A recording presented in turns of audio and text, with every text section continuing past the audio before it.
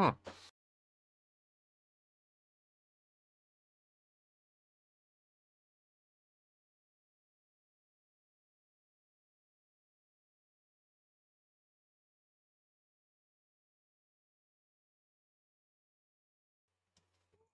Trump say something bad?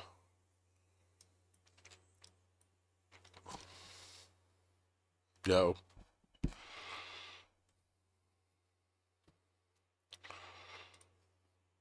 Morning, Renew. How you doing, man?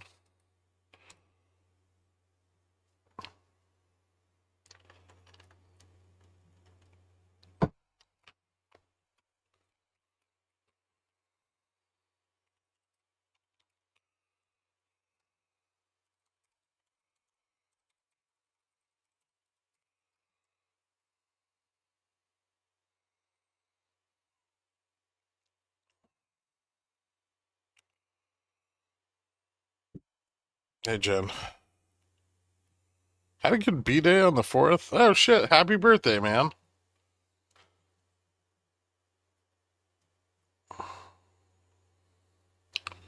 Yeah, the gap down at 18 from yesterday does appear to be filled now.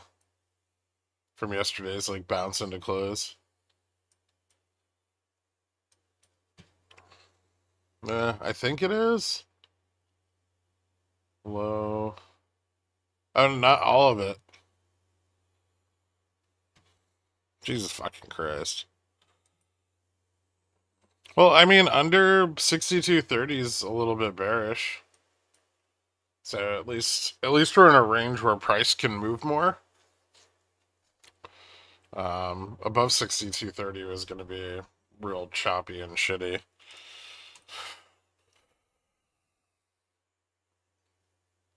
Gamma's pretty negative down here, which, opens up the potential to continue sliding down to like 6200, 6195 before finding any like meaningful support.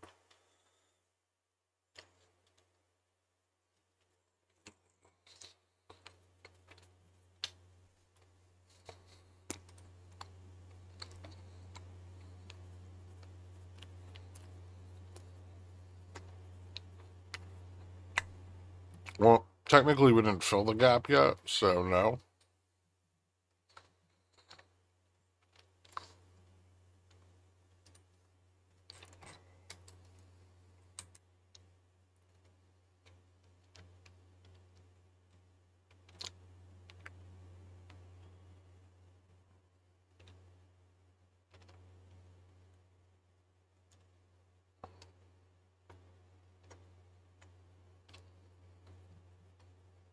Hmm.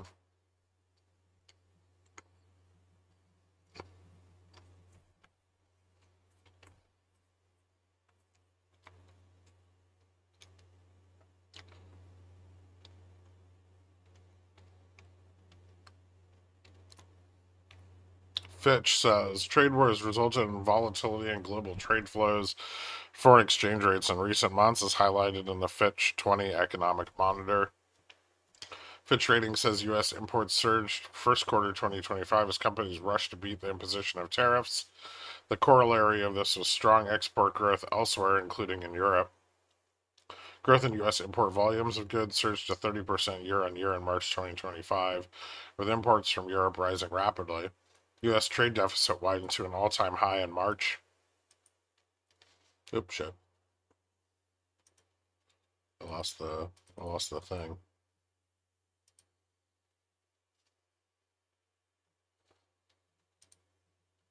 Where'd it go? With imports surging and exports steady in first quarter 2025. Import growth then slowed to 2.1% year over year in April. The US dollar has also experienced a sharp and broad weakening after US tariff shock, and since end of 2024 has fallen by 11.7% against the euro.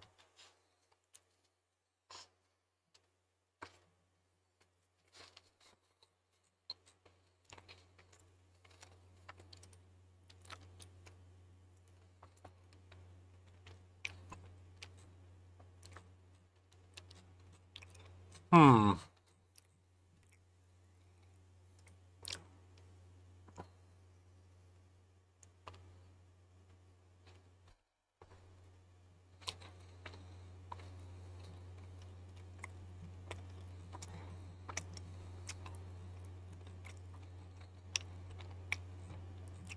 I feel like Japan's best course of action is just to inflate their debt away.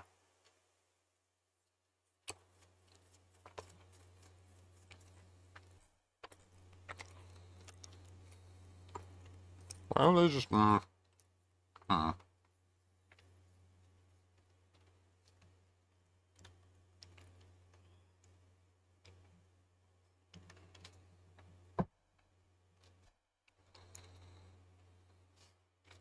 Was Wolf dead? I have no idea. I got out at $1.50.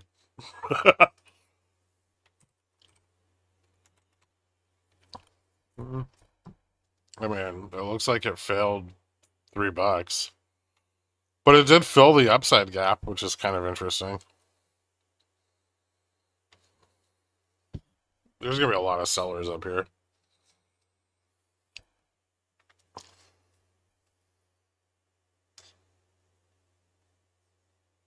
Mega bearish for Japan.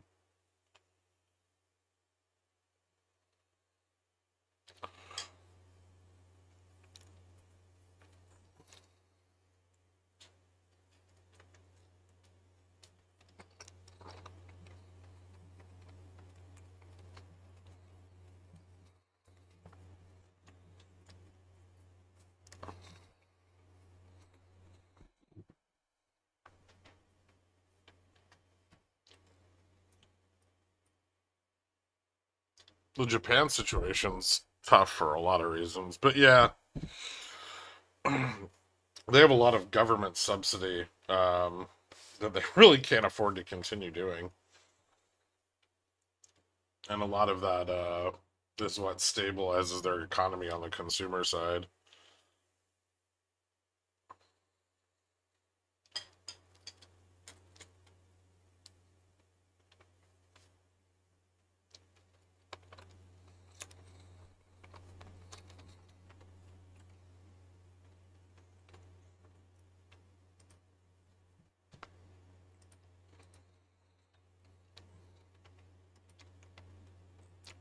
News? No. Doesn't seem like there is.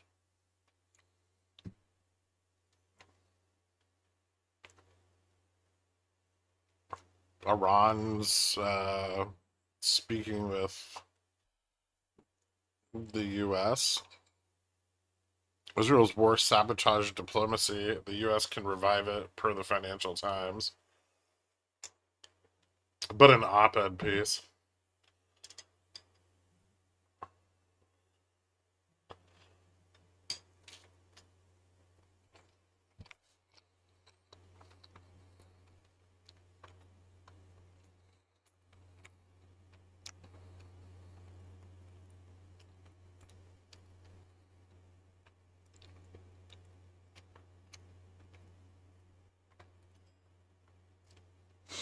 DFGF both had a sharp decline. Probably positioning at 25.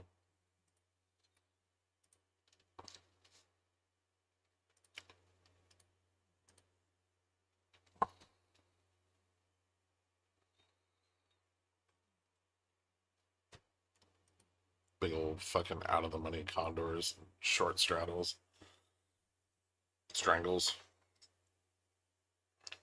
Actually, that just looks like a big fucking short strangle. Hmm.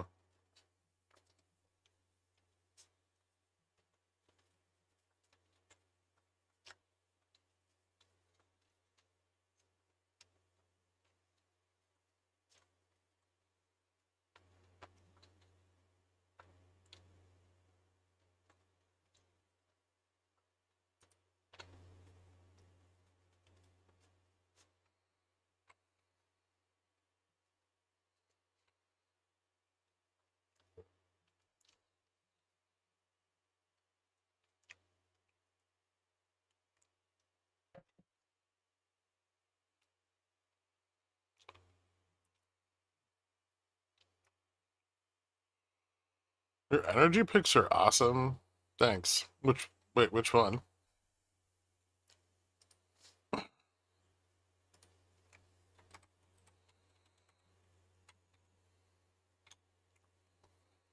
Oh shit. Nove's up like 5% today.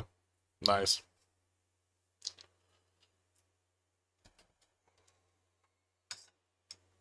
Susquehanna maintained them as a buy a few days ago. Nice.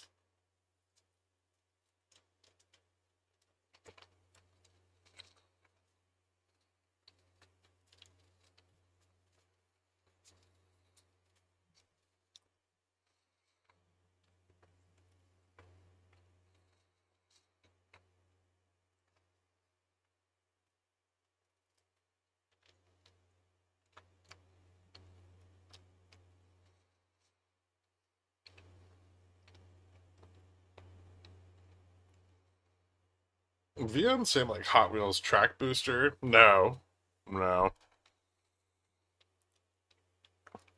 I think the biggest problem with VN here is that, the market makers doesn't have a lot of exposure to volatility. Ah! I want to look.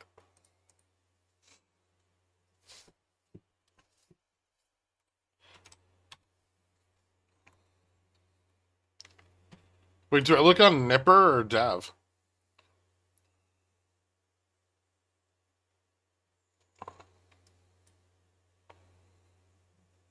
Mm.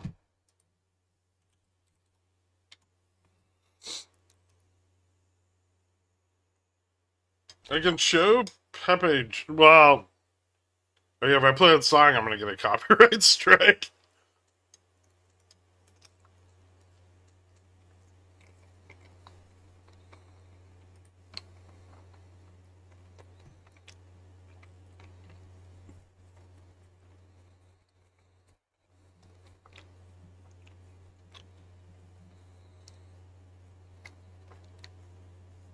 Hmm.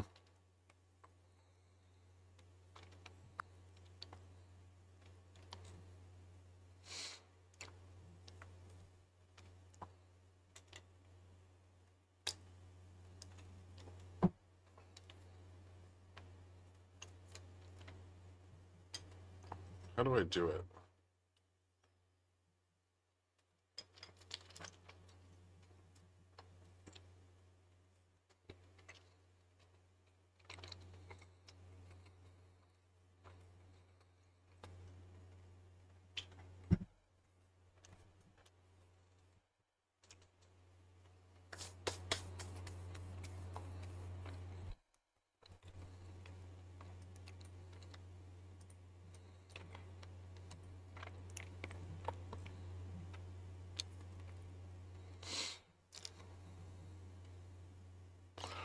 Ah, fuck it.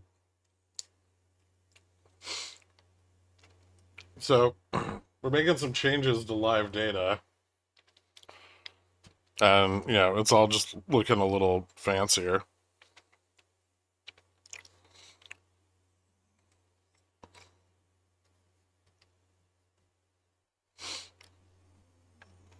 Oh.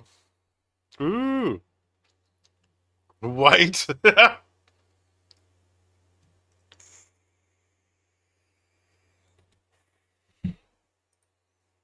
I feel like I need to give Pepe some sort of song.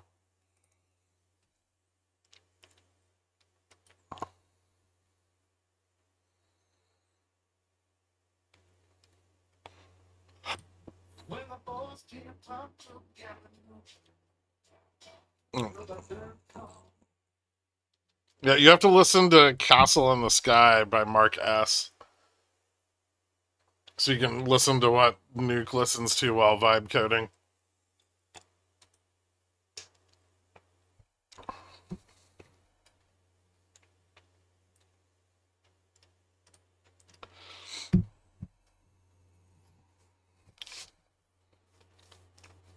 For instant DMCA, hit the Pepe play button.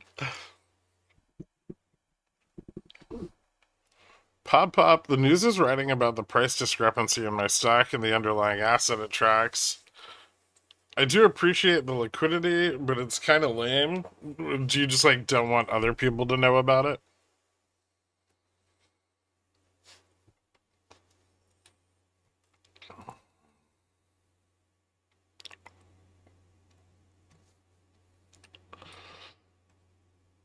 Where on earth is mustard? Mustard's not real, man.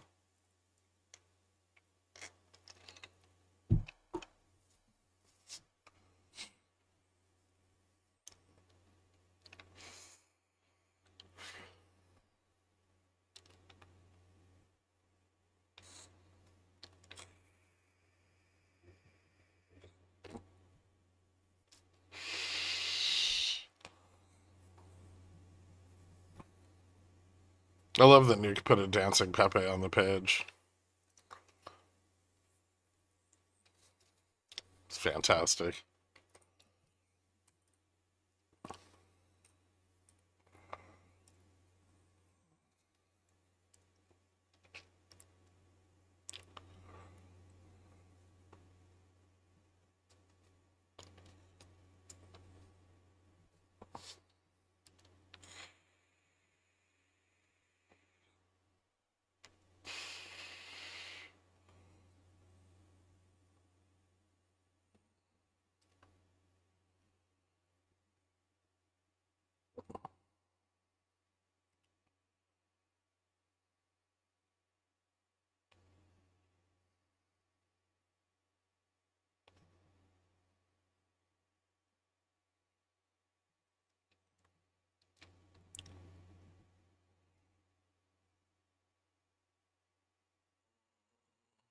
Some of the call side taking profits here.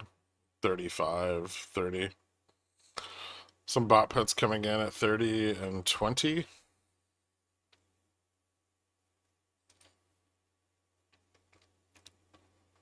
How much do you pay for your cleaner plus tip?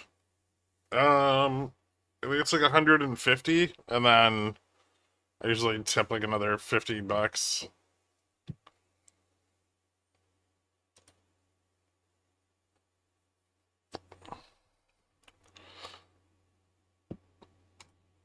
But they're like a service, so they don't get the money. They just get paid like by the hour.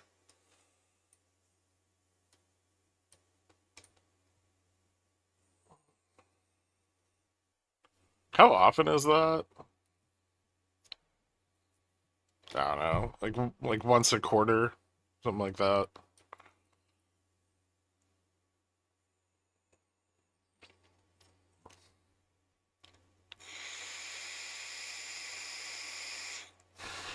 That's cheap. Our cleaner charges 250. It's a fucking apartment.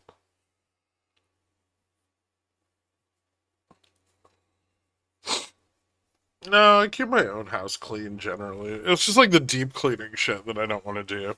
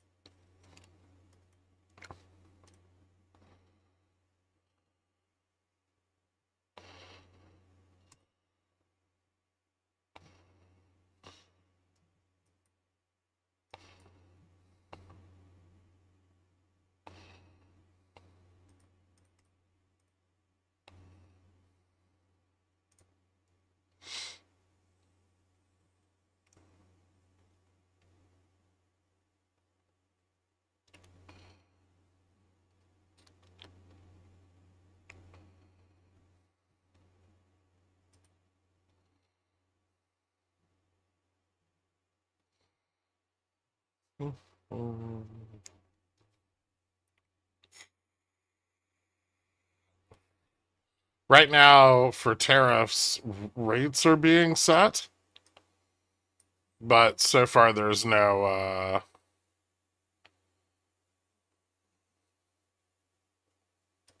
like no implementation until August 1st. Okay, at least as far as anyone's aware.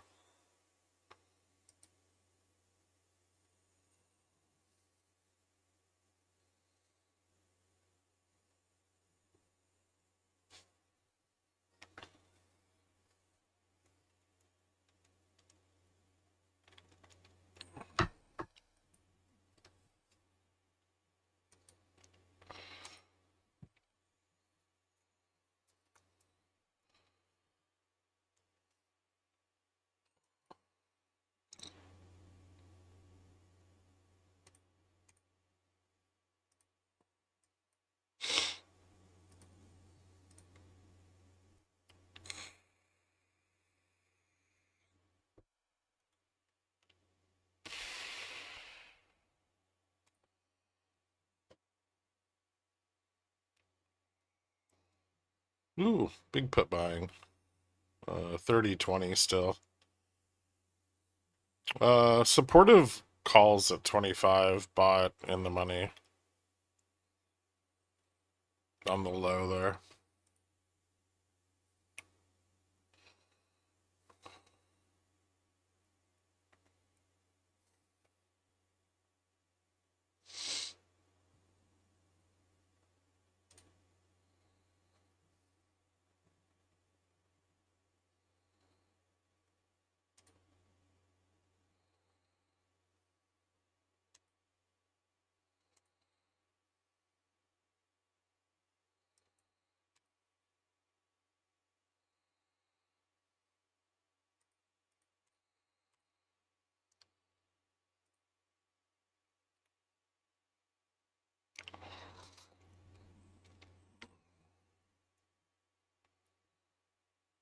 There's still some bot calls at 35.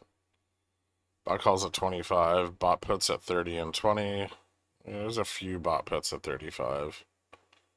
Looks fucking choppy, honestly.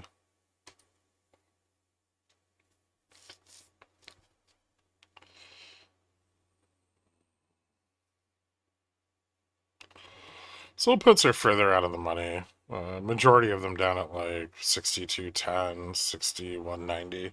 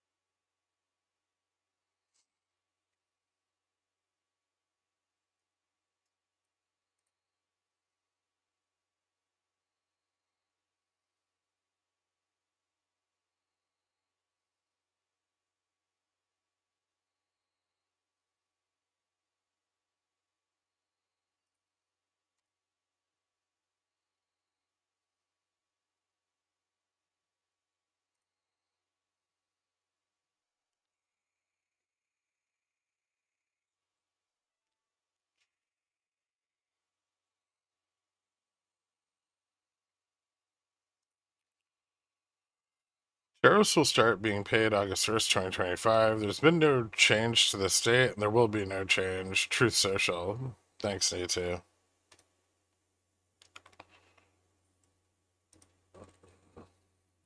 Yeah, generally before close.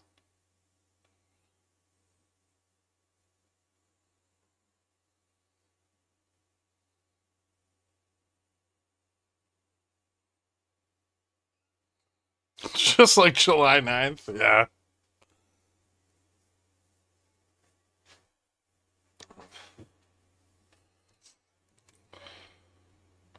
I don't think the taco trade's going to inspire the same confidence that it once did.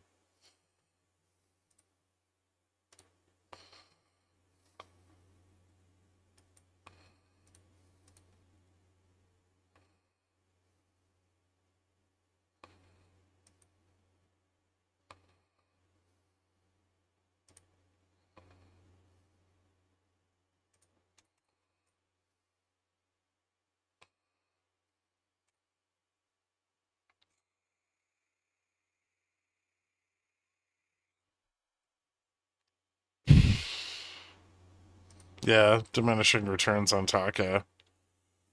My 62.25 straddles yearn for some price action. I've got them out until Friday, so I'm not super worried just yet.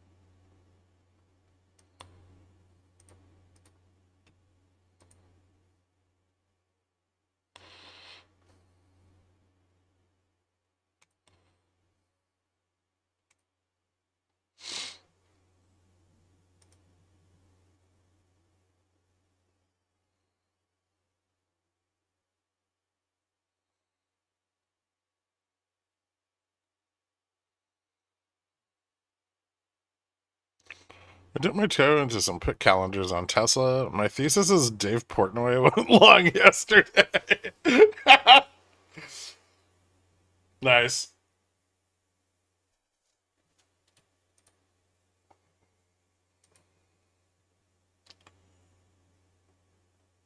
Why is Zom up? Oil's up.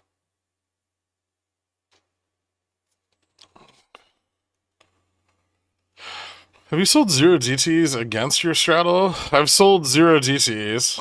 I wouldn't really say they're against the straddle specifically.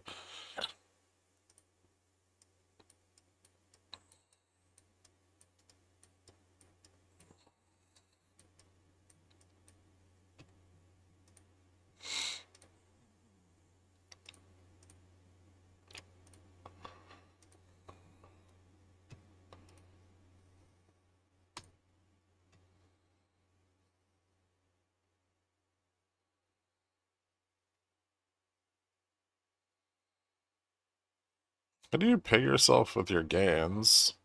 I withdraw like a fixed amount of money every month per my budget.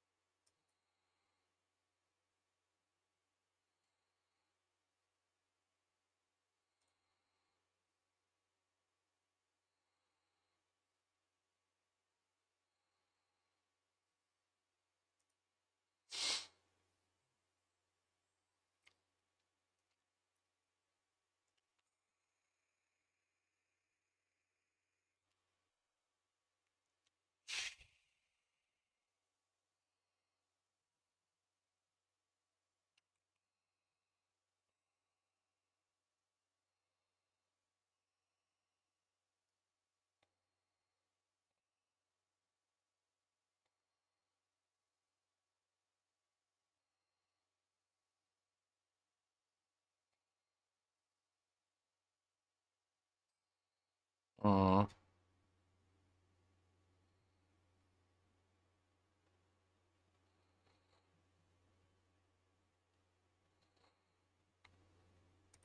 I closed my Friday 30-25 put debit spread this morning for around 20%. Should I have let it ride?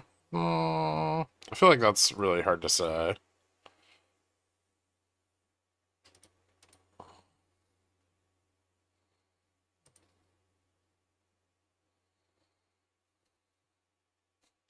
Drinking its peanuts. At least we are closer to filling the gap again. We left a gap back up at 62.33.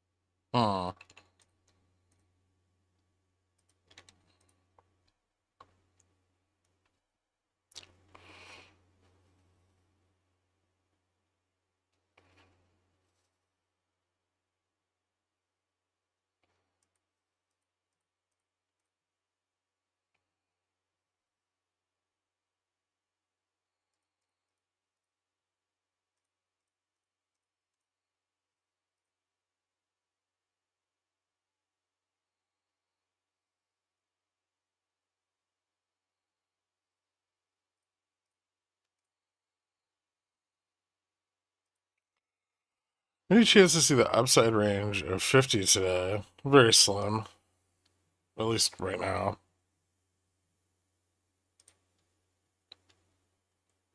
Currently, there's not a lot of interest above like 35.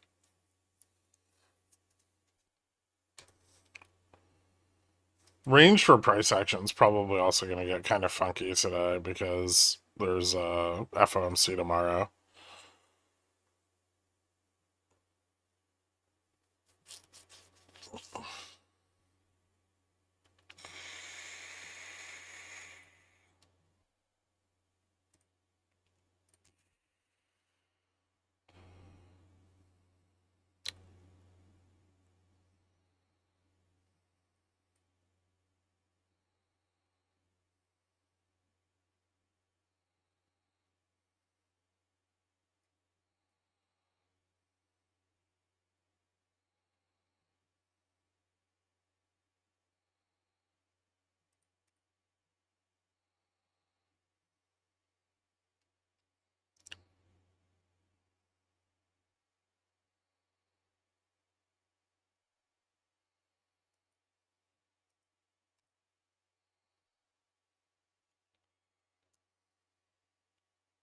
Or yeah, FOMC minutes. What did I say? Did I not say minutes?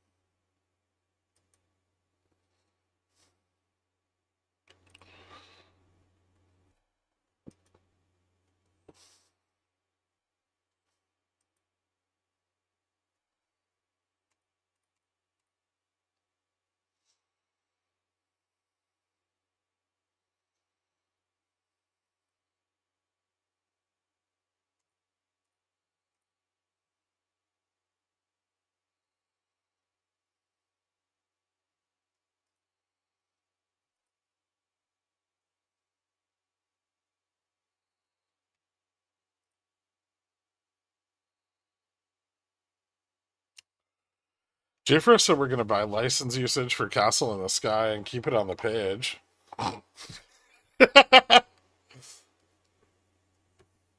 That's beautiful. I hope so.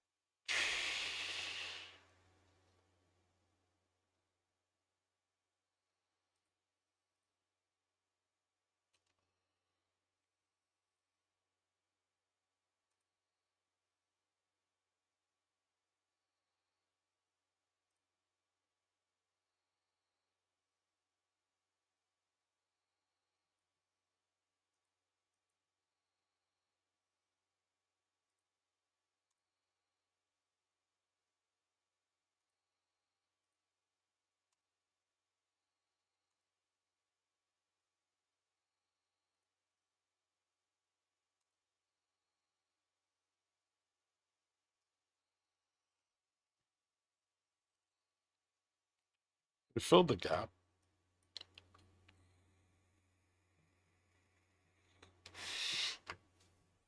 There's quite a lot of bot puts to the downside. It's still hanging on 20, 15, 10.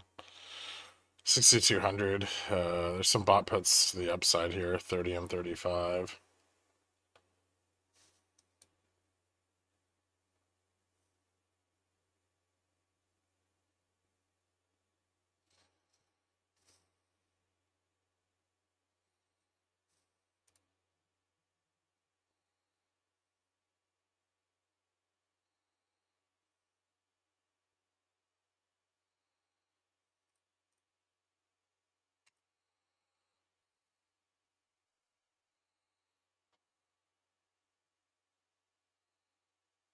$62.33. I meant the downside gap. Yeah, there's an upside gap.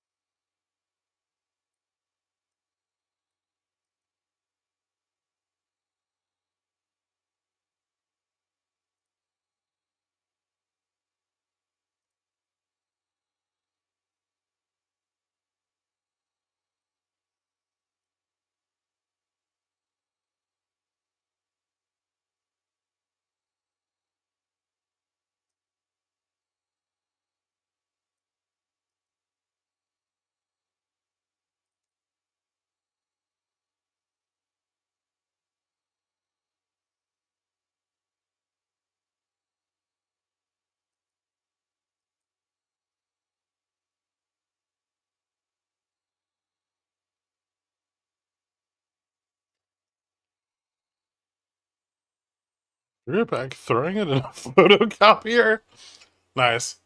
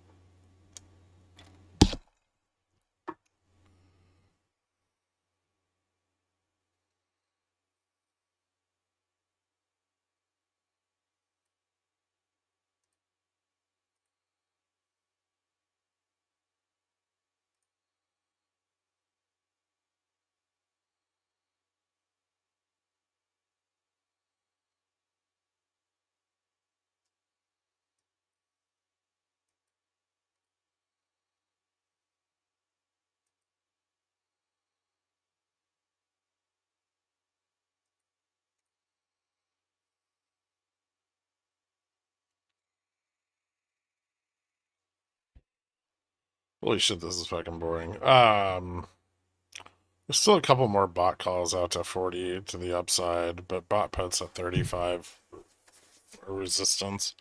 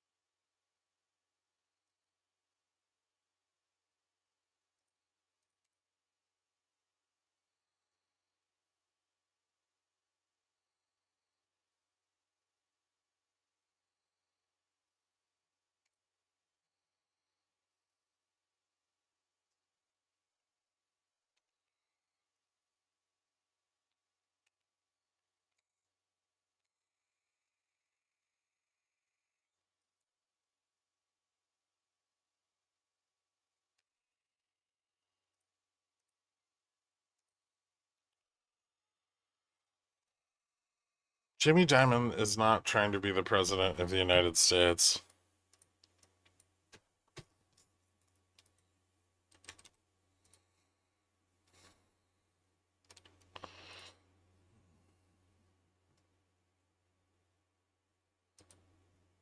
I just listened to Castles in the Sky, and now my Spotify is all German producers. It's just all 2000s techno.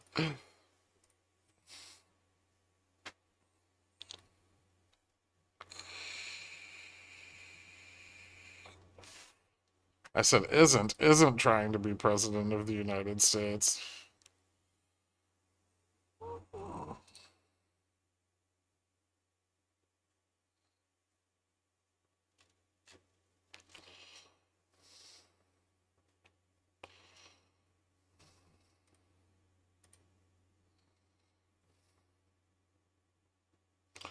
Yep, supposedly.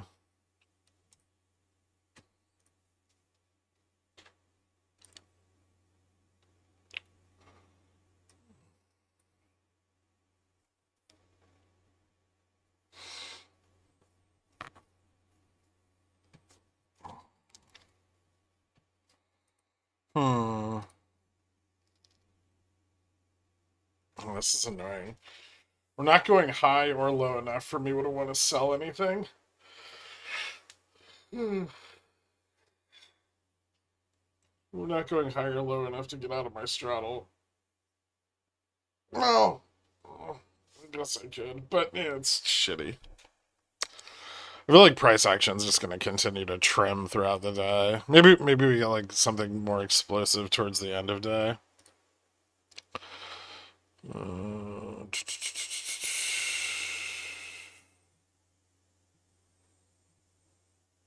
The U.S. Treasury does not expect to issue cash management bills to rebuild its cash balance.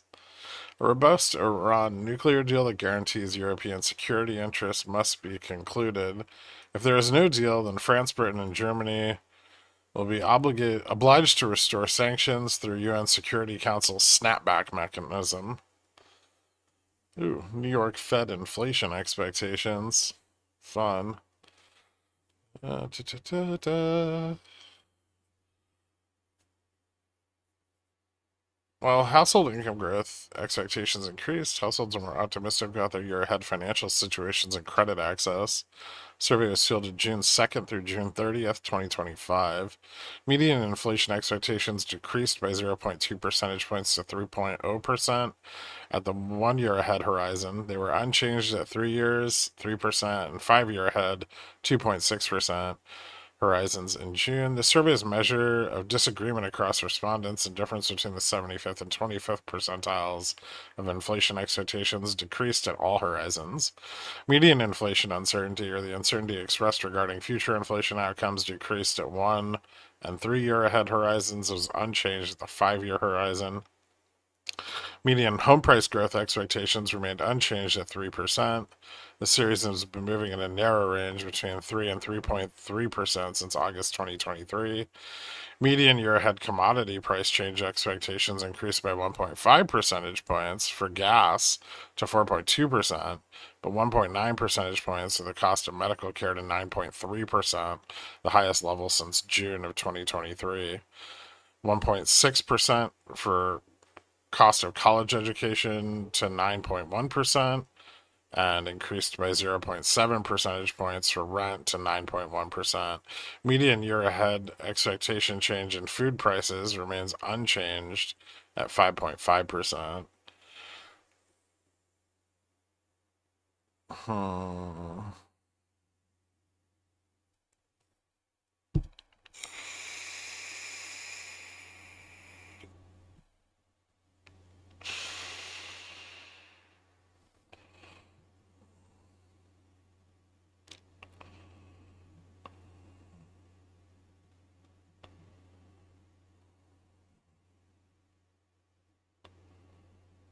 Perceptions about households' current financial situations compared to a year ago improved markedly. A smaller share of households reporting a worse financial situation, and a larger share of households reporting a better financial situation. Year ahead expectations about households' financial situations also improved, with a smaller share of households expecting a worse financial situation, and a larger share of households expecting a better situation 1 year from now. The mean perceived probability that U.S. stock prices will be higher 12 months from now decreased by 0.3 percentage points to 36%. Damn. Not a lot of confidence in the fucking market there.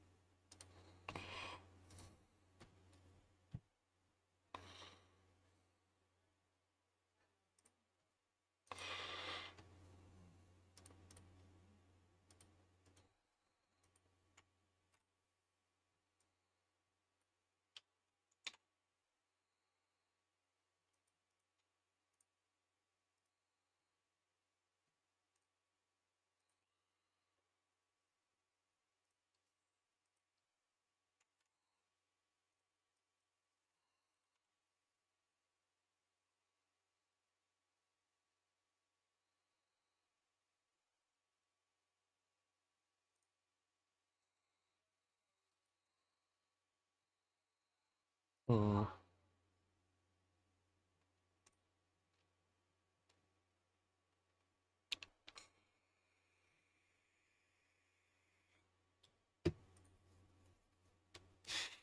You guys could drop a like. Still trying to figure out how to link my Pigeonwheel status to GS, unlock all the features like auto invest and Gherkin TM.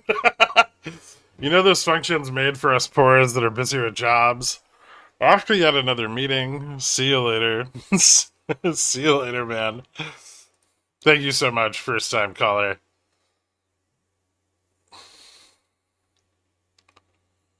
From 0.3% to 36%, decreased by 0.3% so 36% of participants in the survey view stock prices to be higher over the next 12 months.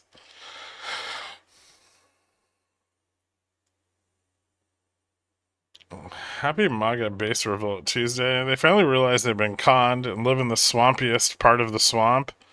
Wait, what's going on? MAGA would never turn on their beautiful leader.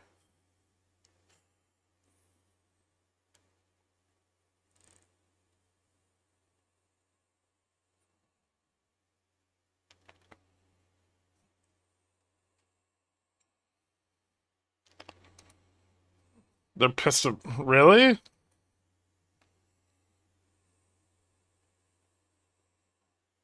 They're pretty miffed about the Epstein thing, surprisingly. It's good that they care about, yeah, Epstein more important than the Constitution.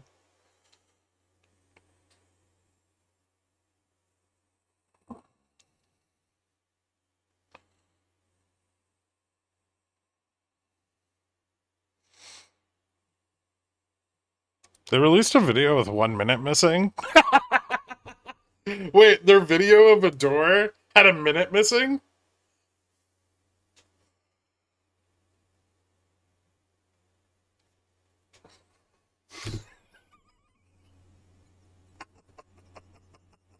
How fucking inept can you be that you can't film a fucking door for an hour?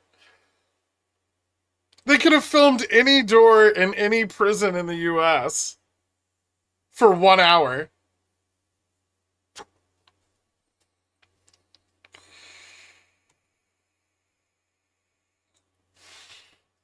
What a bunch of fucking morons.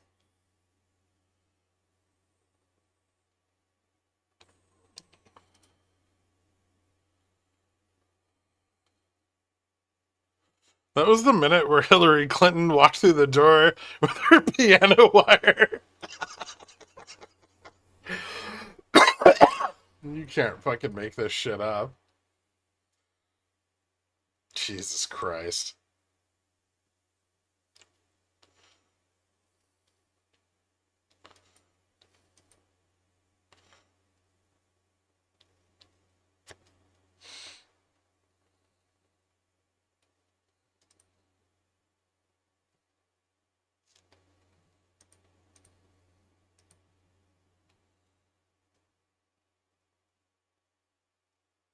The video shows someone leaving the stairwell at 10:40 p.m. Nice. That was bullshit. What, you didn't get your gap fill?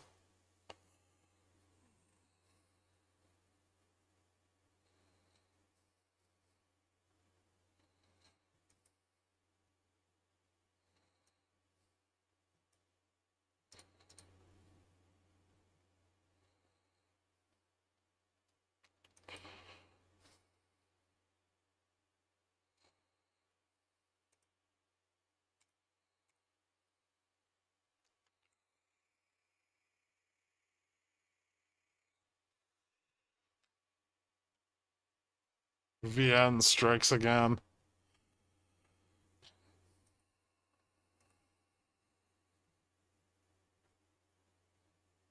A White House cabinet meeting is officially scheduled for tomorrow at 11 a.m. Unscheduled, sudden, mid crisis. Is there an ongoing crisis?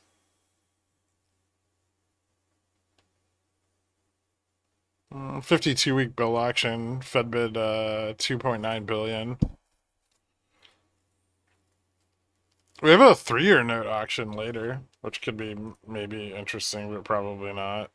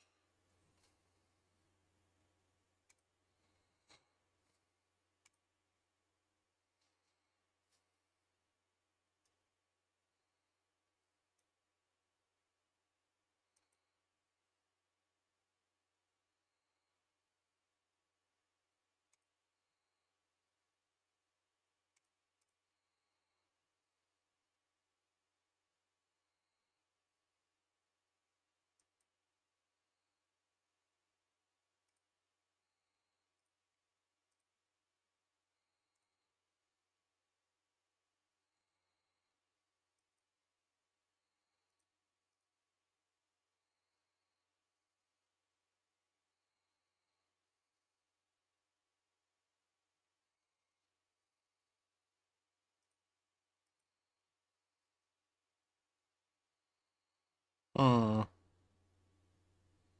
Ooh, fancy.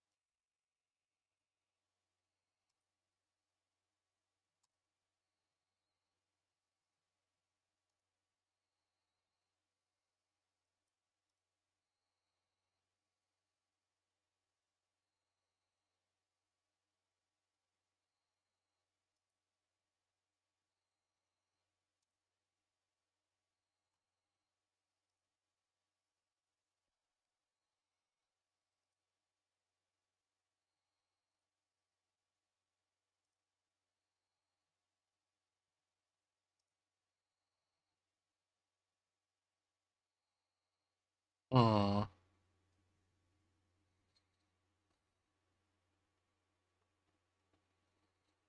What price do bulls have to defend to keep this from slipping lower? I mean, there's bot puts below 20 all the way down to like 6,200. So 20. I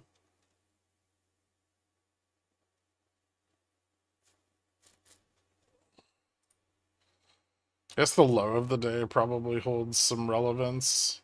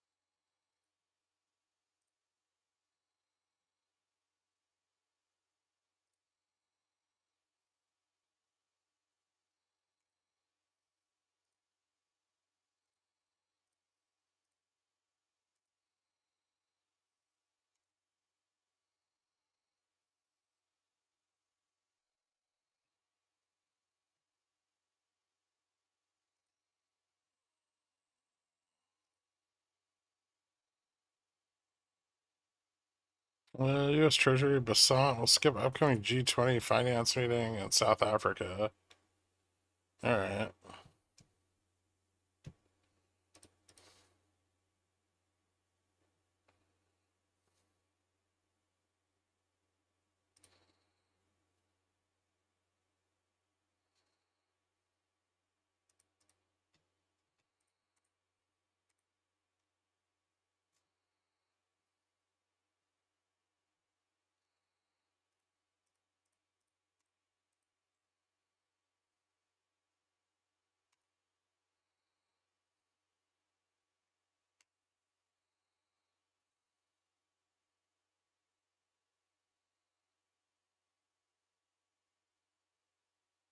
Yeah, things are real slippery under 20.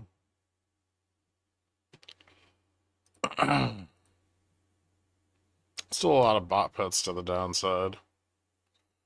Doesn't seem like there's any call buying coming in.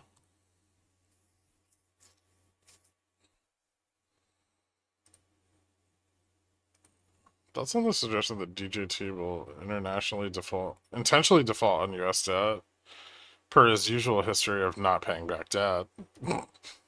I mean, I think Basant would try to stop him from doing that.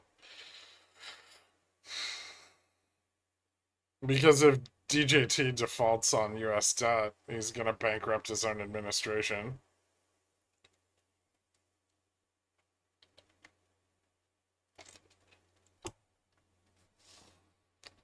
Ooh, lots of out of the money call buying just came in. Yep. Well, okay, not that much. Just a lot relative to the volume locally, but it is still coming in. 30 out to 45. So some people coming in to buy the dip. However, calls at 25 and 20 are still taking profits.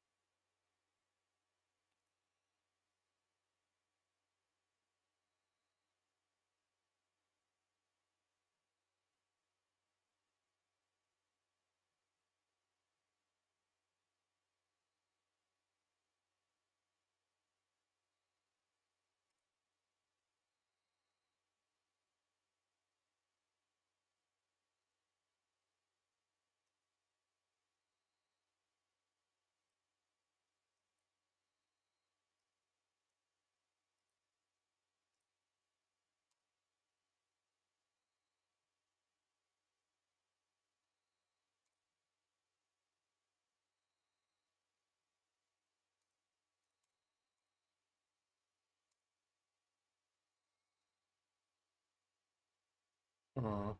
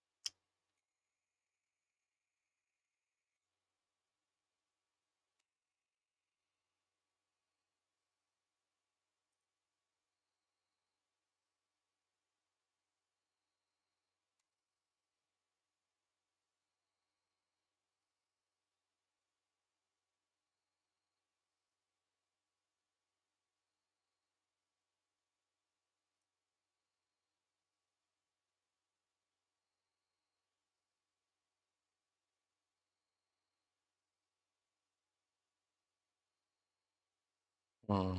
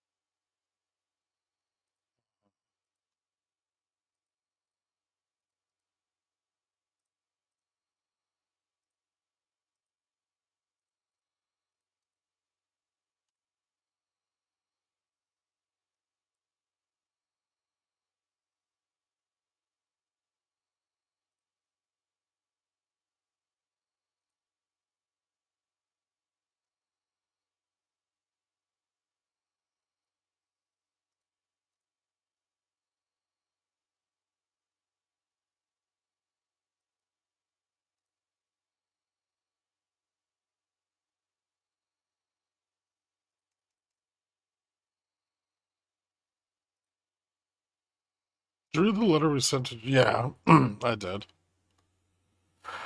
Yeah, I know. It's okay. We don't need trade partners to make all our stuff for us. Not once we fill all the concentration camps with laborers. We'll be able to make everything.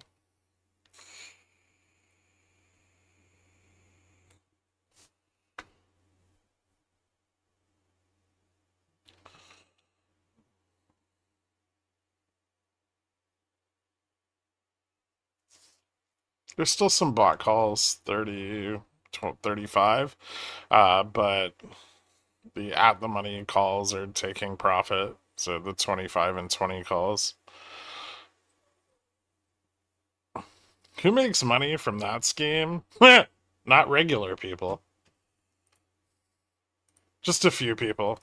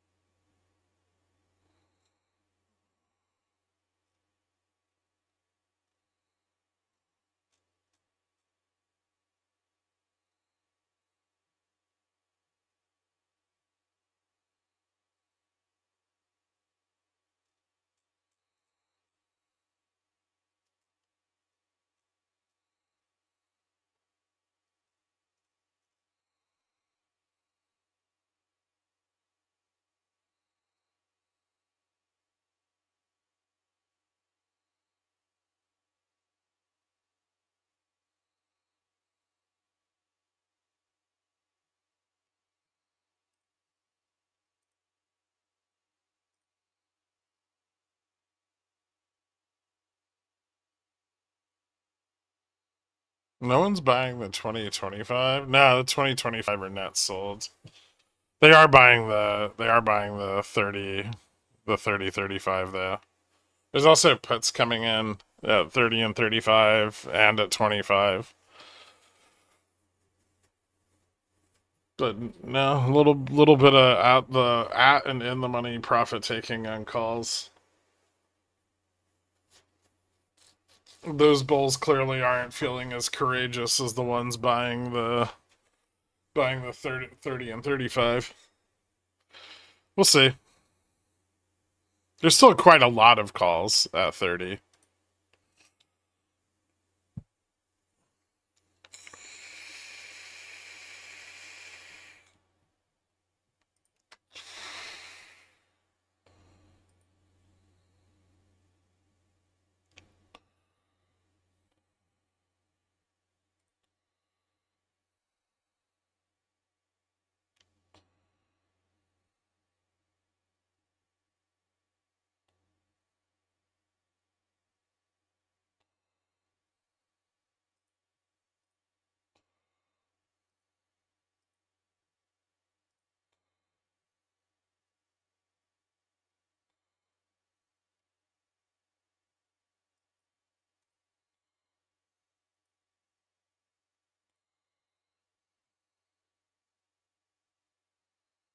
Is RC dunking on retail? What?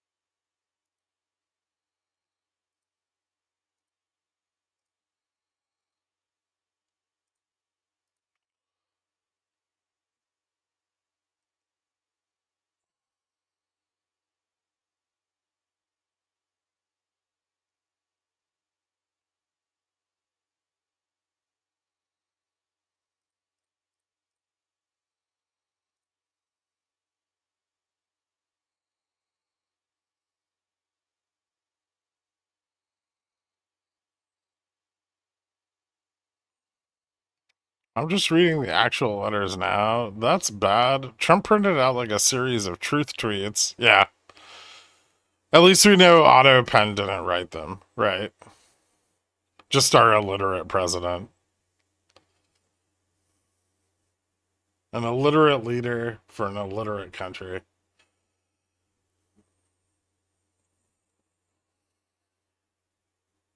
It's truly beautiful.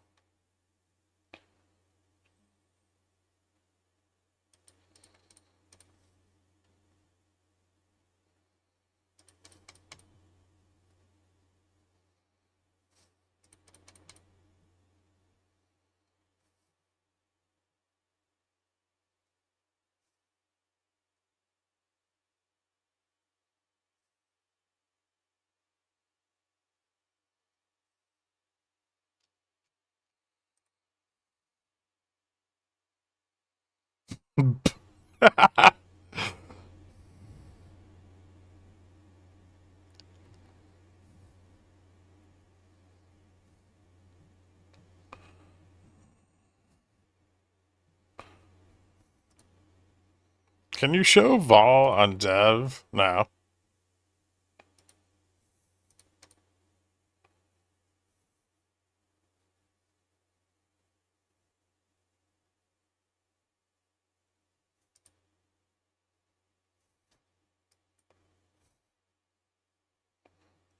Mostly because I can't seem to log in.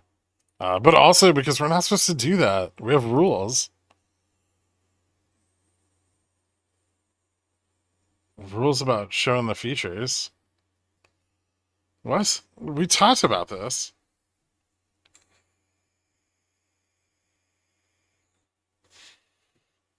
New kings for a test.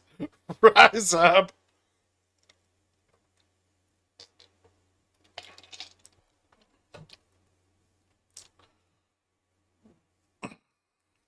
We don't even have like a epic video yet for the reveal. This is not how Blizzard does it, okay?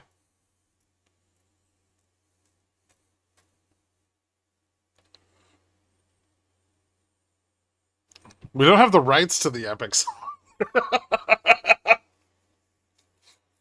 We can't just use people's copywritten material for advertising purposes.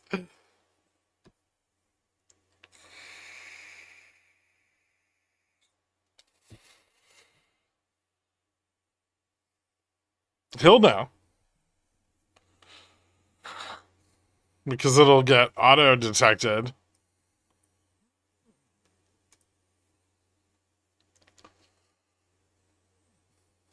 And then we gotta get sued by BMI, which is not fun.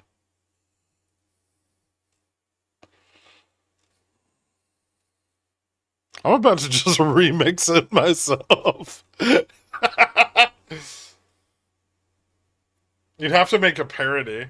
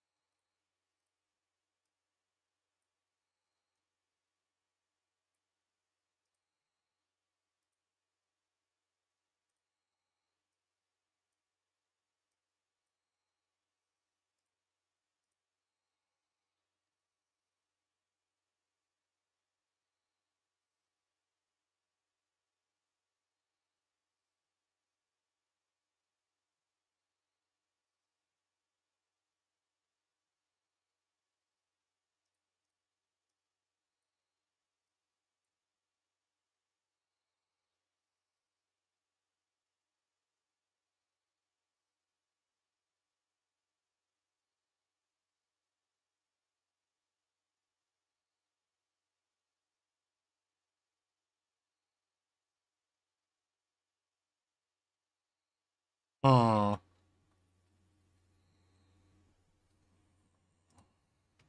about a put to force the MM to make SPX go down?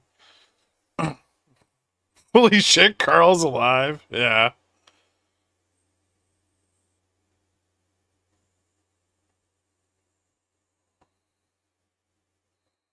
Little man turns 1 on Saturday. Oh shit. Nice, dude. We're very close to the upside gap fill at 33.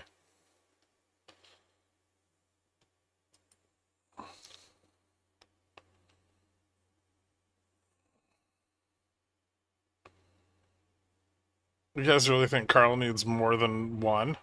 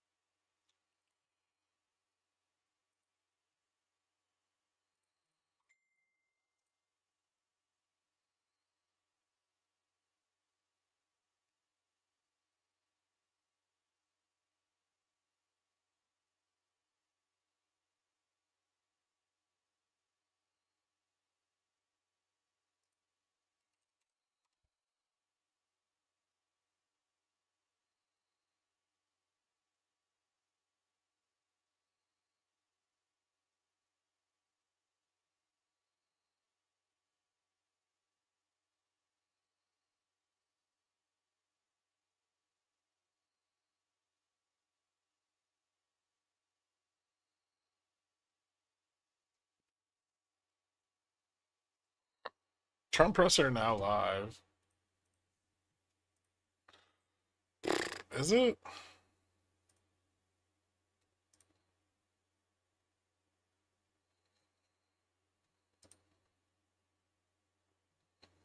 Oh shit, I found it. And focusing on the fact that they were there to save lives. They were there to rescue people, find people who were still alive, and to reunify them with their family members. We as the federal government don't manage these disasters. The state does. We come in and support them. And that's exactly what we did here in this situation. FEMA went to the enhanced level immediately. But as soon as you signed the major disaster declaration, we were able to get them resources and dollars right away, just like you envisioned through state block grants, to help them with cleanup. And we're still there in presence, and FEMA's been deployed, and we're cutting through the paperwork of the old FEMA, streamlining it much like your vision of how FEMA should operate, and it's been a much better. She has a hard time talking through all that lip filler, huh? Get through this terrible situation. We still are looking for people. We're still looking for a lot of little girls and other family members that were camping along that river. Oh shit. And they will continue until they find every single person, and we will continue to help them and assist in that. I was surprised when I got there at the camp that day, right after this happened, the parents that were there, the parents that were looking for their children and picking up their daughter's stuffed animals out of the mud and finding their daughter's shoe that might be laying in the cabin, and just hugging and comforting people matters a lot. I'm extremely grateful for God's hand in that whole situation, because hundreds and hundreds and hundreds of people were saved. And this is a time for all of us in this country to remember that we were created to serve each other. God created us to take care of each other. And that when we do that, we are happier, we are more fulfilled, and we can walk alongside people on their worst day and help them get through it and come out the other side, knowing that we can continue to live a life that God has purposed for us. So they're grateful for you. Several times the day after the flooding, you and Melania were on the phone with me, and I want to thank you for that. That meant the world. I was able to tell many of those folks that I had been visiting with you, and that you had said, whatever they need, Christy, let's deploy it and get it down there and be helpful. And on Sunday, when the families were waiting at a church to identify their children's bodies, Franklin Graham and I called in and prayed with the families and read some scripture with them, and he was incredible in making himself available to that as well. I can't believe the thoughts and prayers saved so many people in Texas. Continue to do all we can, but this is an unprecedented event. It really is. There's been tragedies. No. Like God only does bad things to the people who don't have his love. You know, the response the federal government had supporting the state through this, I'm proud of the people that stepped up and immediately came. The Coast Guard, when they came in, they had a difficult time even getting the aircraft in and landed. They had to try several times in the weather to get it in and deploy. And I think we've heard about, our one Coast Guard member that was responsible for saving over 165 people, but that entire crew did incredible work. And all the first responders there did incredible work. And I know people are getting tired now, but they're getting reinforcements, and volunteers are showing up. And I just want to commend the governor and his team for being the leaders. And they're so thankful that you're letting them make the decisions and manage the response like it should be. And then us supporting them with the resources of the federal government. We've already deployed dollars to the state, much like the block grants that you've talked about. Right. So they're grateful for that, sir. There's never been a wave like this outside of the breaking of a dam. Because this was almost a wave that ended up being 30 feet high, more actually. Now with the dam you can understand it, but this approached almost with that speed. When you see a dam break, it's not a pretty sight. It wipes out everything, and this is the kind of thing that built up so fast. And it's happened 2 or 3 times before over the years, but not to this extent. But tell them when you met the father who was picking up the daughter's clothing. And I had walked through the cabin where all the little girls died, and I had kind of fallen apart in there, but I walked out of the cabin, and a gentleman was standing there, and he said, that man over there needs a hug. And so I walked over to him, and I hugged him, and I said, do you work here? And he said, no, my little girl was in that cabin. And he said, and I just found her best friend about an hour and a half ago. She had passed away. And he just fell apart. And so then we just hugged and talked for probably an hour about that. But then there was another, the grandpa was there looking for his granddaughter as well. There was a dad there of one of the counselors. The counselor was alive, but she was dealing with the fact that she had hung on to some of these girls and was trying to keep them out of the floodwaters, and had gotten hit by something and had lost two of the girls, and wasn't able to hang on to them, and was going to live the rest of her life thinking about that moment when she wasn't able to hang on to these girls. But these parents were picking up their kids' belongings out of the mud and throughout the camp and putting them in bags, and then one of the dads said, I knew 50 of these girls here. So I knew that was her dress, and my daughter's friend's dress. So he was picking it up and putting it in a bag to return to her parents. And so it was and then the director was there comforting everybody. He wasn't even there an hour. The night before too, and he was still there. Upside trying gaps to filled. facilitate all of these parents grieving their children and find them. So the strength of people is incredible. One of the things that I asked there that day was that they all have escorts or counselors when parents come in.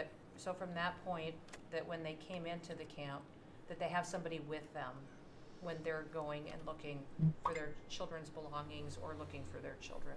And so, very emotional, but also just so tragic.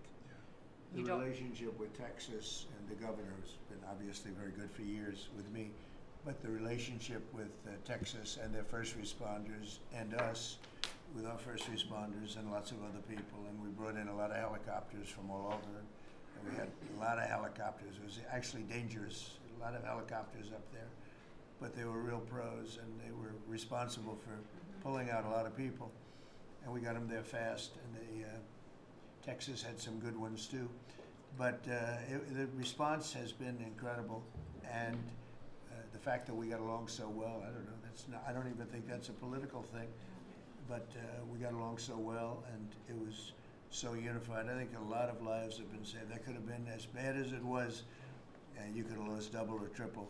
This thing was just really horrible. Well, congratulations on a great job, and appreciate it. I know you're going down. I'll be going down on Friday with First Lady.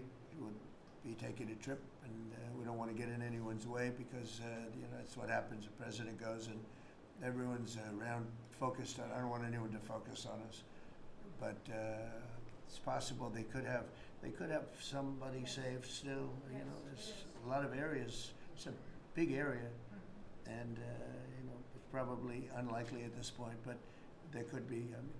They're thinking there could be the possibility, but what a tragic situation. Good job, and we'll see you on Friday, and we'll finish out the day here. I think you've been reading a lot about, it's a terrible topic when you talk about financial after this, but we have a big country and we've been doing very well. The tariffs, as you know, are starting to come in at record levels. Tremendous amounts of money are coming in to our country. We never did that before. We're not used to it. We only have tariffs going out. We only adhered to the rules of other nations who charged us tremendous tariffs because we were led by stupid people or people without any business sense. And I'd like to ask Scott, you could maybe talk a little bit about how well we're doing with regard to the money coming in. And the big money will start coming in on August 1st. I think it was made clear today by the letters that were sent out yesterday and today. Go ahead, please. Yes, sir. We will have taken in about $100 billion in tariff income thus far this year, and that's with the tariffs, the major tariff not having started till the second quarter. So we could expect that could be well over $300 billion by the end of the year. We don't agree with CBO scoring, but for those who do, the CBO scored tariff income over the next 10 years at 2.8 trillion, which we think is probably low. And, sir, under your leadership, we're And witnessing. they gave us no credit during this last little, the great, big, beautiful bill. I always use the word great. I add that to it because it really is what it is. It's never been anything like it, actually. And I want to thank all the Republicans that voted for it. And I want to, scold the Democrats because they're voting for tax cuts. They're voting for no tax on tips, no tax on Social Security, no tax on overtime, and many, many other things far more important than that. Those taxes for the poorest of Americans, those tax breaks, only extend to 2028. However, the tax cuts for the wealthy, Think of it, we got 218 indefinitely. And then with the Senate, we had 50-3. Democrats didn't vote at all, not one positive vote, with all of the good things in there. Economic development money, tremendous border money. Now you're loaded up on the border. And I don't think we're gonna need so much of it because we had zero come in last month, so I'm not sure how much of it we want to spend. You may think about that. You may actually think about saving a lot of money because the wall's been largely built and it obviously worked, but you may want to think about that. But, so I think it's incredible when I watch the Democrats and they have standard lines like they had Russia, Russia, Russia. They had the laptop from hell. It all came from Russia. They make things up and they go with it and they feed it to you people in many cases. And they said, here's our line. And I hear the new line is death. Oh, it's death. Everyone's going to die. There's nothing to do with death. In fact, we're saving our country. Death is from allowing 25 million people into our country, of which 3 or 4 are stone cold, hard criminals. 11,888 are murderers, many of them committing more than one murder. That's death, and the Democrats did that. Joe Biden did that by allowing people to come in here just totally unchecked, unvetted, open borders, open borders. The whole world was dumped into our country from prisons, from gangs, from mental institutions. We have many people walking the streets, walking in areas that we don't know anything about that came out of insane asylums. They released their the insane asylum population into our country, and it's amazing the job that you and Tom Homan are doing, by the way, on that. But we have to get them out, and we have no choice. We have to get them out, and we are getting them out. And so, Pete, you want to tell them about our great military and how well we did with respect to the bombers and the B-2? We had the pilots here 2 days ago, and they were incredible people. Go ahead. Yes, sir.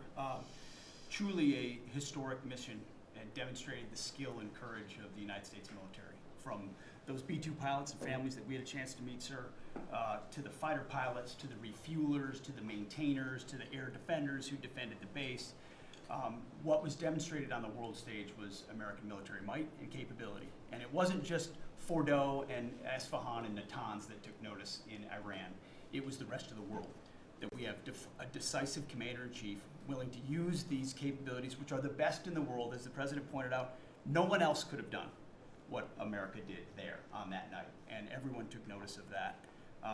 With the one big beautiful bill, sir, we've got $150 billion additional to invest in Golden Dome and all the other weapon systems and stockpiles and shipbuilding priorities of yours. Another month, another historic recruiting bump. It's not just the Army and the Marine Corps anymore, it's the Navy, the Air Force, and the Space Force, all historically ahead of where they've ever been. So historic spirit inside the military. We had a chance to be at NATO, Marco and I, and see how the world responds to us saying it's time for you to shoulder the burden and take the lead for your continent. It only happens with President Trump leading. And we're proud to be a part of what's going on at the border, sir, with now a 4th national defense area where we're helping get to that number 0 and securing the border. But that mission, Operation Midnight Hammer, re-established deterrence. It reversed what happened in Afghanistan. You saw the debacle of what Biden allowed to happen in Afghanistan and what that did to our image. President Trump said, with Operation Midnight Hammer, we're reestablishing American leadership and deterrence, and we're proud to be a part of it, sir. And our so-called enemies were watching. They watched every minute of it. They watched. There was very few people that weren't watching, actually, but they watched every minute. It was a perfect military performance, the likes of which we haven't seen in a long time. I mean, if you compare that to the same country, the hostages from years ago, Jimmy Carter, was unfortunate for Jimmy Carter. He was a nice man, but with the helicopters going down, the sandstorms, the prisoners, they get captured, then the election and the prisoners and Reagan and all the problems. It was nothing but problems. And What is he talking about? and that was a failure. And ours was not only the pilots. I mean, those machines flew for 37 straight hours. They didn't stop. They went skedaddle. You know the word skedaddle? It means skedaddle. They dropped the bombs, and somebody said, skedaddle. Let's get the hell out of here. And every bomb hit its mark, and hit it incredibly. And as you know, the Atomic Energy Commission said it's gone. That place is gone. We had a lot of fake reporting, mostly from CNN, where the scammer a writer for CNN, who should be fired, by the way. She was involved with the 51 fake intelligence agents, if you remember that.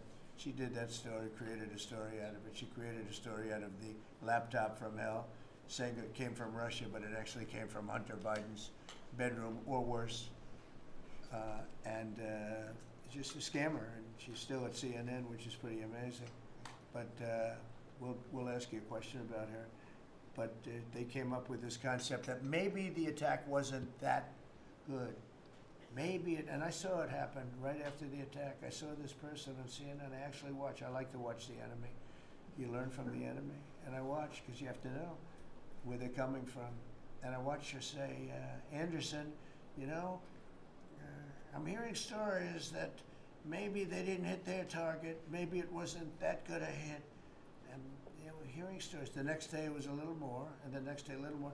After 3-4 days, she was saying, I don't know. I don't think it was that. Except by that time, everybody knew it was hit perfectly. The evidence is in the planes. The pilots are the best evidence. But they actually came out of their plane, because they were here the other day, and they said, it was so sad. We did such a good job. We flew into very dangerous airspace. I'll never forget, we were in the Situation Room, and they said they have entered Iranian airspace, and everyone took a deep breath. Confirm at a They loss had at more missiles 27. pointing, but the equipment is so good, it's stealth, way up in the air, and it was stealth, and they went right through that, and they sort of, by the time they found out they were there, they were already gone. That was the word skedaddle, get the hell out of here. But they were right in the most dangerous airspace in the world, and they took those big, beautiful, very fast. They're unbelievable planes. I mean, they become really beautiful works of art. I always thought they saw 27 might be a good confirm. There's still bot calls here at 30. Not all of them have taken profit yet. They would hit, if you look at this table, from here to there, they had a half a refrigerator door is the way to best explain it. Take a refrigerator door, average size, cut it in half. That was their target. They hit every single one. Then we had 30 missiles, Tomahawk, shot from submarines 300 miles away. Every one of them hit their target. It was a perfect mission. Then they came back, almost 37 hours. Every plane worked perfectly. The mechanics were here too. I said, you got to get the mechanics here. We didn't have any problems. If you remember, they had a lot of problems with the helicopters, but they did fly through a dust storm, which they shouldn't have done. Sometimes you say, let's go back and try it on a nicer day. Dust and sand don't work well with helicopters, if you know much about helicopters. But that was a horrible embarrassment to us. Then we had Afghanistan, which I think was the most embarrassing moment in the history of our country. And we would have gotten out.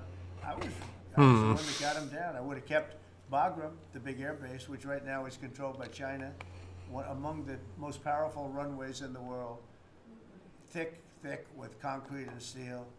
Anything could land, and right now, they were 1 hour away from where China makes its nuclear weapons. I was keeping it. Outside of that, we were leaving, and I would have been out faster than them, but we would have gotten out with strength and dignity. Instead, that was the most botched up mess I've ever seen. They left all that equipment behind, and every year they have a parade running down some third-rate street with the equipment. It's supposed to be Fifth Avenue. It doesn't work. But with all that equipment that they left, they should have taken every ounce of it. I was taking every ounce. I said every screw, every bolt, every nail you take out of there. And Millie said, I remember one time, sir, we're better off leaving the equipment. Why? well, it's cheaper. I said, cheaper? You mean it's cheaper to leave a $150 million airplane rather than flying it into Pakistan or India or someplace, or just flying it straight home is cheap? Yes, sir. That's when I knew he was an idiot. Didn't take long to figure that one out. But they left all that equipment, but they left their dignity behind. It was the most embarrassing moment, in my opinion, in the history of our country. Not that we got out, we should have not been there, but that we got out the way we got out, with great embarrassment and death. You had 13 young people. I've gotten to know their families very well, but you had hundreds of people killed that nobody talks about. Yet the other side, many people were killed. Many people are walking around with no legs, no arms from that whole thing. They left from the wrong airport. They should have left from Bagram, because Bagram was a big base with hundreds of miles of fencing and territory around it. Nobody would be able to get near it, and they left. So, we've done a great job, and I think people are really starting to see it. They're starting to appreciate it. Pete's done fantastically. That mission was a work of art, and I have spoken to some of our perceived, I don't know if they're enemies, but they're perceived as being potential enemies, and they essentially said the same thing. Very impressive. There wasn't a thing that we didn't lose an engine. We didn't lose it. They landed and they were cheered. Where the fuck would you lose an engine? And one of the pilots said, we were a little concerned because Our multi-billion-dollar planes worked. Let's talk about it a bunch. Sir, we hit every target. That's what I do for a living. We hit every target. In fact, when the bombs hit, a yellow haze came over the horizon that I've never seen before. It just lit up the whole horizon. What the fuck is he into the talking sun. about? It was like looking into the sun. He goes, we hit our target, because you know what that was exploding. And, but they were... The explosion, he already said the explosions happened underground. You couldn't even see them. And the fake New York Times, they worked together to try and say that it wasn't perfect. They couldn't say they missed. All they could say is, maybe it wasn't perfect. And you ought to fire that reporter immediately. You should fire her. Real fake. And so I just want to congratulate those pilots. And, a lot of people don't like bringing things like that up. I do. I always like confronting, because otherwise the public doesn't know that you're a bunch of crooked people. But they know, they've learned. And the media has to straighten out their act. The media's down to 17% approval. You got to do a little better than that. It's important for the country that you do better. I think they ought to make a lot of changes. I think changes are going to be made to the media, but it's hard to have a really successful country if you have a corrupt media, and we really have a corrupt media. And nobody really knows why. I mean, why would you want to have open borders and criminals pouring into our country? Why would you want to have men playing in women's sports, transgender for everyone? You'll have to figure that out. But some of you don't. I mean, I'm looking at some people, they love the country, but I look at other people and they can't. But we were really proud of our military. It was, and the people that maybe don't like us or want to play games with us, because I think that had you not had the situation in Afghanistan, I don't think Putin would have gone in. I think when Putin looked at how stupid and incompetent that operation was, he said, wow, this might be a chance. And we're dealing with him now too. We're not happy with Putin. I'm not happy with Putin. I can tell you that much right now, because he's killing a lot of people. Jesus fucking Christ. A lot of them are his soldiers and their soldiers. Oh, now it's Russian and soldiers it's now up to dying. 7,000 a week, and I'm not happy with Putin. Okay, any questions? Yes. Yes, sir. God forbid our biggest enemy hurts themselves in their confusion. I wouldn't be telling you. Don't What a lie. terrible, terrible outcome. One of the things we did with the attack is that, and you asked that question, I didn't mean to be rude, but I'm going to rude because I'm looking at some of these crooked people up here, so I'm rude, but your question was asked very nicely. But one of the things we did is we went over every fact. We wanted to get every fact straight. We wanted to have the distance straight, the number of pilots straight. Everything had to be correct, because we want to be, this was a very important mission. If we failed on this mission, it was beyond the war that, obviously we had with Iran and Israel, and a lot of hatred, a lot of years and years of hatred. centuries of hatred. People have never seen anything like it. So we wanted to be correct with all our facts. So what I was doing is just asking. It would be great if the media would be correct with their facts. That's all we ask for. So, and go ahead. So finish it up. Oh, yes, just returning back to Russia, if there's anything that you would signal about your displeasure with them. Well, look, I'm very unhappy with them. There's no reason for this. It's turned out to be tougher, but it's only tougher. And I will say the Ukrainians were brave, but we gave them the best equipment ever made. We gave them the anti-tank busters that knocked out tanks. I mean, you just aim them in the direction of the tank and the tank is gone. We gave them missiles, the latest and the greatest. They were able to shoot down a lot of things that would have normally wiped out. Probably would have been a very quick war. It would have been a war that lasted 3-4 days. But they had the benefit of unbelievable equipment. And Europe gave them too. We gave them far more because Biden shouldn't have done that. He should have equalized. And we should have given them the same, or we should have given actually less than Europe. It affects Europe much more than us. But we're in there for over $300 billion. Europe's in there for over $100 billion. But still, Europe gave a lot.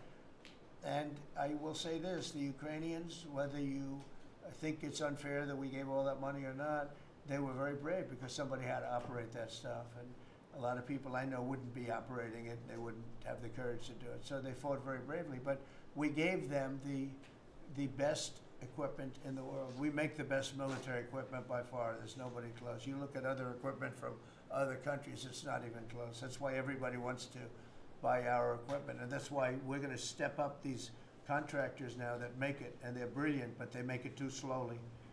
And we have to step them up, Pete, and let them make it at a much higher rate. Unfortunately, we have to do that. But if you look at our Patriots, if you look at our Tomahawks, if you look at our, what we do with tanks is, you wouldn't want to be driving a tank. You would feel nice and secure, but they are javelins, they're called. And I gave them the javelins. Remember they said Trump gave the javelins and Obama gave them sheets, right? They called Obama at that time. Barack Hussein Obama, if you haven't heard, did a terrible job. But that was a war that should have never happened, and a lot of people are dying, and it should end. And I don't know, we get a lot of bullshit thrown at us by Putin. For you want to know the truth. Classy. Very nice all the time, but it turns out to be meaningless. Do you want a sanction? Lindsey Graham has a sanctions bill. I'm looking at it. Yeah, no, I'm looking. The Senate is passing and passed a very, very tough sanctions bill. Yeah, I'm looking at it. Can you sign that? It's an optional bill. It's totally at my option. They pass it totally at my option, and to terminate totally at my option. And I'm looking at it very strongly. Yesterday you said you want to see more Go ahead, weapons. please. The Council of Economic Advisors released a new report saying that imported goods have actually decreased in price from December. I know, it's not through a- March. Well, my question is, With Fed the chairman- tariffs. Well, the Fed chairman keeps saying that tariffs are going to cause price increases. Are we the prices just not Chairman passed of the through Fed? yet? Yes, exactly. Well, Are the you prices- do a better job than him. Thank you. Are the prices just not passed through yet? No, I think what's happening is everything's evening out. When we charge, see what people don't understand, the other countries have been charged, almost every country charges us tariffs. We had deficits with everybody for years, for decades. And we were like this big monolith that made bad deals with everybody. We rebuilt South Korea, we stayed there. It's okay, we rebuilt it and we stayed there. And they pay us very little for the military. I got them to pay billions of dollars, and Biden then canceled it when he came in. I sent to South Korea as an example. We give you free military, essentially, very little. And I think you should pay us $10 billion a year. And they went, Where are we going up? Because someone bought calls at 30 and 35 earlier. and I was satisfied. I said, but next year we have to talk. And then we had a rigged election, and we never got to talk. And you know what Biden did? They probably went to him and they said, listen, Trump treated us terribly, and we shouldn't be paying anything, and he cut it down to nothing. So that's what happens. It's ridiculous. That's the other thing. We're talking to countries about contributing to the military. Not only just paying more in NATO, but contributing. You know, we have 45,000 soldiers in South Korea. We have 45,000 soldiers in Germany, 52,000 actually. And, you know, that's a huge economic development for them. That's tremendous amount. That's like having a city. It's tremendous money for them, and it's a tremendous loss for us. So we're talking, in a very nice way, we're talking to them about it. It's very unfair. We supply the militaries to many very successful countries. I mean, South Korea is making a lot of money, and they're very good. They're very good, but, you know, they should be paying for their own military. President Trump, can I ask you a question about Jerome Powell as well, and then the question to the Attorney General? Jerome Powell, and then I have a question for the Attorney General. Jerome Powell, who you've been pressuring to lower interest rates, he's facing accusations of lying to Congress, which is a potential crime about the Well, opulence. then he should resign immediately. We should get somebody in there that's going to lower interest rates. Do you want congressional Why don't you Republicans call to for his investigate- resignation? Do you want congressional Republicans to investigate and It's pursue okay and with punish? me. I think he's terrible. I think, look, we're paying, I call him too late. T-O-O, too late, like Too Tall Jones for the Dallas Cowboys, right? Too late. He's always late. But he wasn't late with Biden before the election. He was cutting him like crazy. It didn't help too much, did it? But he was cutting him like crazy before the election with Kamala and Biden. He was trying Calls to at get them in, I guess. 6240. He was recommended by Also somebody puts that at worked for him. 6240. I like you better. If I can ask the Attorney General, a question too, President. Sure. Your memo and release yesterday on Jeffrey Epstein, it left some lingering mysteries. One of the biggest ones is whether he ever worked for a American or foreign intelligence agency. The former Labor Secretary, who was Miami U.S. Attorney Alex Costa, he allegedly said that he did work for an intelligence agency.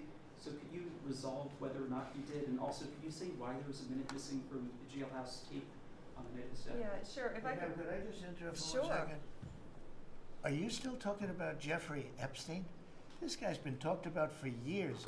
You're asking, we have Texas, we have this, we have all of the things.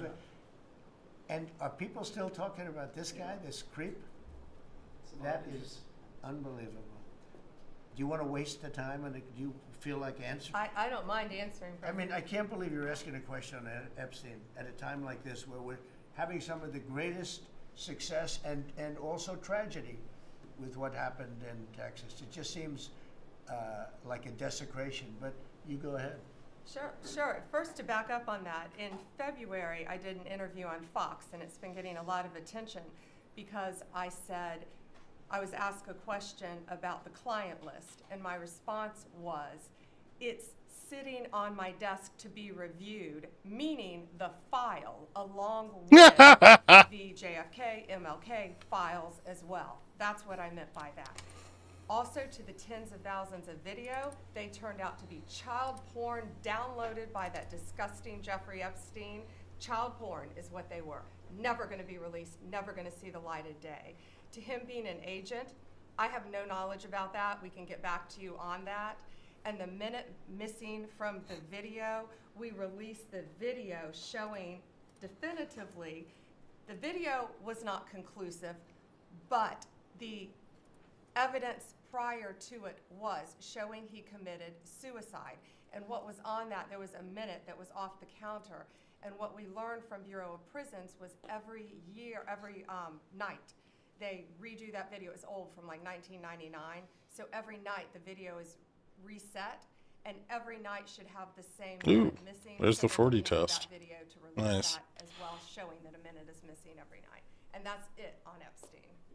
Mr. President, just on the tariffs again, August 1st, you said is the deadline. What incentives do Not a lot of calls coming into the upside here. We didn't move, no. It's always been August 1st, that's the whole thing. A statement was put out today, and I put it out just to make it clear. It wasn't a change, it was August 1st. We don't change very much, you know. Every time we put out a statement, they say he made a change. I didn't make a change. Clarification, maybe. No, August 1st they pay. And everybody pays, everybody has to pay, and the incentive is that they have the right to deal in the United States. If they don't want to, they don't have to pay, and they don't have to deal here. But if they want to buy and make a lot of money and sell in the United States, they have to do that. You know, if you go back and look at some of the good presidents. Our country was the wealthiest, proportionately the wealthiest, from 1870 to 1913. It was an all-tariff country. We didn't have income tax. That came in 1913. We had tariffs, and we had so much money we didn't know what to do with it. We had, we had a couple of presidents that were very, very strong. McKinley, I guess, more than anybody, but he was the tariff king. But he was very, very strong. It's sort of sad. He made a fortune for this country, became very rich, and then Teddy Roosevelt went out and vice president, and he spent the money. And they said Roosevelt was a great president. And let's say he was a great president, but the money was paid by McKinley with tariffs. Tariffs are charged by other countries at levels that are ridiculous. And I call those other countries, and every one of them is willing to give us everything now, by the way, just so you know. Sir, we'll charge you no tariffs, nothing. We'll give you everything. We'll give you access to our markets. We'll give you everything. Is that a correct statement, Scott? Yes, sir. Howard, would you say that's a correct statement? Exactly correct. It's like they just don't, because they're very spoiled, because for years they ripped us off and we didn't have a president that understood it, or Secretary of Treasury or Secretary of a lot of different secretaries are involved, but certainly Commerce Secretary was, not doing their job. I don't know about Kelly, she's small business. We'll keep it that way, okay? Her small business is bigger than almost all big businesses when you add it all up. But no, they are very respectful of our country. But the incentive is that they have the right to do business with us. Without that, they don't have the right to do business. And that would be okay, too. And when the next flurry of deals, Yeah, go ahead. in the next 24 hours, will we hear a flurry of deals? Yeah, we have a lot of them going out. But the deals are mostly my deal to them. We're picking a number that's low. We don't want to hurt them. And fair. We're picking a number that's lower than, in most cases, lower than what they charged us. But it's amazing when you've paid all this money for years and they get one president that's a little bit different and a little tougher on this subject, and they're willing to drop everything they've been charging us for years and years. I mean, we have countries going, you don't have to pay any tariff to come in and do business. They're giving us total access to their countries. They gave us no access to the country. They say, well, you cannot go into our country. Okay, good. Now we will give you total access and you don't have to pay any tariffs. But please don't charge us tariffs. And we don't like that deal. So the letters I send out are, we have made some deals. We can make a lot more deals. It's just too time consuming. It just makes it more complicated. And we can do things over the years too. We're not hard line, but it's about time the United States of America started collecting money from countries that were ripping us off and laughing behind our back at how stupid we were. Okay? Thank you. Mr. President, Yellow, in the yellow. on the tariff issue, so you've talked about India coming, but then a couple days ago, you issued a new tariff threat to members of the BRICS countries for Yeah. if they aligned with anti-American policies. 10% charge. That would be India, Brazil. That's Russia, right, they have to South pay Africa. 10% if they're in BRICS. Because Right. BRICS was set up to hurt us. BRICS was set up to degenerate our dollar and take our dollar as the standard, take it off as the standard. And that's okay if they want to play that game, but I can play that game too. So anybody that's in BRICS is getting a 10% charge. Is that immediate, sir, or is Yeah, that pretty soon. if they engage in some behavior? Well, if they're a member of BRICS, they're going to have to pay 10% tariff, just for that one thing, and they won't be a member long. I thought BRICS was, I said this about a year ago, and it largely broke up. But, there are a couple that hang around, but I thought it largely broke up. BRICS is not, in my opinion, not a serious threat. But what they're trying to do is destroy the dollar so that another country can take over and be the standard. And we're not going to lose the standard at any time. If you have a smart president, you will never lose the standard. If you have a stupid president, like the last one, you would lose the standard. You wouldn't have the dollar as you. And if we lost the world standard dollar, that would be like losing a war, a major Trying to get a world lot of war. We would bot not be pits the out of the standard money. any longer. We're not going to let that happen. The dollar, you ever hear the expression, dollar is king?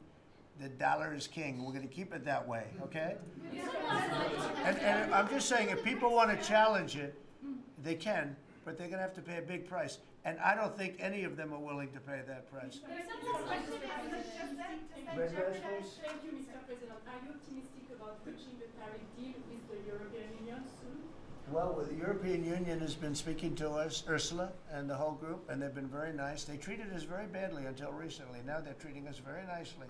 It's like a different world, actually. They've treated us very badly. They were among the toughest to deal with. Actually, in many respects, they were much worse than China. Look at what they do to our companies. They sue Apple. They sue Google. 17 billion they got from Apple on a lawsuit that they didn't have a case. They have, judges that are European Union judges. And they ruled, they take so much money away from our country in terms of that, in terms of other things that they do. They're very tough. But now they're being very nice to us, and we'll see what happens. We're probably 2 days off from sending them a letter. We are talking to them. I just want you to know, a letter means a deal. A lot of people said, we got 200 countries. We can't meet with 200 countries. We have a few trusted people that know what they're doing, that are doing a good job, but you can't do it. You have to do it in a more general way, but it's a very good way. It's a better way. It's a more powerful way. And we sent them a letter. You read the letter. I think it was well crafted. And mostly it's just a little number in there. You'll pay 25%, 35%. We have some at 60, 70. Those are ones with massive, where we have massive trade deficits because they've treated us very badly. But I would say in every case, Yeah. I'm treating them better than they treated us over the years. Don't you? Looks agree like with bought that? puts at 62.15. I could have done much. I could have been Sold much puts harsher. at I don't wanna do that. 62.10. We want to have relationships, but in every case, they treated us far worse than I'm treating them. I'm treating them very good. I could go higher with the tariffs, but I don't want to hurt them. That's why when you just read it, you come up with the number. It's so incredible that prices are actually going down. Just so you know, when I got in, everyone said, "Oh, eggs are going through the roof." That was the first. I was in for about 4 days, and they started screaming at me about eggs. They said, "That's Biden's problem." I didn't know about eggs, but eggs went up about 5 times. You did a fantastic job, and we ended up shortly getting. In fact, for Easter, they said, "Go out and buy plastic eggs. You can't use real eggs." Well, we bought 200,000 eggs for the White House for the Easter egg hunt that we have at the White House, and there were eggs. We had the price down, and now the price is lower than it was before. The fuck did they buy 200,000 eggs for? There was like 40 people at that thing. Prices are down in this country. A big part of it's oil. The oil. You had a couple of places last week. You had $1.99 for oil, for gasoline. Nobody thought they'd see that. I want to get it lower if I can, but we've done a good job. You've done a very good job. Do you want to say a couple of words about that, you and Chris, about what's happening with energy? Well, absolutely, but I would say on the pricing side, President Trump, the fact that you've endorsed and supported a policy of energy dominance, that sends a signal to the market that we're going to have more supply. You talked during the campaign about inflation being a country buster. You've broken the back of inflation. In 6 months, among all the other things you've accomplished. We have no inflation. And we've got, and then heading into the 4th of July, these were the lowest gas prices at the pump in 4 years. And again, for Americans, this is like hundreds of billions of dollars that stay in their pockets because we lower the price of gas at the pump. But when we lower the price of energy, it lowers the price of food. It lowers the price of the clothes you wear. It's the biggest thing. It's the biggest thing. It's like a big tax cut. When you get energy down, every 50 cents is like a massive tax cut, and we've gotten it down much below that. We had great energy, great low prices, everything else. When the election turned over, I'm trying to be nice about it. It turned over, shockingly, but nevertheless it happened. Energy started going up, and it went up really bad, and then he went back to the Trump policy. The problem was they didn't know how to do that, and he lost it. He lost that sucker. That big sucker was out of control, and his energy prices went way up, and that's what caused it. But it was also stupid spending. They spent money like, they used to use the term drunken sailors, but I won't use that term. Can I just say Although Gamma Strike is it's really amazing? use it. but they spent money. You mean 'cause we bounced levels right off that of the nobody's Delta ever flip? seen before, and, Yeah. trillions and It's pretty trillions of fucking dollars cool. wasted on the Green New Scam, greatest scam in the history of our country, other than maybe Russia, that might have been. But the Green New Scam was the single greatest scam in the history of our country, and continues to be, but it's weakened badly. It's hobbling along because people are finally getting it. But they spent trillions of dollars on the Green New Scam, getting nothing for it. Devised by a couple of young people that weren't even good college students, you know? Not even good students. Check out their marks. Yeah? No, not for CNN. Not for CNN. Go ahead. In the last jobs report, Mr. President, in the last jobs report, the manufacturing jobs actually lost 7,000 jobs. When will the investments that you've been talking about have an effect? Well, they're building the plants now. About 7 have started. We're going to have hundreds started within a short period of time. Lee Zeldin, who may be the most important man in this room, I'm sorry, but he's the one that gets the permits. Where is Lee? He's the one that has to get the permits for the plants and the factories, and permits that used to take 5 years, he's getting in record-setting times. AI, we're leading China a lot in AI, and if we go with this, you know, I'm allowing the plants to build their own electric. I'm allowing them to become an electric utility, so they can produce their own electricity, because we need double to be successful with AI, which is the biggest thing now. We need double the electricity that we have, which is hard to believe. We need even more than that. And they're building plants with their own electricity substations. They don't have to use the grid. And anything they build extra, they're putting into the grid. So we're supplying the grid with brand new electric sources. And you know, it's funny, when they came to see me, they never even asked for that. I told them about it. The reason they didn't, they thought that was an impossibility. You're not allowed to build your own electric. These are massive investments that are being made in building electricity for their plants. And they're going to have, I think, Doug, a lot of electricity left over.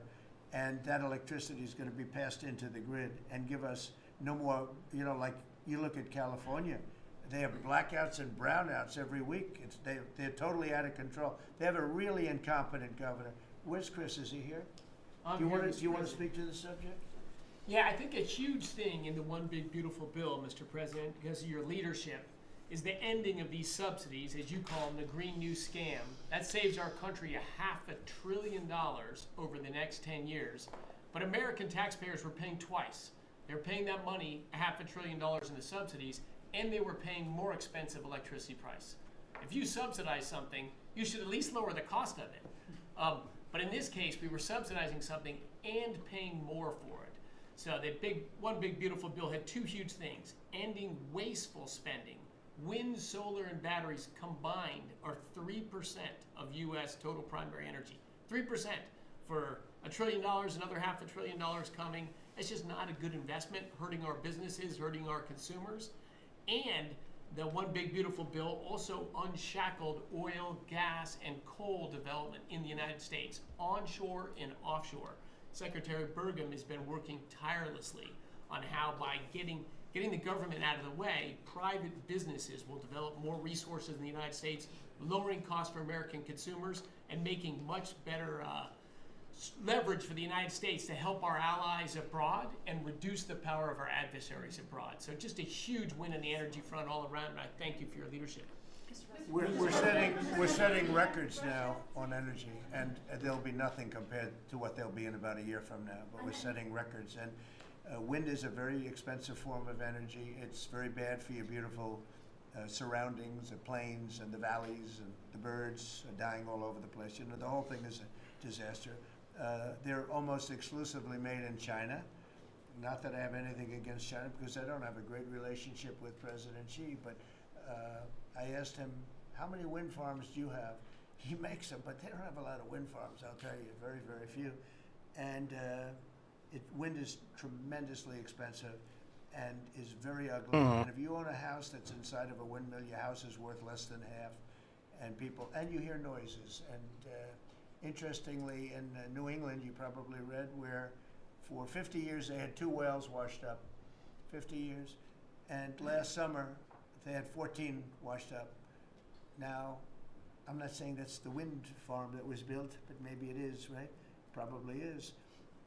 It's tremendously expensive, and it can only be done with subsidy. You know, I know a man that's in that business, and one of the biggest in the world actually runs a company that builds these stupid windmills.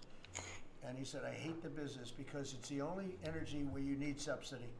He said, energy shouldn't need subsidy. You should make money with energy. So when the other one is the solar, those big solar fields, they're taking our farmland. Our farmers are like mortified by it. They hate it. It's very, very inefficient and very ugly too. You know, probably better than a windmill, but you go around and you see all these things that are 3 miles long by 3 miles wide, and you say, what the hell is that? And it's a lot of plastic from China. It's plastic, black plastic from China. Now, we want to be smart. We're going with, look, China right now is building 58 coal-fired plants, 58 big ones. They have 62 on the books to build.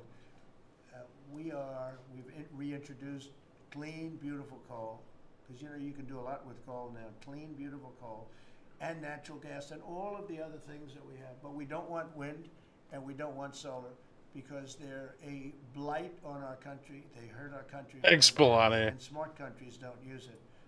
Solar sounds good, I will say, and I like on occasion you'll see a roof which is made out of solar brick, but it's a smaller use. We need the kind of thing that's going to fire up our plants, and it's not going to be wind. You know, that is very intermittent, as you probably know. But they've spent a fortune. They've spent trillions of dollars on this stuff, and I'll just give you one other story. A friend of mine is a very successful guy. He went back to see his mother in Minnesota. Hadn't seen her in a long time. And he wasn't back for 10 years, which isn't a nice story. I mean, you don't see your mother for 10 years. She's got some difficulties, which I know the guy, he does have some difficulties. He's very successful, but probably not the nicest person. It was actually longer than 10 years, but he went back and he told me he wanted to go and look at the valley. There's a valley in Minnesota that he thought was so beautiful. And I hadn't seen it in a long time. He's driving along the road. He said, oh my, I'll use the word gosh. Oh my gosh. He said, oh, he said it looked like a junkyard. You had 159 windmills. They were all over the place. Some were old, some were newer, different companies, different shapes, different sizes, different colors. Many of them were terminated. Terminated meaning closed. You can't take them down because the environmentalists don't let you bury the blades because they're made out of a fiber they say is bad for the earth. So they want you to put them up, but they don't let you take them down. But many of them were turned off. He said it looked like a junkyard. Go to Palm Springs, California, and take a look at that pile of junk. And you go. Let's fail that flip point. Maybe. Well, we're starting to get some more puts spotted at 62.30. Most of them are turned off. They're Looks like rotting, they're rusting. calls taking profit on the bounce, so slightly weakening support at the 30 strike. Especially the ones that are in the nice salty Atlantic Ocean and Pacific Ocean, where the salt just gets onto that steel and decimates it. No, it's a horrible, horrible thing for our country.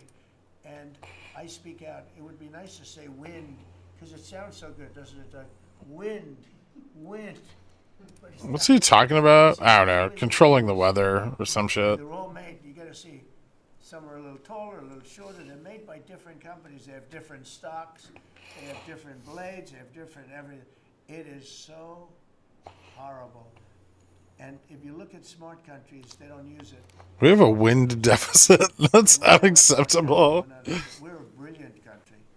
We're not smart. We're brilliant now. We're going to be a brilliant country. We have to be, because we have to catch up for some really stupid people that did a bad job. Yes, Brian? Yes, Mr. President, I've got a quick comment and feedback as a native Texan, someone that I grew up bringing my kids to a camp very near the affected camp now. Thank you on behalf of Texas. I've gotten hundreds of messages that want to thank, because if you're in the cabinet room, you can tell the president and his team on behalf of Texans, thank you so much for the quick response and the loving and the hugs. I saw that you gave. Two quick questions. I saw a Palestinian senator. His name is Schumer. He's a good Palestinian. No, he's a Palestinian. He's become a Palestinian. He's abandoned the Jews. But I saw him say, it's Trump's fault. Yeah, that's right. It's Trump's fault. he was actually, do you ever see John Lovett's The Liar? Where he goes, yeah, I went to Harvard, that's right. This was Schumer. He goes, yeah, it's Trump's fault, that's right, it's Trump.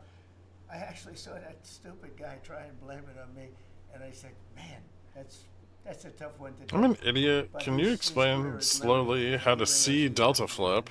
And she's no bargain. It's either, by the it's way. right there. Well, I'm just saying, that's an example of an America First team effort to get this country back. So that's what America First. Documents aren't really telling me. I can only use GS Mobile, Looks like we have a road and it keeps shot. logging me out. Yeah, it's literally the fucking values printed on the screen. To Planned Parenthood, which the big beautiful bill cuts off the funding to Planned Parenthood. Any plans to challenge that? Good. Absolutely.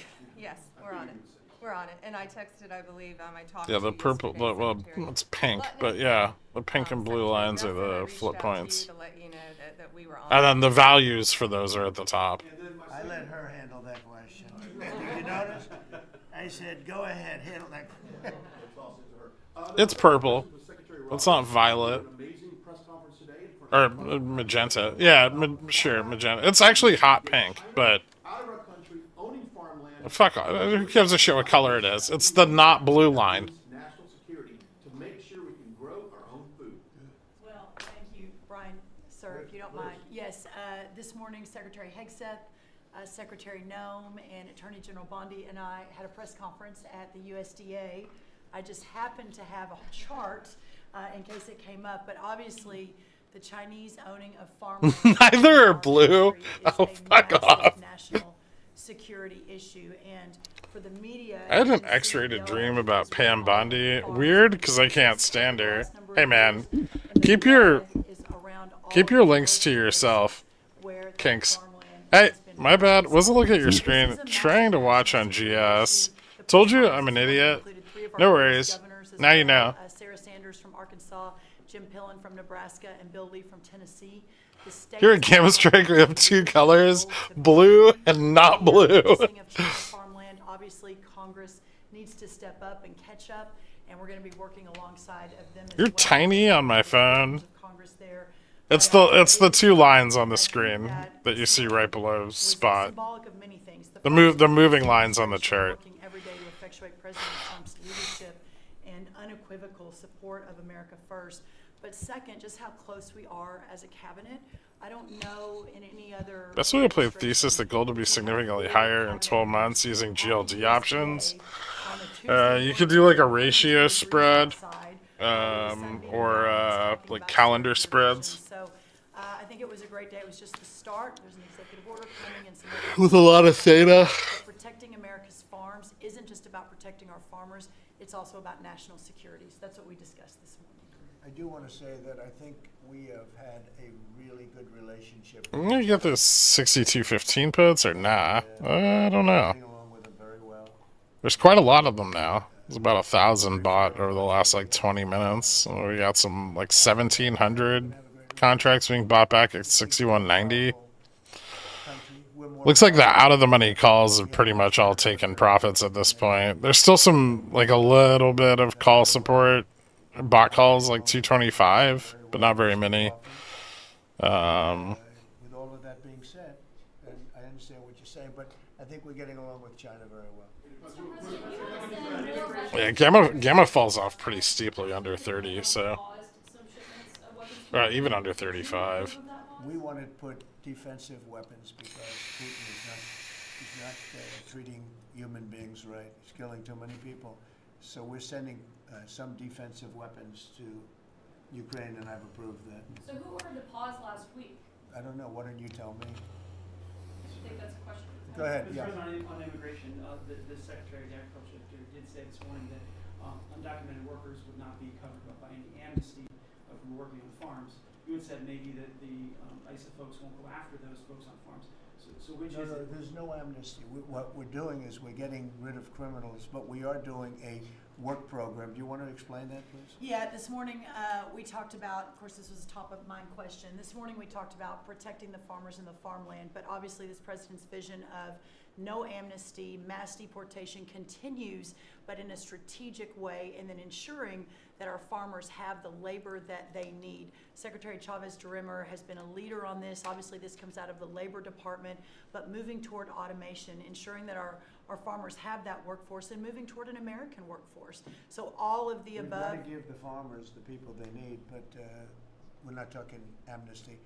Laura, do you want to say something about that? Thank you, Mr. President. On this, thank you, Secretary Rollins, how important this is never to displace the American worker. What the Department of Labor is doing is focusing on what the law entails now, being more modernized, more streamlining, to work through the H programs. We're going to have a concierge approach to that, where we have developed a new office to answer the need of our farmers and ranchers and producers, and not to displace the American worker, and follow within the law now, and that does not include an amnesty program at all. And we've seen that working, and we'll continue to have that roll out. On the other topics that we've somewhat talked about, the jobs numbers, Mr. President, 4 months in a row we've seen those jobs numbers increase. That's an exciting time for our manufacturers. That was asked earlier. We know it's going to take some time, but through that deregulation process that Lee and I are working on as well, the Department of Labor has rolled out 63 new deregulations that we're going to be moving through. In the first Trump administration, it was successful with over 30. We've just rolled out 63 new ones in order to double down on those manufacturing companies, to let them know that we have signaled through this process that we will assist them in getting the workforce that they need. It's an exciting time. That one big beautiful bill, that was the signal to my former colleagues in Congress to get this done.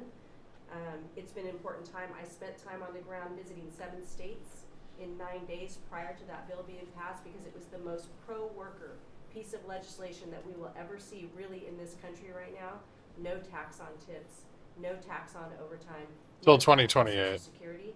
That matters to the American worker, because we don't want to take their money and give it back. We want them to keep more of their hard-earned dollars in their pockets currently, and that's what they're excited about. And as I move forward with these tariff talks, I heard a company, orthopedic company in Indiana, say to me, for the first time since you have taken office, Mr. President, their increase in their bottom line by 8% since these tariff talks have happened.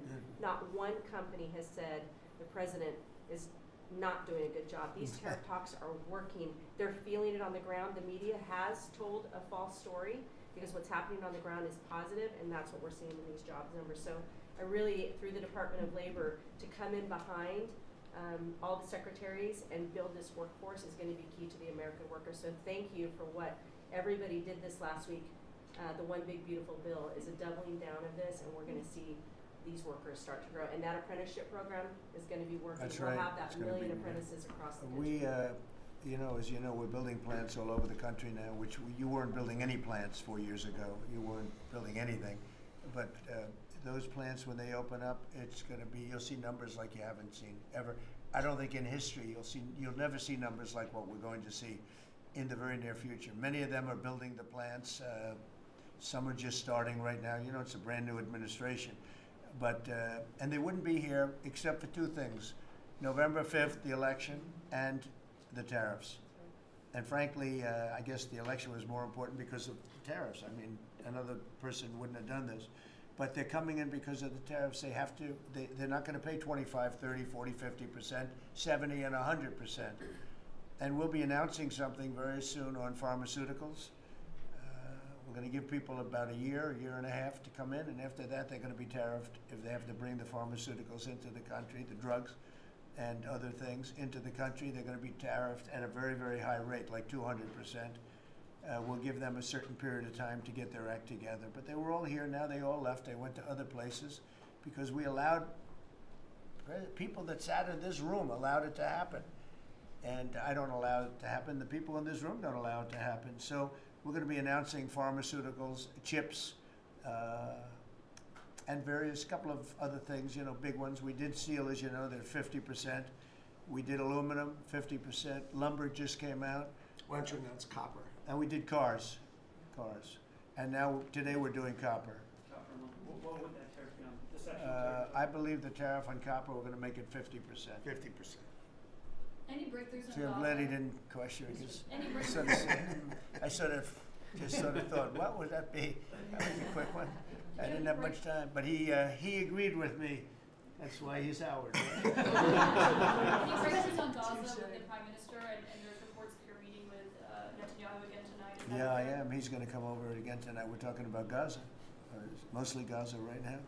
It's, he's been very unfairly treated. I think what they've done to him in Israel is very unfair, having to do with this trial. I think, you know, he's a wartime prime minister, had an unbelievable outcome, and I think he's been treated very unfairly. But he's coming over later. We're gonna be talking about, I would say, almost exclusively Gaza. We gotta get that solved. Gaza is a it's a tragedy. It's a tragedy. And he wants to get it solved, and I want to get it solved, and I think the other side wants to get it solved. Steve, could you talk on that, please? We're in proximity talks now, and we had 4 issues, and now we're down to 1 after 2 days of proximity talks. So we are hopeful that by the end of this week, we will have an agreement that will bring us into a 60-day ceasefire. 10 live hostages will be released. 9 deceased will be released. We're meeting at the President's direction with all the hostage families to let them know, and we think that this will lead to a lasting peace in Gaza. And you're doing a good job. It's a tough one. It's a tough one. A lot of hate, you know. This is called long-term hate, but we think we're going to have it solved pretty soon. Hopefully, with a real solution, a solution that's going to be holding up. And can I follow up? This is, I think, the first cabinet meeting since Elon Musk has now been a special government employee, not here anymore. He's now saying he's going to create a third political party. Are you worried about the impact that that could have? No, I think it'll help us. It'll probably help. Third parties have always been good for me. I don't know about Republicans, but for me. Are you second guessing any of the cuts that Doge made? Since you No, described it as off Look, the rails the other day? we cut hundreds of billions of dollars with Doge. We could have done it differently. I would have done it differently a little bit, maybe, but it was something that we saved a lot of money. You can always second guess. I guess some of the people in this room maybe would have done it slightly differently, and some would have done it exactly the way it was done. But it was dramatic, and it was important, and we found a lot of things like billions of dollars given to people for environmental protection, where they had $100 in the account, like in Atlanta, Stacy. And then you had another one with 20 billion here, and 20 billion here, and 2 billion here, and 15 billion. And Lee, you might want to mention just a couple of those things. We really got because of Doge. At the Trump EPA, the one big beautiful bill was filled with many big beautiful wins for the taxpayer. It delivered a sledgehammer to the Green New scam. Billions of dollars rescinded. It's a big deal for the American taxpayer who sees money go through pass-throughs that are filled with self-dealing and conflicts of interest. They see unqualified recipients. They see reduced agency oversight, and they want Trump's imposing a 50% tariff on copper?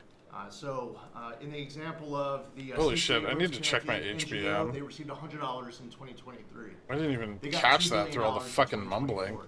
They had to complete training on how to develop a budget that was put into their grant agreement. They, out of nowhere, started paying a CEO $800,000. Yep, HBM's moving up. $1,000, 22 people making over 150 grand. Out of nowhere, this Holy shit, copper's up 10% right now? What the fuck? They lose oversight over it, and you see that it's going to former Biden officials, it's going to former Obama officials, it's going to Democratic donors. And we're not here saying we want to take money from a left-wing NGO and give it to a right-wing NGO. We want to give it back to the taxpayer.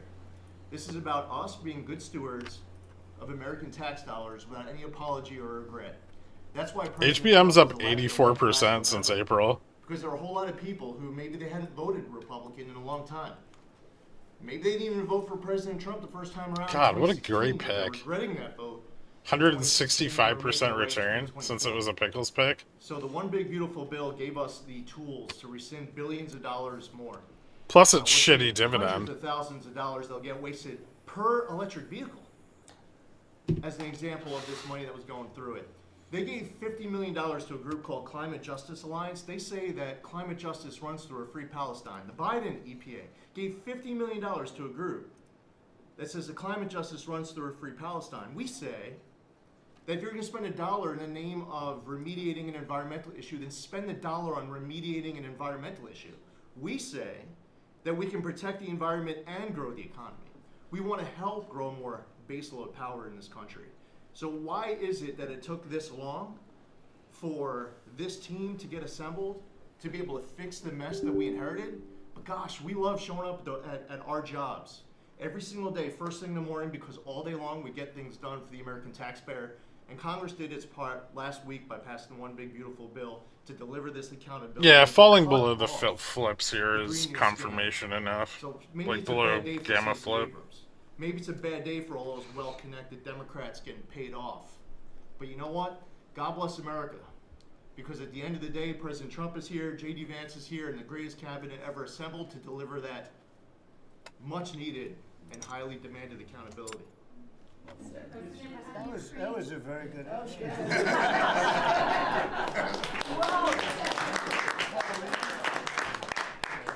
And that's from the heart. That's from the heart. The Ukrainians have asked the International Court to go after Russia for using toxic chemicals in the fight. Germany and Germany and the Netherlands have had intelligence saying that. What does U.S. intelligence believe, and what do you believe about the use of chemical weapons? And would you agree that that's a case for the court committee? Well, ask John maybe to discuss it if you'd like, John. Well, Mr. President, obviously chemical weapons, if it's documented in its use, it's illegal. It's against all international laws of armed conflict and treaties. And obviously I can't share in this room with this audience the intelligence that I can share with you privately, but obviously you're not going to stand or allow for any violations of international law by anyone. That's right. Thank you. Could I ask Sean to Department of Transportation, Sean Duffy, former great congressman, very popular, decided to go out and make a couple of bucks. He made a lot. And he got bored with that, though. He likes serving people better, the people. And could I ask you to just discuss a very important subject to me, and that's the modernization of our equipment at airports so that planes aren't crashing into each other and bad things don't happen. It should have been done many years ago. We were going to do it, and then the election precluded that, unfortunately. But we're doing it now. Could you tell them where we are? Yeah, if I could start with Newark. You guys all covered what happened in Newark. We had outages for a couple of 30-second outages a couple months ago. We have, in 2 months, Mr. President, it's historic speed, laid new fiber lines for communication and tested those in the next month. So those new lines for the Philly Tracon that controls the Newark airspace, they're up and running. Lightning fast speed. June was the most on-time June ever in the history of Newark for air travel. So that's going incredibly well. By the way, we shouldn't have dealt with this because Joe Biden and Pete Buttigieg had moved the center from New York to Philadelphia. They didn't test the lines. They didn't do the work, which is what brought us all these problems. But in the big beautiful bill, we got $12.5 billion. This is a historic investment in air traffic control. And so what the money is going to allow us to do is move from copper to fiber all over the country. So new copper lines. We think we can do that in 1.5 to 2 years. We have radar that dates back to the 1950s, some of it from the 60s and 70s. We get brand new radar across the country as well. We have some infrastructure money to build TRACONs and centers, the en route centers that control the traffic across the country. So this is a massive new start to rebuild air traffic control. And again, this is dilapidated. Missed HBM. I wonder if we ever see 15 plus. I played the 15 to 17 range long ago when I couldn't hold 10. I didn't play it anymore.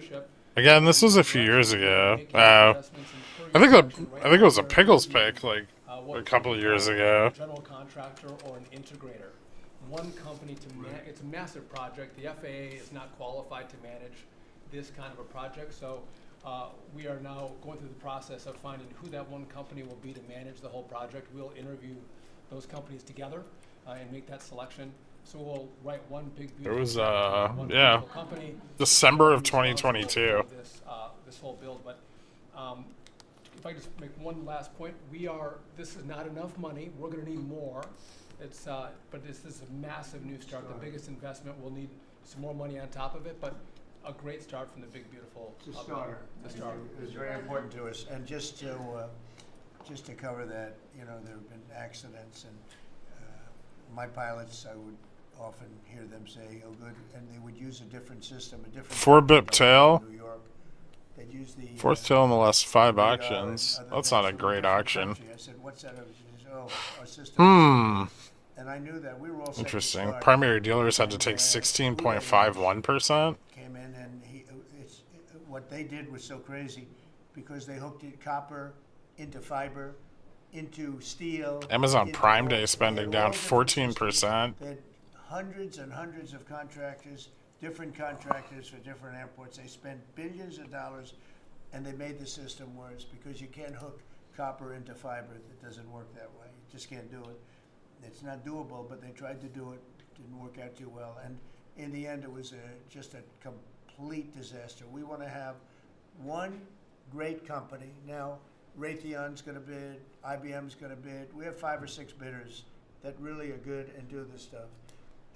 And we want one, I tell, because I know about overruns, I look at the railroad out in California, headed up by one of the worst governors in our country, who I used to get along with, actually, but he's just, you know, when you lose 25,000 houses, and you would have had your cities burned down. If we didn't step in, Los Angeles would have been burned to the ground. But you look at that, and I said, I really know how to build. And you got to have one guy, one contractor, one great one, whether it's IBM or Raytheon is good, but you have 4 or 5 that are really, really great, and they're all bidding against each other. But you don't want to have one doing the wire, and one doing the digging, and one doing the demolition, and then they're all saying, they all blame each other because they're saying they were late, and therefore you have to pay me millions of dollars more money. I know the system so well, and we're going to have a great company do the whole thing. We're going to get a fantastic price. Maybe we'll get them. They're very big and very strong, and maybe we'll get them to make a contribution toward getting it done at the right price. But we're going to have a great system. When we finish, we will have the best system on earth, done by one of the 2 or 3 best companies. There are only a few companies can do this. This is not. But if you would have seen what this other group did, they were going crazy. They had, I heard 3,000 contractors. And then when it all came together, guess what? It didn't work. It's a disaster. So we're going to have in a pretty short period of time, it's going to take us about 2 years to build it, and we'll have a contract given out probably over the next couple of months. We have some great bidders, some great companies that want to do the job. You're going to have great air traffic control. Can I just make one last point on this? So the last administration signed a contract with an American company to fix the copper to fiber, and that contract was a 15-year contract.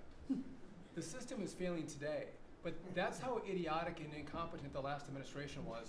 And under your leadership, we're saying, listen, we don't have time. We don't have 15 years. We don't have 5 years. We have to do it right now. And so the president always talks about on time and on budget. We have embraced that. We are going to be on time and on budget. And by the way, you mentioned a train out in California.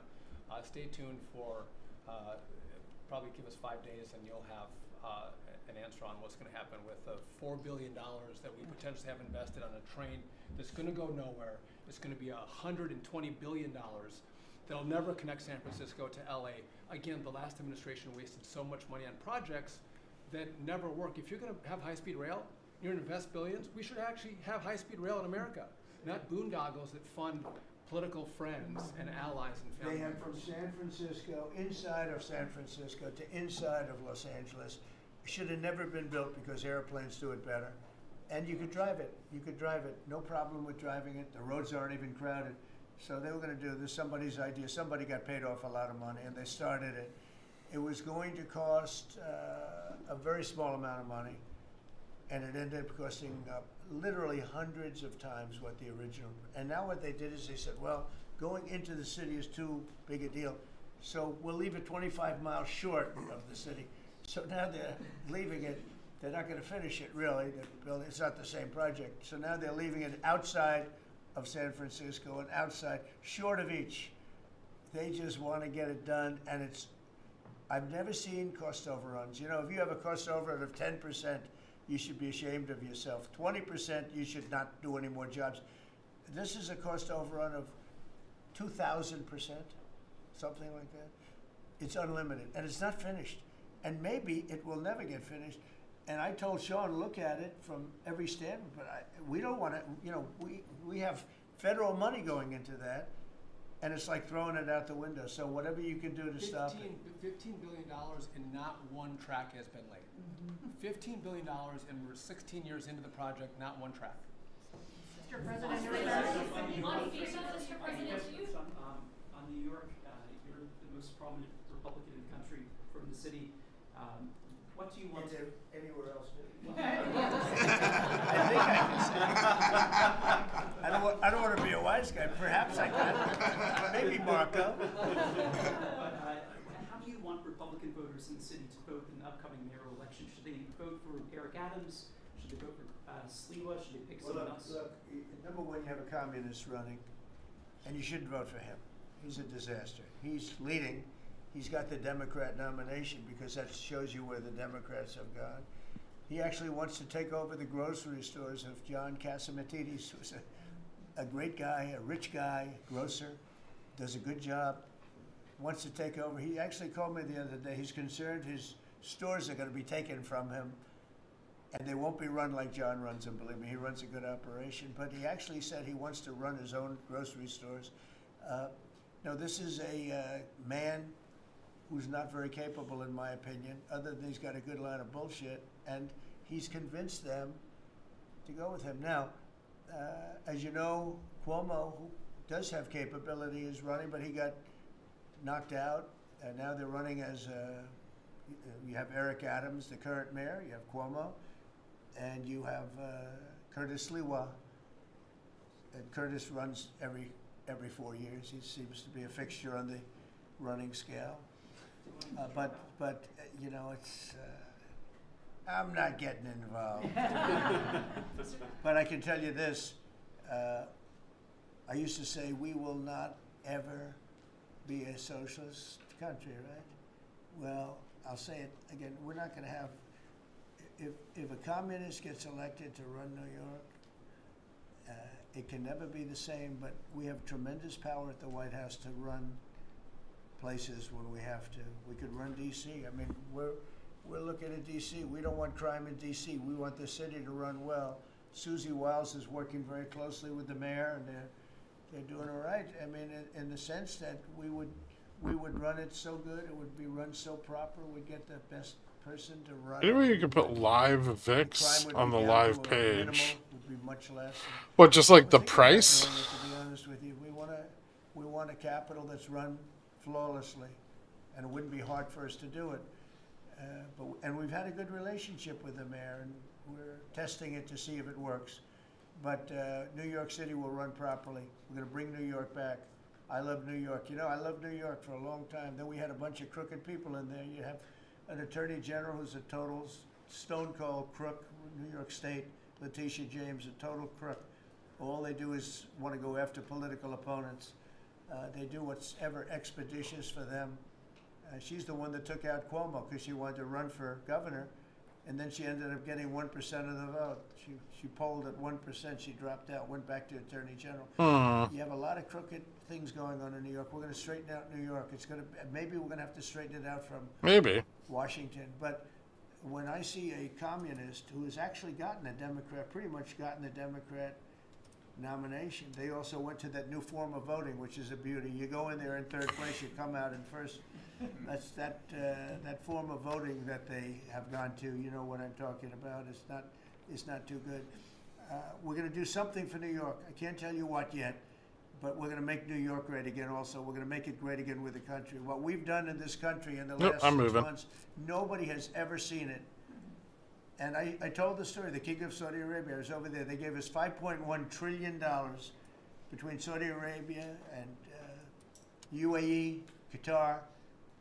3 stops, $5.1 trillion coming into our country as an investment, biggest investment ever made. And it's all going to good stuff. I mean, all real big, good stuff. Energy projects, big, big things. But they all 3 told me essentially the same thing. We thought your country was dead, and now you've got the hottest country in the world. We're right now riding the hottest country. We all, and you can all be proud of it. We're in the hottest country. This is the hottest country in the world. There's nobody close. Made hotter by some great pilots and great machines that nobody else has. Those great, big, beautiful machines, they rode those machines right into the toughest territory, and nobody knew what the hell happened. And then they hit their targets perfectly, and it was complete and total obliteration. And that's why that war ended, Steve. They told me that's why the war ended. Oh, The war fucking ended when they saw finally. that it was Jesus over. Christ. And we're very proud of it. But we have the hottest country in the world right now from a country that was close to dead.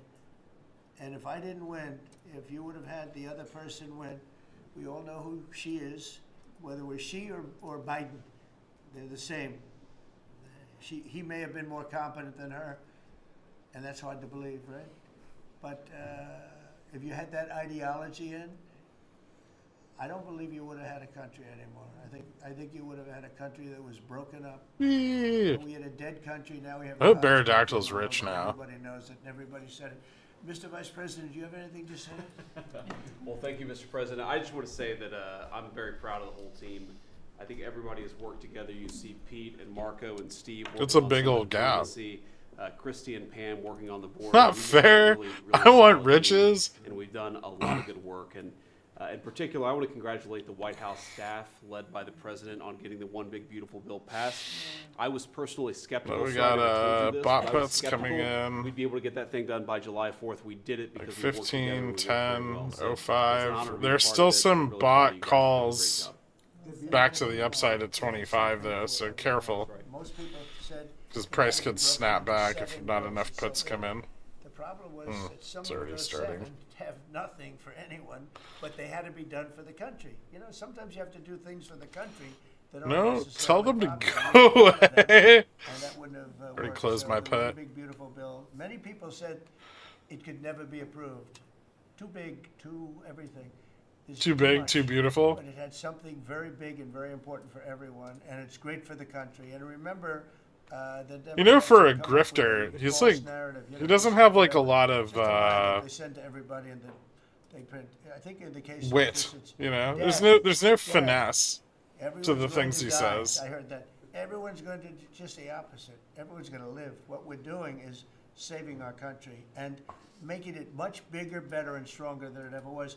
I'd like to ask, Marco's been doing such a great job. Do you have anything to say? Well, it's just going through a list here, Mr. President, and I think the Vice President's pointed out to the great team you have, and all these achievements that have happened domestically. But you think about it, under your leadership, we prevented and ended a war between India and Pakistan. NATO's now at 5% for the first time ever, the highest numbers ever. A peace deal between the Democratic Republic of Congo and Rwanda. A 12-day war that ended with an American operation that we're the only country in the world that could have done. Hopefully, pretty soon, a peace deal between Azerbaijan and Armenia. The entire Middle East and the infrastructure of it has the potential now to change because of Syria and Lebanon, and it hasn't even been 6 months. Sure. It hasn't even been 6 months, so it's a It's a great lot. testament to your leadership in this thing. Well, thank you very much, and you've done a fantastic job. Could I just ask Linda, she's involved in so much, she's so talented and so good, and she's working on a couple of little things like Harvard, who was given $5.5 billion over a short period of time. We caught him on that one, that's crazy, but you're working on so much, you want to bring education back to the States. How are you doing? Well, absolutely, and thank you for the opportunity. I think on the big, beautiful bill, what we saw, with school choice, that's finally on a national basis at the state level, but there are opportunities now for scholarships more and more often for kids who are in failing schools. It's going to be a big turnaround. I think one of the biggest accomplishments we had over the past week was University of Pennsylvania with the Title IX ruling that Leah Thomas was stripped. See if the 25 calls take profit on the retest. And other women who have stood. It looks like 30 puts are still being bought a little bit, and some of the 25 puts are pulling back, so that could push vol up a little. Also looks like the 20 put is now being bought, which it wasn't before. And Harvard. we're negotiating hard. I think we're getting close to having that happen. It's not wrapped up as fast as I wanted to, but we're getting there. Okay, good. And you've done a fantastic job. Remember, under 20 is when that path down to like 6,200 opens up. That's right. Thank you very much. Maybe just in closing, we spent a lot of time, effort, very little money on this room. This is called the Cabinet Room. It's been here for a long time. And it had some pictures that were not many of them and not very good ones.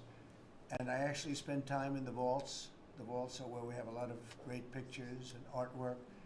And I picked it all myself. I'm very proud of it. That's Andrew Jackson. Give me one Andrew second. Jackson.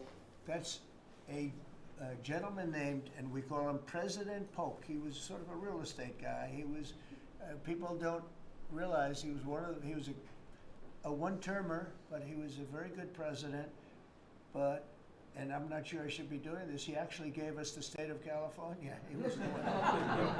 He was the one that hooked it up. So I'm not sure. Maybe he won't be there for long. But if you notice, the frame is the exact same size, almost, as the other one is Andrew Jackson. So that was a part of the reason too, I have to be honest. But Polk was actually a very good president who's got the same frame that I needed, okay? And up here you have the original George Washington right behind the light. And then you have Dwight Eisenhower, who was a very underrated president, built the interstate system, and he was the toughest president, I guess, until we came along. But I don't mind giving up that crown, because I don't want to be too tough on it, but we want to be humane. But he was the toughest president on immigration. He was very strong at the borders, very, very strong. And sometimes you can be too strong. He was strong on the borders, and during a certain period of time, they were so strong that almost every farmer in California went bankrupt. And we have to remember that. We have to work together. We have to remember that. But he was a very good president and a very good general and a very good president. And I thought he deserved a position somewhere on this floor. And then you have, this is very exciting to me, he was not a Republican, to put it mildly, but he was, he was a four-termer. He was Franklin Delano Roosevelt. And if you notice, there were a lot of ramps outside. We have ramp, people say it's an unusual place for a ramp. It was because of him. He was wheelchair bound, but he was an amazing man. It's an amazing portrait, and we used to have him in the room, a different portrait, and it was a terrible portrait. It was almost like it was done by a child. And I used to say, I can't believe that he would have approved of that portrait of himself. And I was in the vaults and looking at things. I said, what's that? And we have some great curators here. We have 6 curators at the White House. They have 2 for paintings, they have them for furniture, they have them for different things. I guess cost is no object. Okay, cost is, maybe I'd have 1, but that's all right. But we have 6, and they're very talented, though. And he said, that's a picture of FDR. I said, really? Let me see it. They took off the wrappings, very well preserved. And I said, that's the picture they've been looking for years. That was the picture of Franklin Delano Roosevelt. And I said, oh, wow. And likewise, that fit, see frame-wise, it just doesn't work.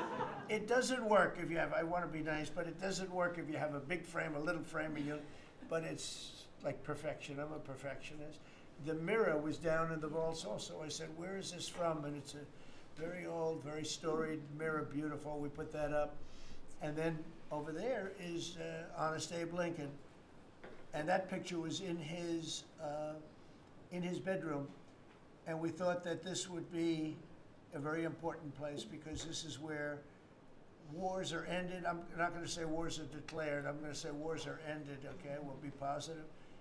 And that's the picture of Abe Lincoln from his bedroom, sat in the bedroom for many, many years. That was his favorite picture of himself. And the Lincoln bedroom's very famous. You remember when Bill Clinton had it and he rented it out to people. Okay? We don't do that. But it's an incredible room. And we took that picture from his bedroom. That's Abe Lincoln. And then over here you have John Adams, and it's they were the first occupants of the White House, 1800. And John Quincy Adams, Mrs. Adams, they were the first occupants. So we have them looking at each other, and in between their stare is Abraham Lincoln trying to make peace. And that picture was in a room that I have that was not important like the cabinet. I gave it up. I said, I have to give it up because that's one of the greatest pictures in the White House. The White House is tremendous art. And the Oval Office, when we're there, we'll go over that. That's really been something. Then we got the drapes, so we got the whole thing. We got new drapes. We got new, wasn't a big expense, very small. And we took some of the chinaware and silverware and trophyware, they call it, from the vaults, and we had it cleaned up. Hadn't been shined up in 100 years. Some of this has sat in the vaults for over 100 years. Amazing. Over 100 years. Many of the pictures that were put up in the Oval Office, as an example, those two as an example. So he was president. They moved in 1800, and he won the election, I believe, in November of 1800, John Quincy Adams. And we thought that would be, he was considered to be a good president, and he was the first occupant of the White House, so it sort of made sense. And I love the frame of those pictures. Look at those frames, you know? I'm a frame person. Sometimes I like frames more than I like the pictures.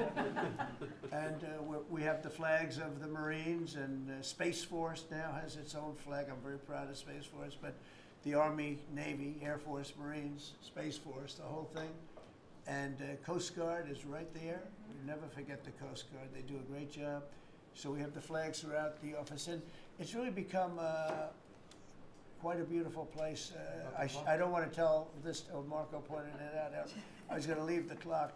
So as president, you have the power. If I go into the State Department or Department of Commerce or Treasury, if I see anything that I like, I'm allowed to take it. Do you believe this? So I'm in Marco's, I see this gorgeous clock, grandfather clock, and there it is. I said, Marco. He didn't know about it. I had to read him the rule and regulation. I said, Marco, I love this clock. Look at it. It's beautiful. He said, what clock? I said, the clock that's in the other room is incredible, and nobody gets to see it there. Marco, I tried to talk him into it first, and it sort of worked, and then I had to use a little more. I said, I'd love to take that clock out and put it in the cabinet room. He said, no, are you serious? I said, Marco, I have the right to do it, Marco. And he said, all right, what the hell? So that's his contribution to the cabinet room. But it's, by the way, it's an incredible clock. And, you know, it's an important room. So you may see it again. Maybe we'll move it back sometime. Anyway, so that's pretty much it. But it really is great. Here we put out, you know, these lamps have been very important, actually. Whether people love them or not, but if you see pictures like Pearl Harbor and Tora Tora Tora, you see movies about the White House and where wars are being discussed, oftentimes they'll show those lamps or something like those lamps, something that looks like them, probably not the reals, because I don't think they were allowed to. This is a very important room. This is a sacred room, and I don't think they made movies from here. You never know what they do. But they were missing medallions. See the medallions on top? They had a chain going into the ceiling. And I said, you can't do that. You have to have a medallion. They said, what's a medallion? I said, I'll show you. And we got some beautiful medallions. And you see them. They were put up there. It makes the lamps look better. So we did these changes. And, you know, when you think of it, the cost was almost nothing. We also painted the room a nice color, beige color. And it's been really something. The only question is, will I gold leaf the corners? You could maybe tell me my cabinet could take a vote. You see the top line moldings, and the only question is, do you gold leaf it? Because you can't paint it. If you paint it, it won't look good because they've never found a paint that looks like gold. You see that in the Oval Office. They've tried for years and years. Somebody could become very wealthy, but they've never found a paint that looks like gold. So painting it is easy, but it won't look right. And the question is whether or not we should gold leaf it. Linda, do you have an opinion? I gold leaf it. You like it the way? No, I gold leaf it. You'd gold leaf it? Yeah. Who would gold leaf it? Could I raise you? How about, would you gold leaf it? I was going to ask about McKinley, one of your favorite presidents. Well, McKinley was a great president who never got credit. In fact, they changed the name of Mount McKinley, and I changed it back because he should have been, the people of Ohio were very, he was the governor of Ohio. The people of Ohio were very happy when I did that, I heard. They were very insulted. They took the name of Mount McKinley off. That was done by Obama a little while ago, and I had to change it back. I changed it back. He actually was a great president. He was a president, he was the tariff, the most, I guess, since me. I think I'm going to outdo him, but he was a tariff president. He believed that other countries should pay for the privilege of coming into our country and taking our jobs and taking our treasure. That's the way he explained it. They took our jobs and they took our treasure, and for that they should pay. And he made them pay, and he built a tremendous fortune. In fact, in 1887, they had the Great Tariff Committee was set up in 1887 because our country had so much money, we didn't know what to do with it. And they set up a committee of, as they called them, elites, a term that we have to change because I think a lot of the people that are elites aren't elite. I think the people that aren't elite are elite, so we're gonna have to maybe switch that around somehow. But they had a committee that was set up to spend the money because it was such a large amount of money at that time. It was nobody had seen anything like it, and it all came in from tariffs, and people didn't pay tax. There was no income tax system. I told you that came back in 1913.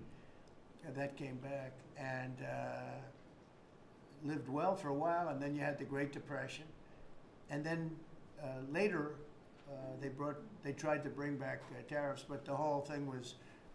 This was after the Depression. It was one of the great misconceptions is people like to say, oh, but it was during the, but no, the country had a Great Depression, and then after the Depression, long after it started, they brought back tariffs to see if they could save it, but it took them really 25 years. When you say about 25 years to get out of the Great Depression, a lot of people don't understand that. But I thought it would be interesting for you to get a little view of this room. This is a very important room, very powerful room, great room.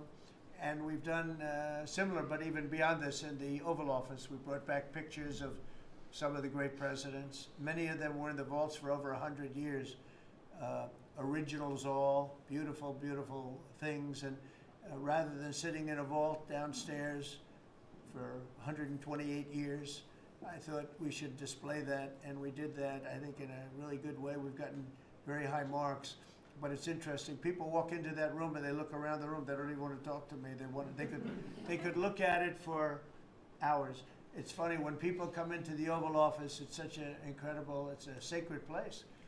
When people come into the Oval from the biggest people in the world, presidents, prime ministers, kings, queens, in one case at least, queens, and the biggest business people in the world, they walk into that office and they always say, there's no place like this in the whole world in terms of the power. And I mean, it's beautiful and all, but there are other beautiful offices. You have businessmen that have offices that are, full floors of office buildings, floor to ceiling glass, and they walk in there and they say, there's no place like this anywhere in the world. There's no place, and it's what it represents, maybe more than the physicality of the room itself. So it's an honor to have you all, media. It's an honor to have you. I just want to say we have a fantastic cabinet. Every one of them is a star in my book, and if they're not, I'll let you know about it. I'll throw them to the wolves. I'll throw them to the wolves in 2 seconds, because our country comes first, right? But I just want to thank you all for being here. It's been a lot of fun. Thank you very much, everybody. Thank you. Thank you, press, everybody. Thank you, press. Thank you, press. Thank you, press. Thank you, press. I'll tell you some other time. Thank you. Thank you, press. Yeah, I will. Thank you, press. Are we talking about next week or Yes.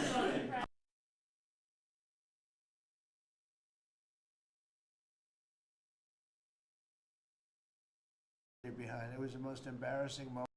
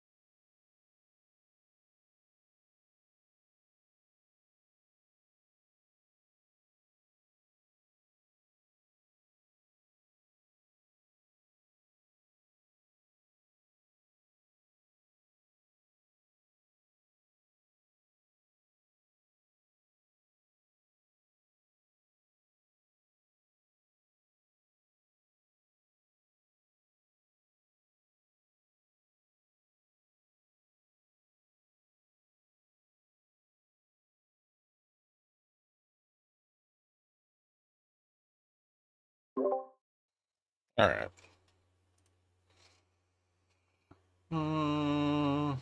Hey, what'd you guys do to my puts? Yeah, okay, that's fine. Oh, this looks boring. This kind of looks like, huh.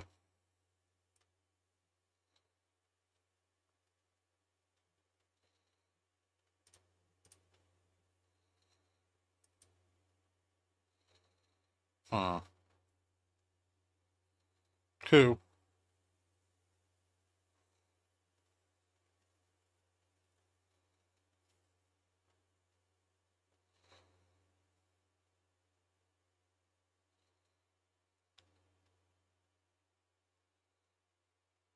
No, I don't.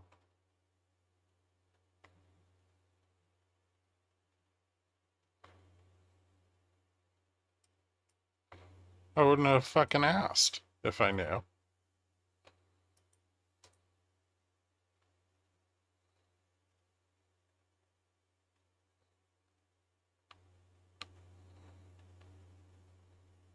I went to go poop.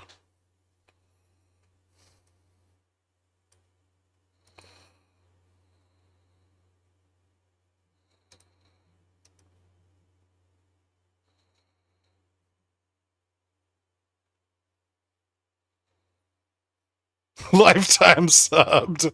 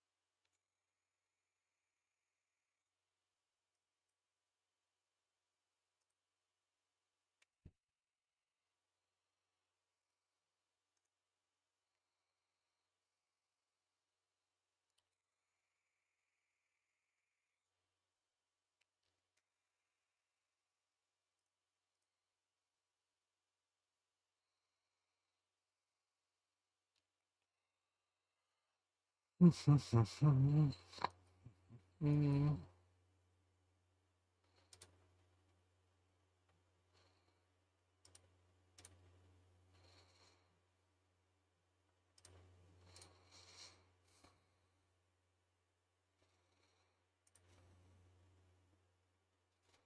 sold so many 50-55 bear calls when we went up. And by so many, I mean 3. I bought some puts at 62.40. That's all I've got.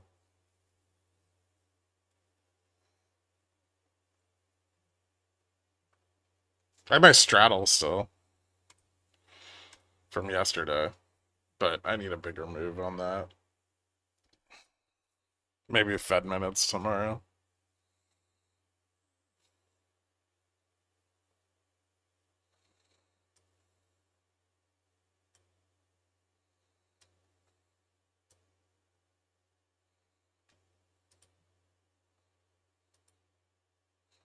Are you sick? You say you never poo except before the stream. Did you skip your fiber? I did, actually. I also had like a massive pile of shrimp and butter for dinner and steak. Just lots and lots of French butter, which is I mean, since you really want to know, it's been something.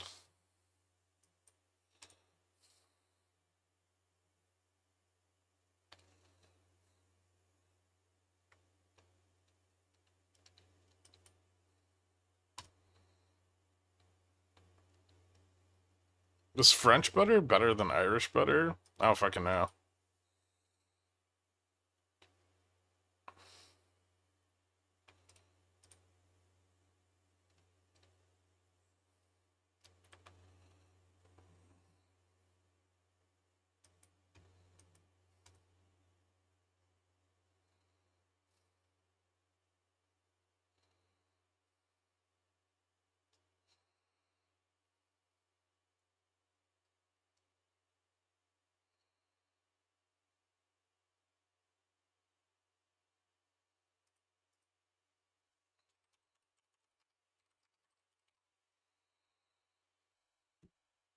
It was fruity de mare.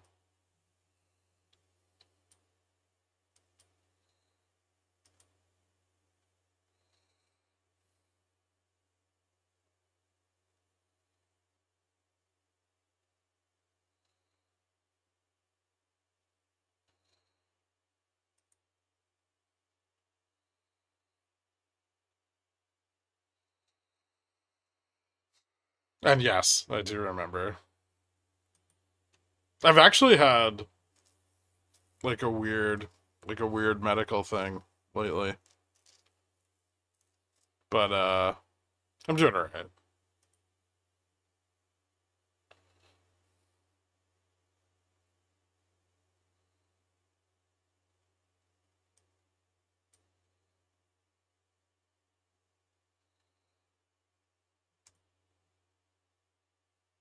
No, not an STD. So like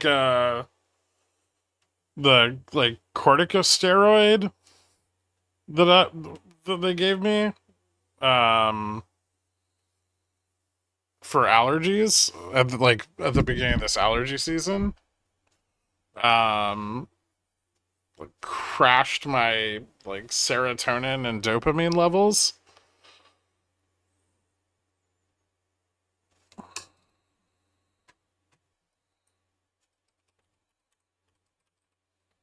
So I got like serotonin syndrome from it or something.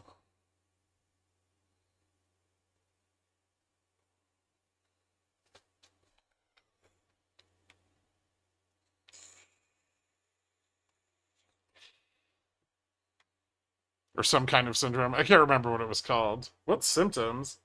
I feel fine. But my like serotonin and dopamine levels are like were like zero.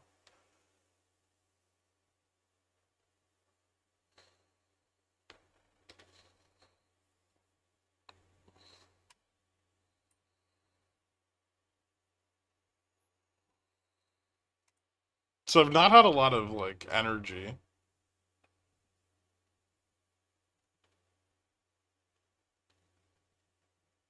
I don't need a fucking hug. Anyway, so I stopped taking the allergy medication, and they're gonna I guess test them again in a couple weeks.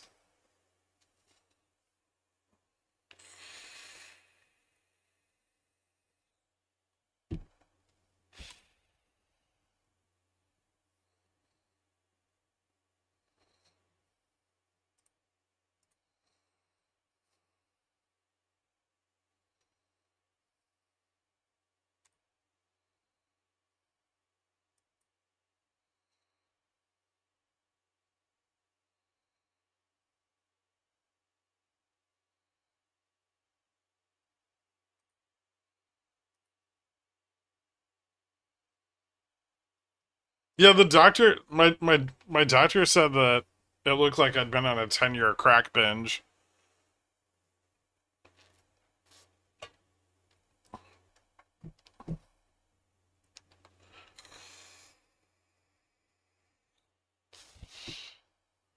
So you notice the 0 DTEs?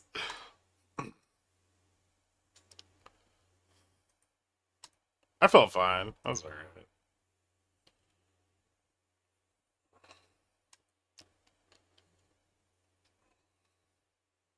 Did you tell him about GS? Yeah, I did, actually. He said he was going to check it out.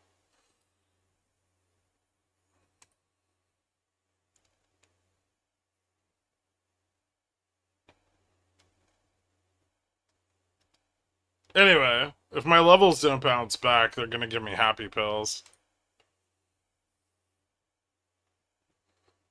Which is cool.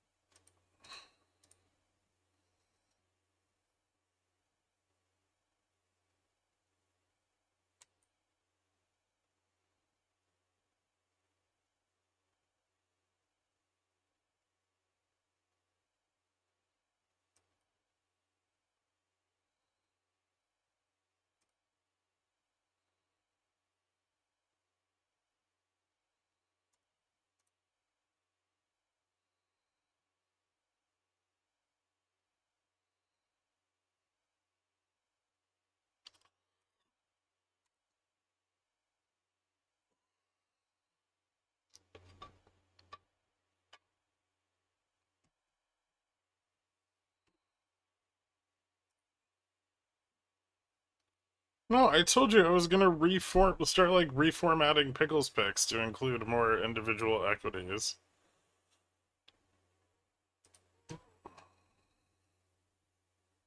I didn't do the allergy shots this year because they did fuck all last year. It seemed like a fucking waste of money.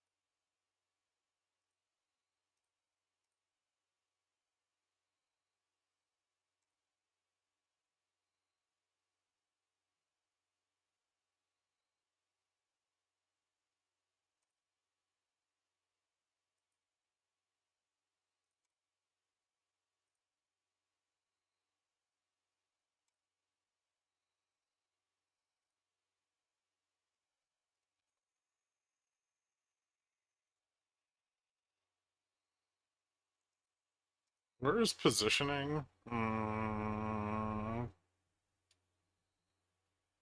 don't know. There's like a little bit of put buying here.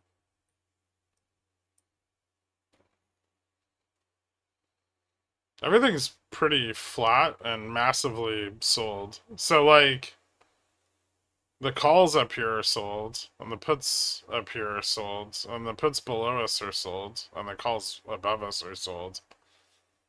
It does look like some of the sold puts are pulling back, so maybe we pull back again a little? I don't fucking know.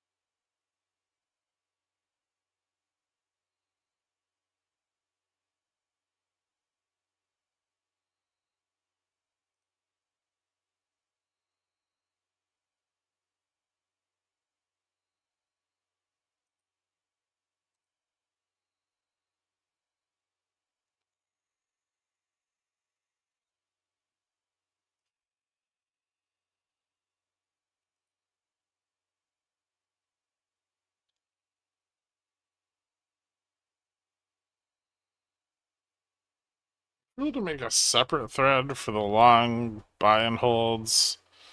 Easier to find them. I mean, someone can do that if they want.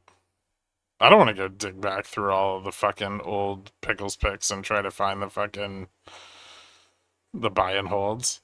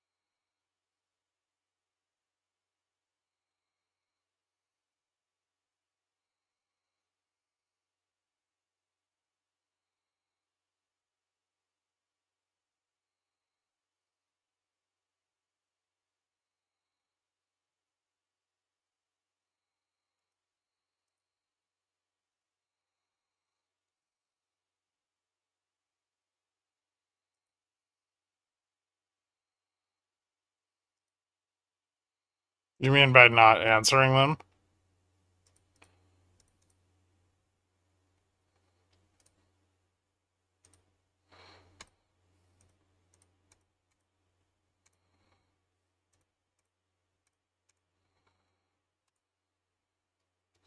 Yeah.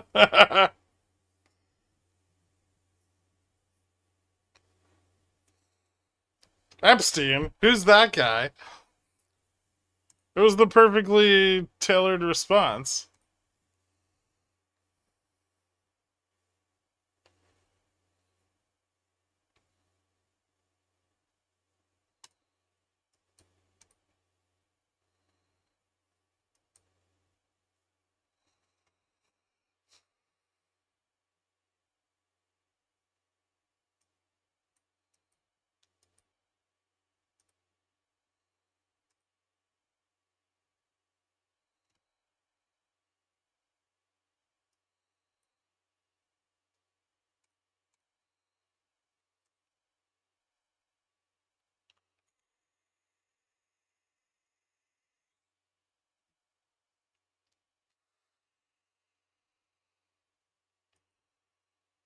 Yeah, but who's buying tea up here compared to its massive discount a while back? Yeah, I know. A lot of them are just old. Like they were chosen for the environment that we're in now. Like HBM, tea, fucking Palantir, like all of that shit was ages ago.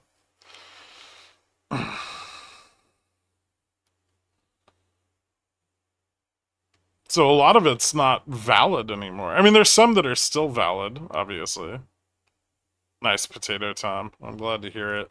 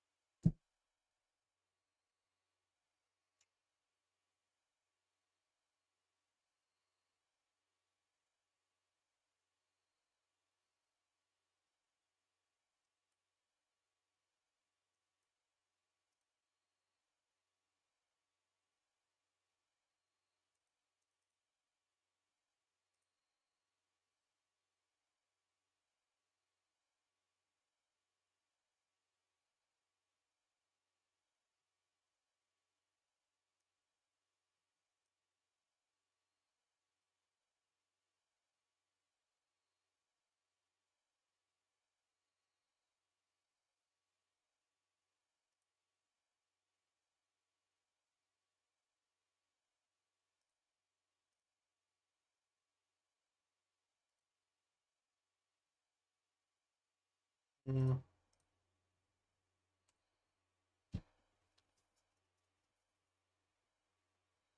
All right, there's bot calls at 35, bot puts at 30.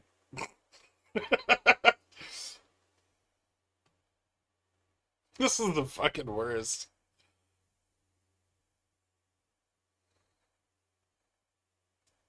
That's because everything's fucking sold.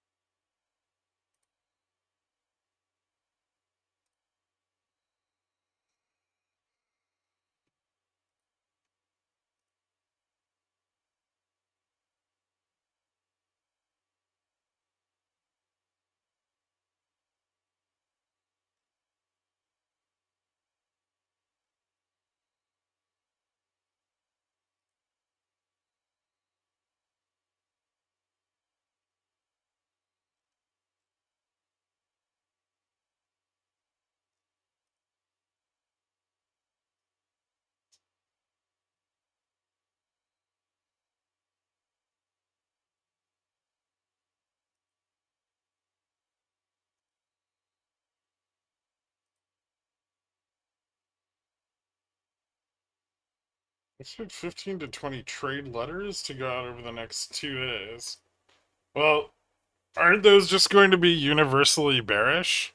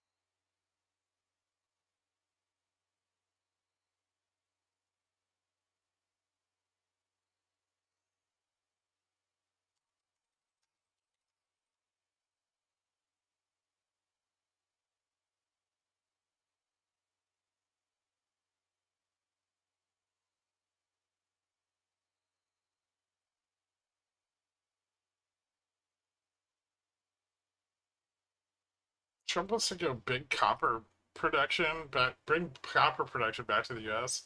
How do we go long butt Montana? Pit mining's back, baby.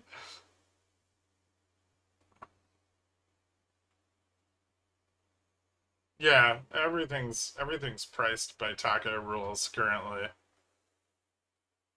15 to 20 letters to embarrass ourselves individually to each country.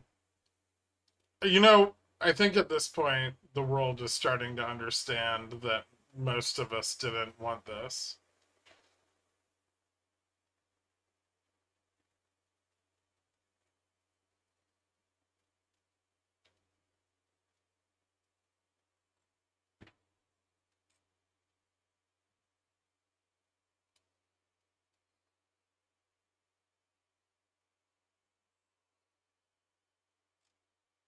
Not that it matters, but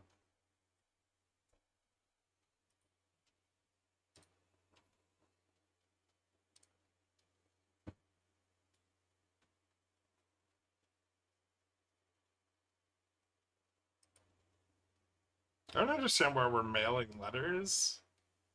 Can someone just get on the phone and say, hey, it's 20%? No, no, no, no, no. You have to support the lumber industry.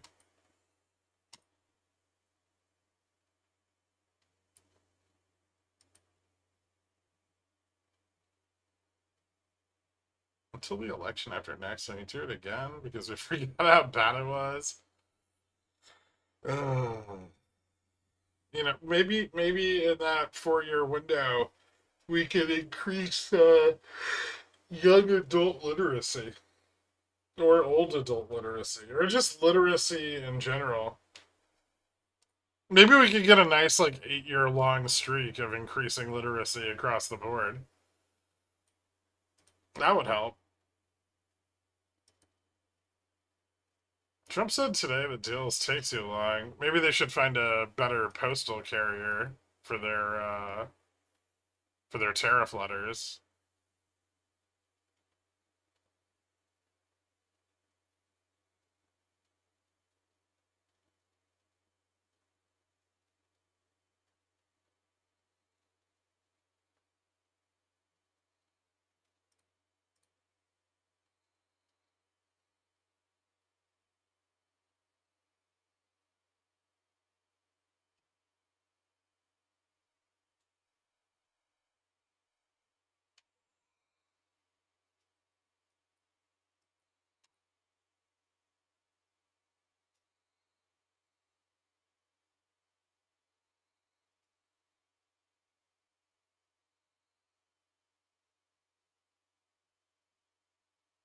EU are indicating they will open markets. Trump has EU offer on his desk. How exciting.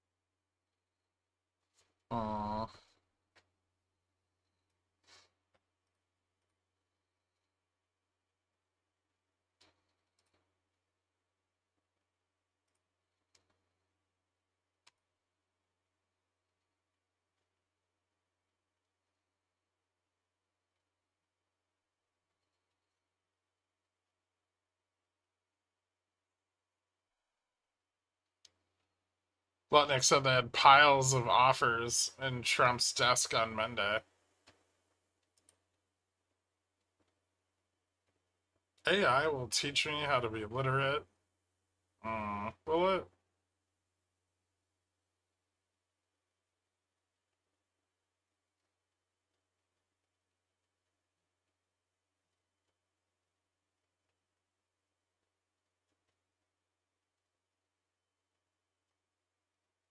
How do you think earnings are going to be? I think very interesting across manufacturing and industrials.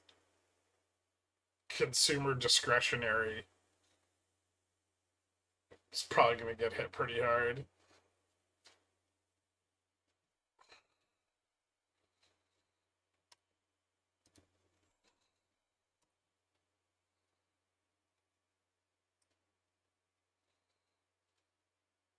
What's up, Nuke?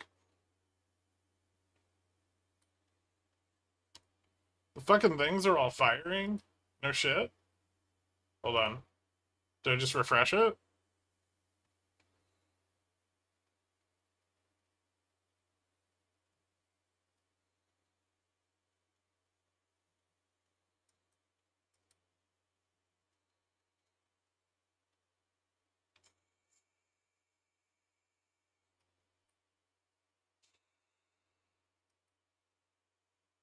Oh, that's fucking hot.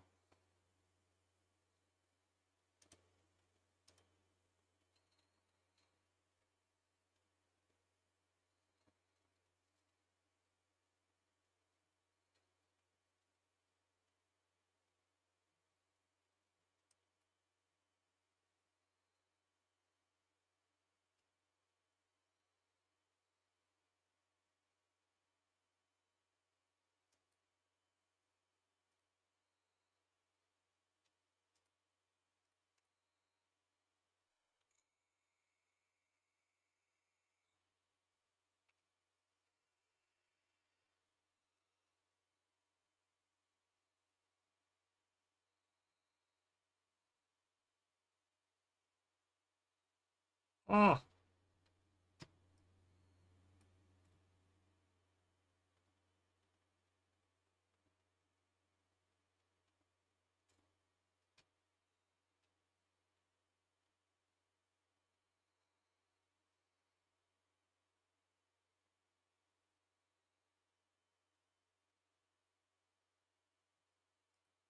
I ever run to the grocery store? Can you make sure we don't move more than $5 in the next 30 minutes? I don't think that'll be a problem.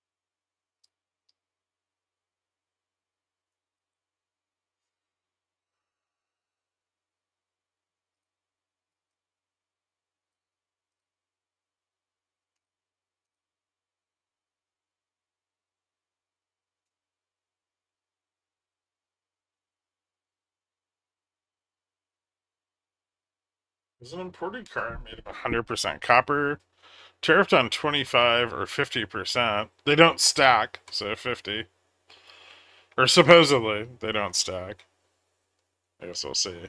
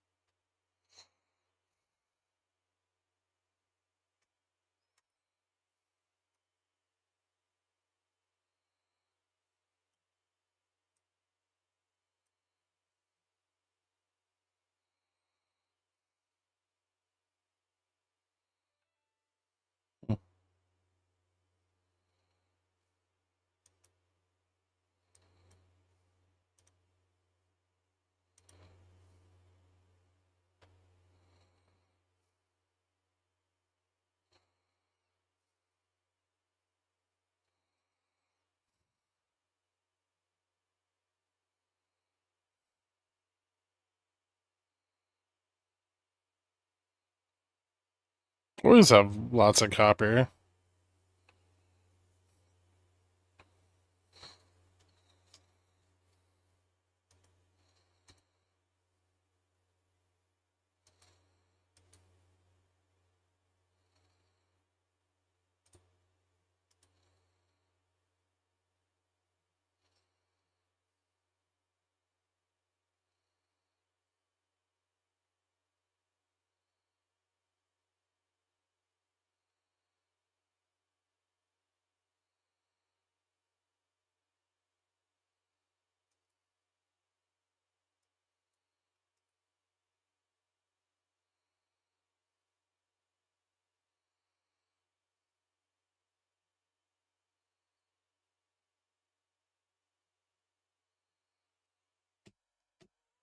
Hmm.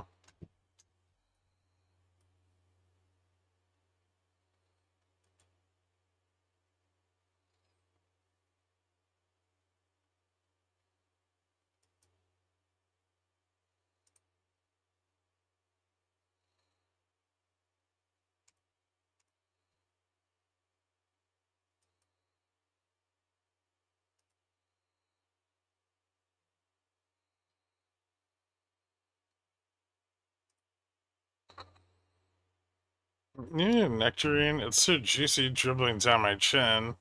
Like a little nectarine harlot.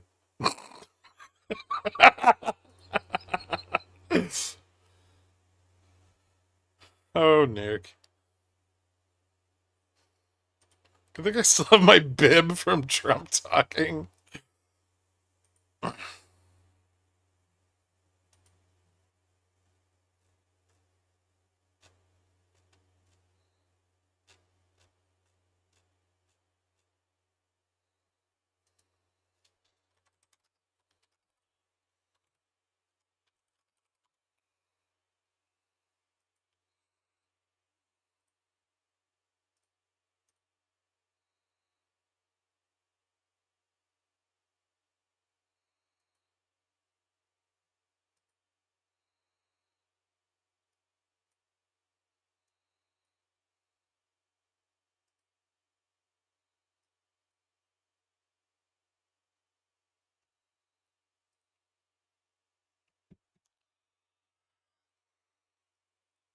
There's nothing wrong with nectarine. I just don't know why. I don't know why you'd want to eat one in such a sensual manner.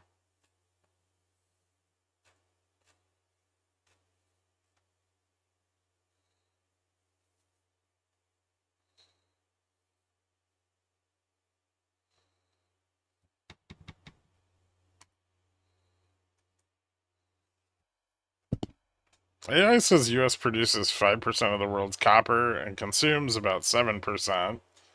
Well, we're going to have to up that number 2%.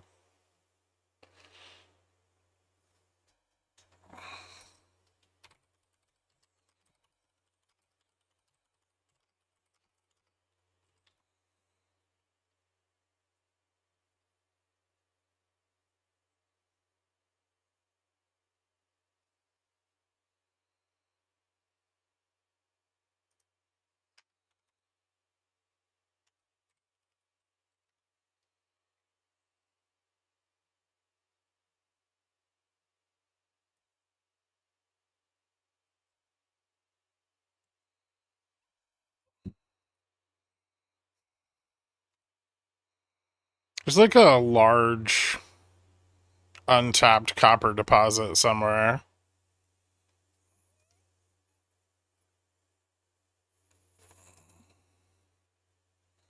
In my experience, the best peach is better than the best nectarine, but nectarines are more consistent and therefore generally preferred. Nectarine support group.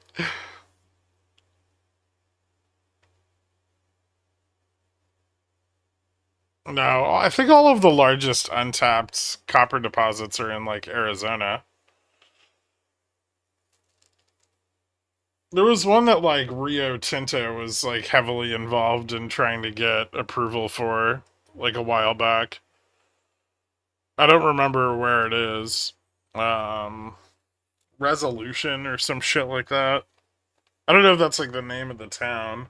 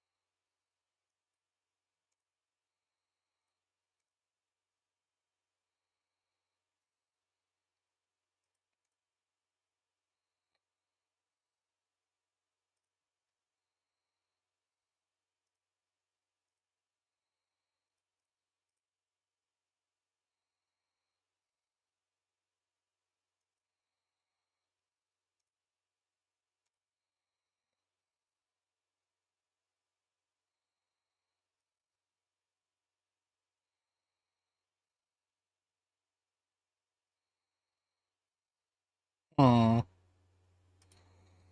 Don't worry, guys. They sold a bunch of puts at 25. Well, they've been selling puts it every strike to the downside all day.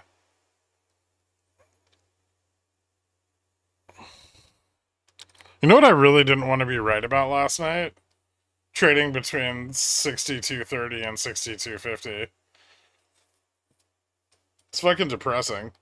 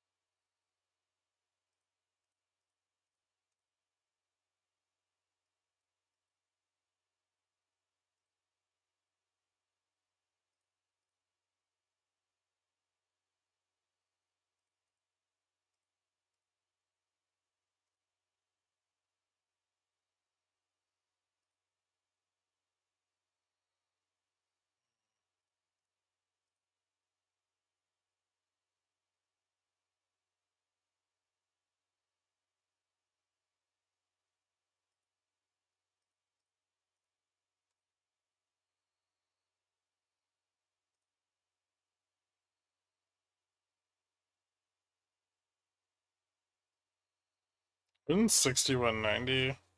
I don't know. I don't think we could. I don't think we're probably going to drop that far unless Trump starts writing letters tonight.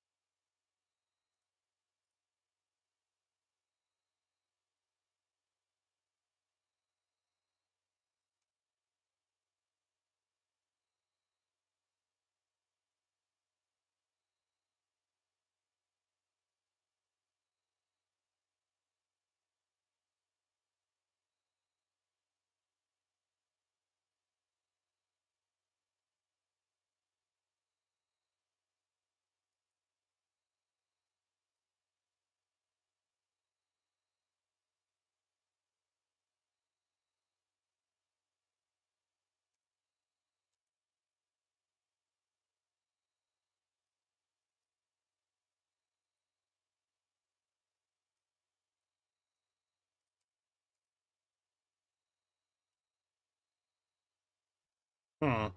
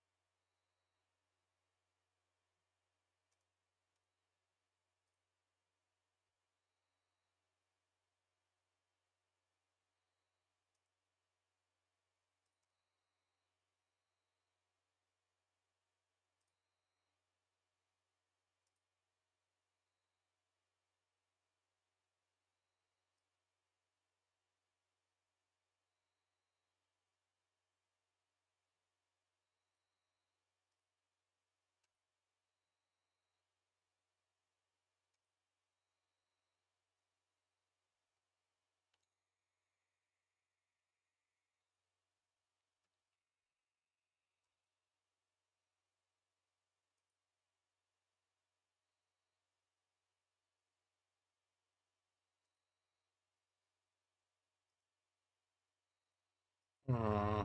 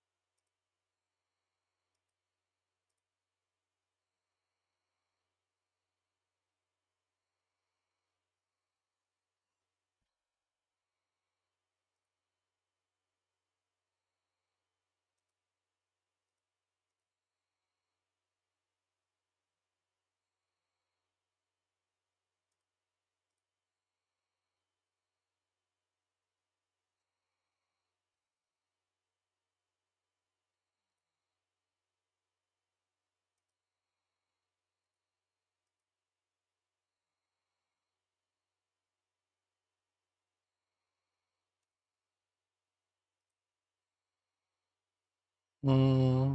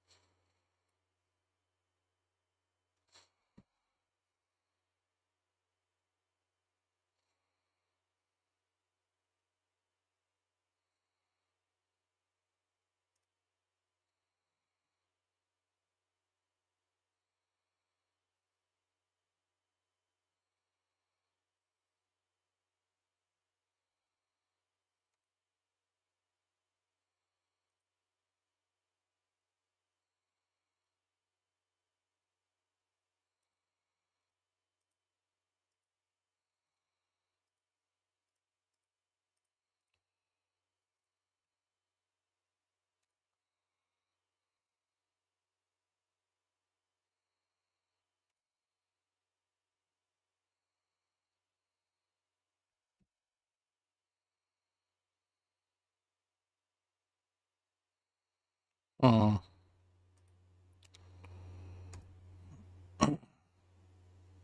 I don't know if we're gonna move for the rest of the fucking day. How can people be expected to have faith in Trump if he won't release the Epstein files? Valid.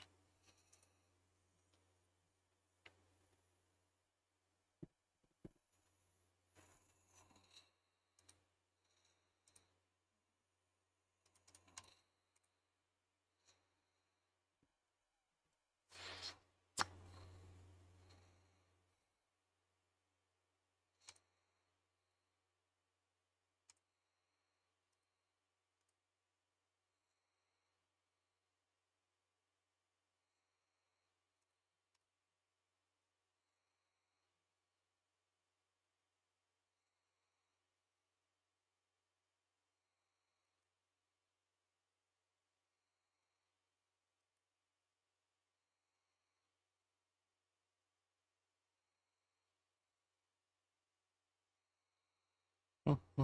Hmm.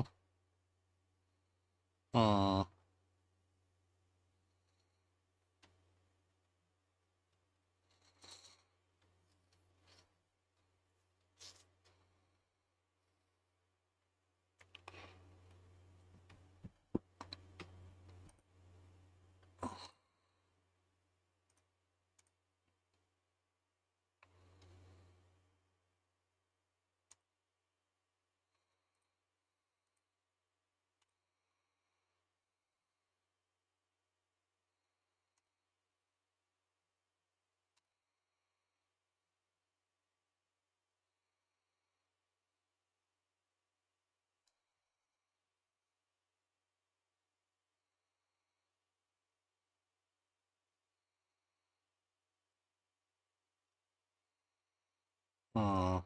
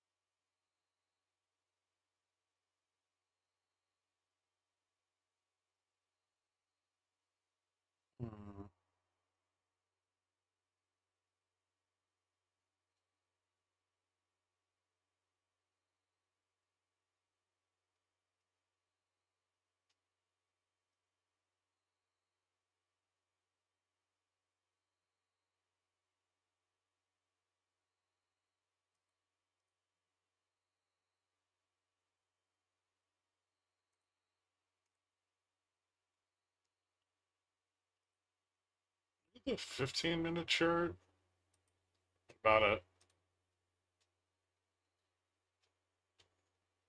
super fucking slow failure of resistance.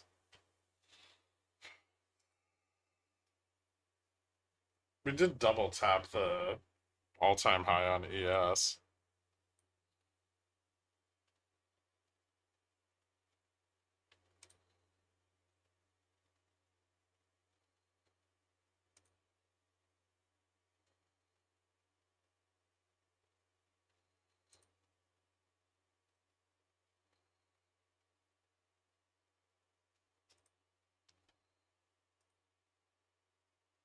Is the saddle, or is that only when stuck between two light gamma areas above below spot?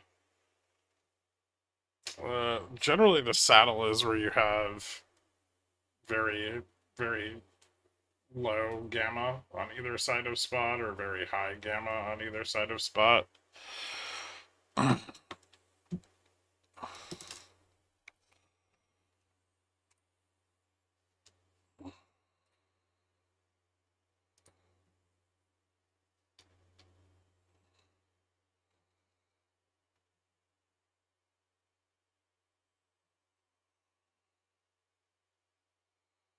Right now we have, well, I guess low and high. So we're like right, like in the middle of that. I guess it's more like that.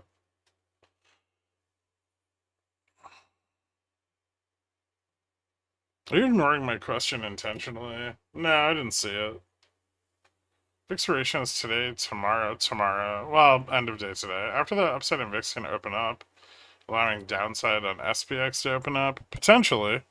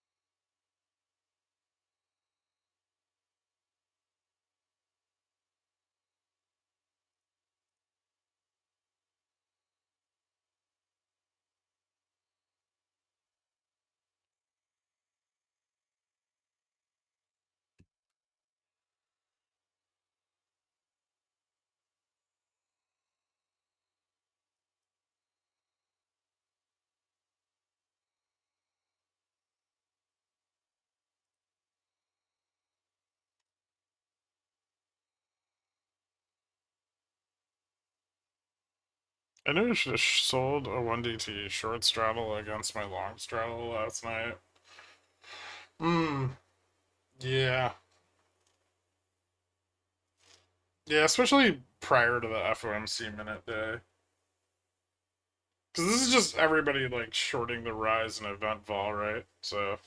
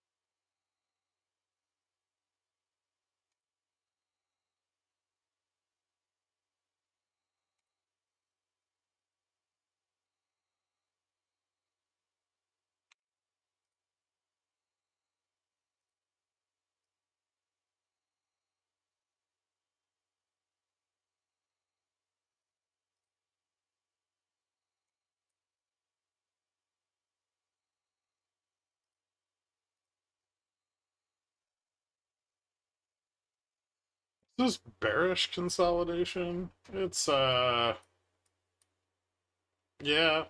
I mean, technically. Low volume rising consolidations. Bearish consolidation on a few time frames.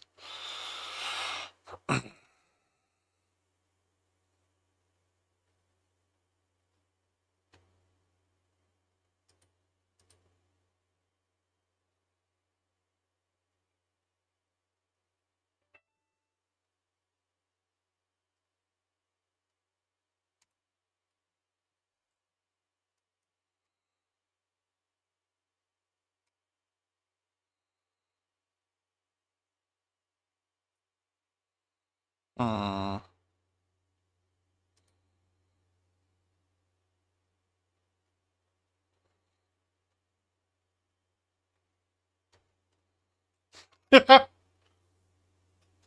it's real enough.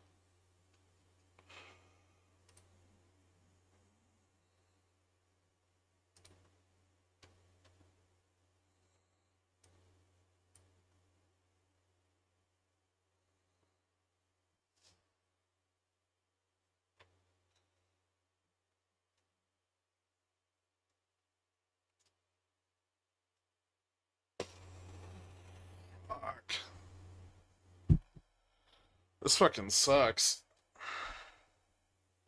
God, it's only 3. Like, it's not even like 3 o'clock yet.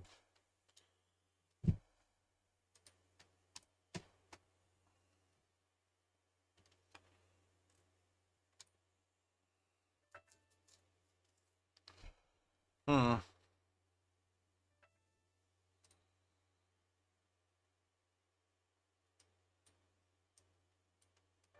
Just selling some theta.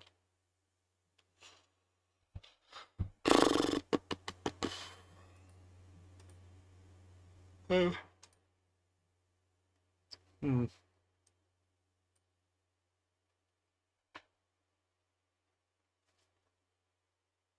Tesla looks a little bearish right now.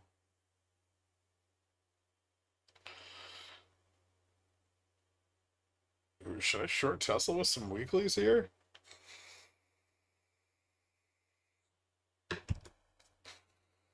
Fuck it. It's already done.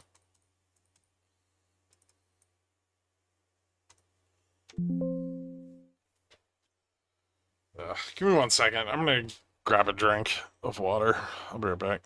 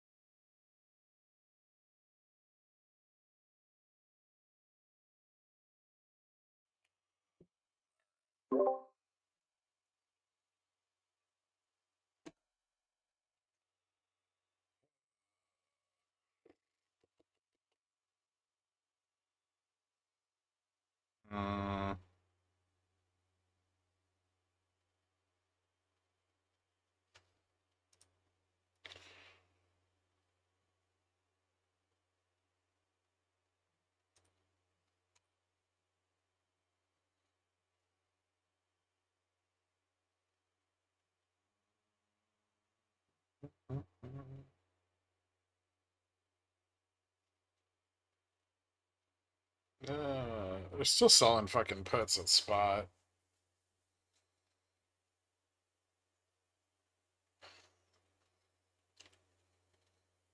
Some.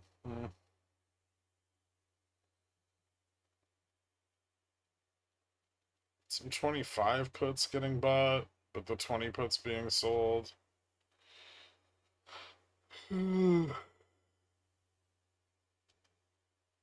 Lot of sold calls out of the money. 52.50, 52.40. They're even selling the 30 a little bit. Not a lot, but a little.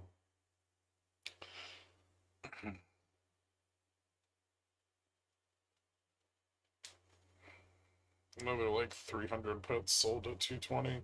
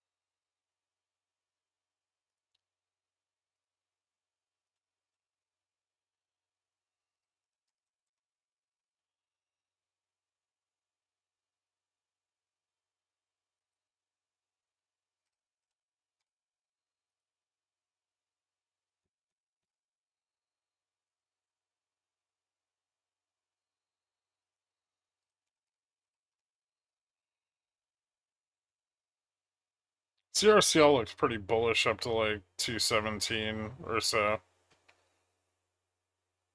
Gabagool? Nice.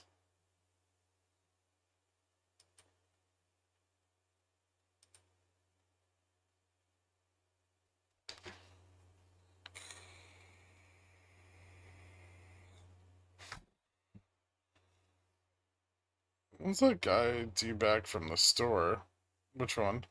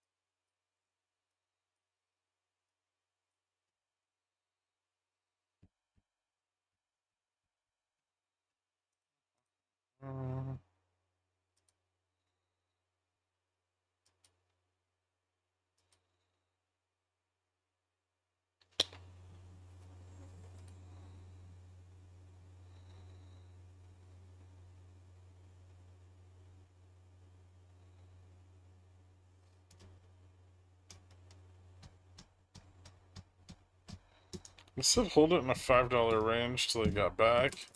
I have returned. Oh, fucking Christ.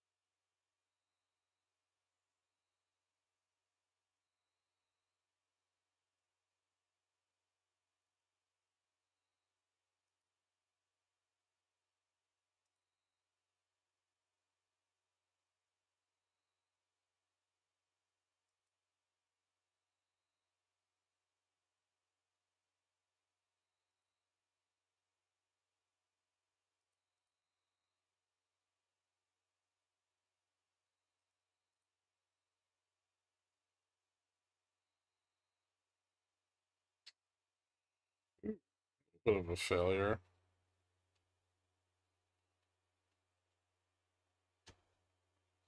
At least Tesla's dumping. Yeah, that was nice. I'm glad I went and looked at it.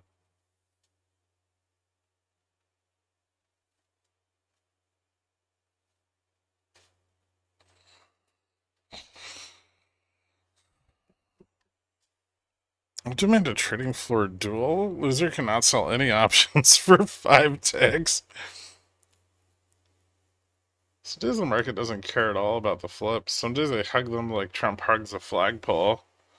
If Gamma Strike could tell me which days will be which, I might finally subscribe. They're important on every day. It's just, I mean, you just have days where they're not as much, they don't act as much as of a resistance because all of the gamma is not piled up directly around spot.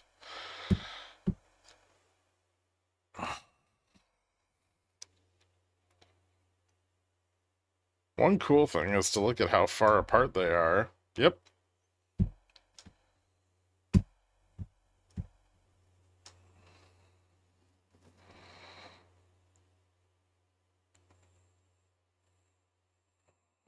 Is this wild price action likely to continue into power hour?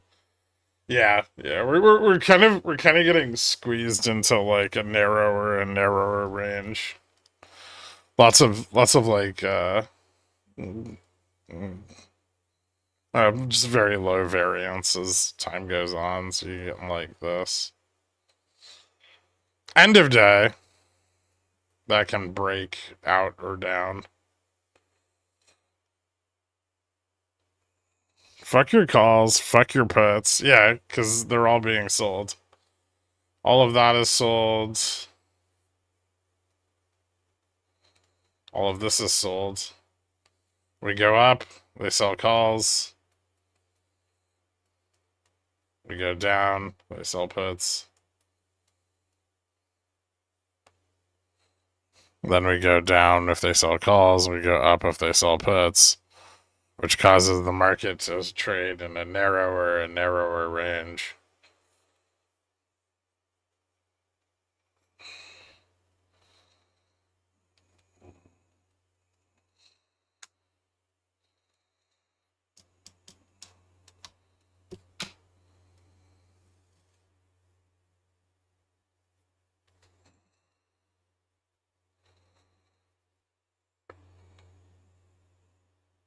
That's illegal, Ling Ling.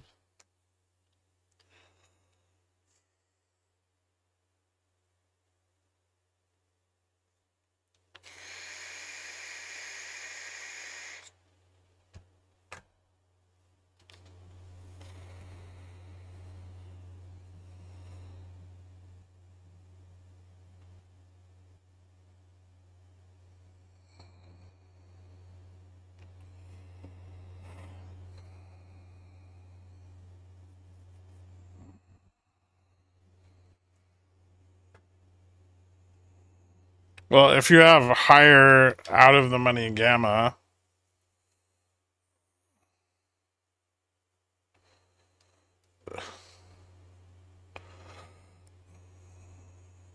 then gamma flip would move up. Higher out of the money delta flip would move up, well, to the upside, or vice versa, you know, out of the money gamma down here. So you get like a wider spread the more out of the money positioning there is. But if everything's at the money, like if everything's being positioned around spot,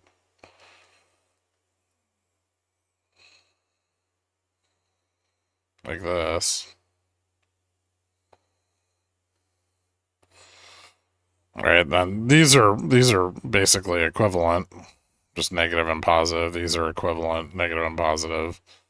You know, the spread narrows.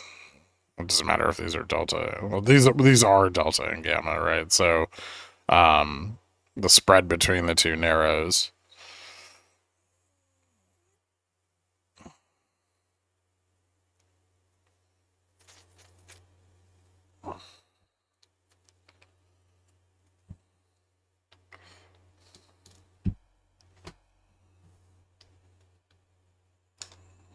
So basically the wider they are, more realized fall.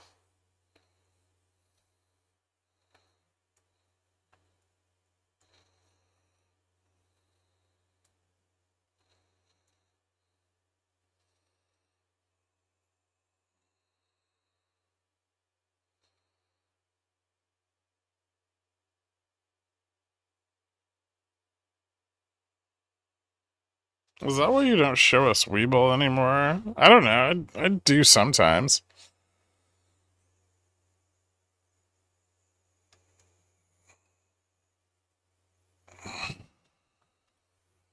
There, I'll do a poll.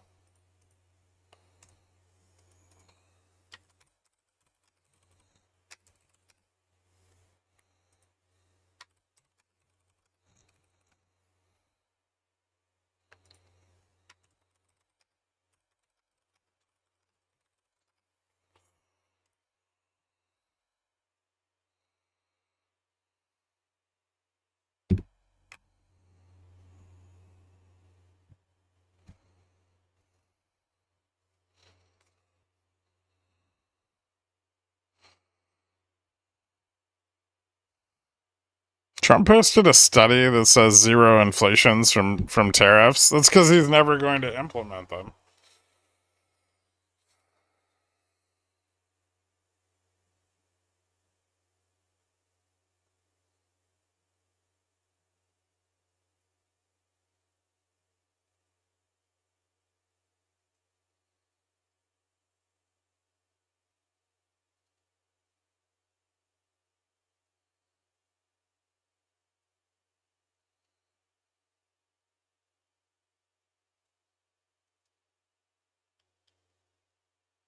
Based on this poll, I think our app is better than WeBull. Maybe we should sell to them.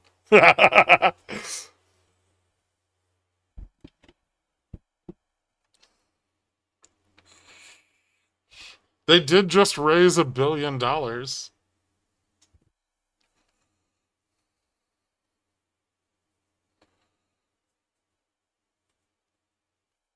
Anyone who votes GS all day isn't paying for it yet and should be shamed. That's what I think.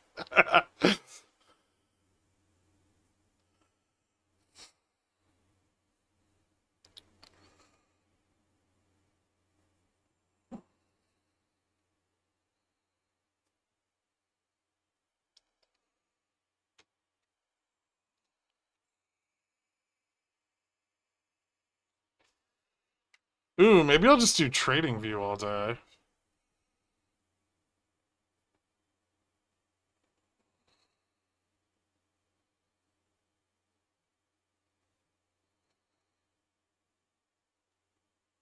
But AJ, if you run out of money, you'll leave.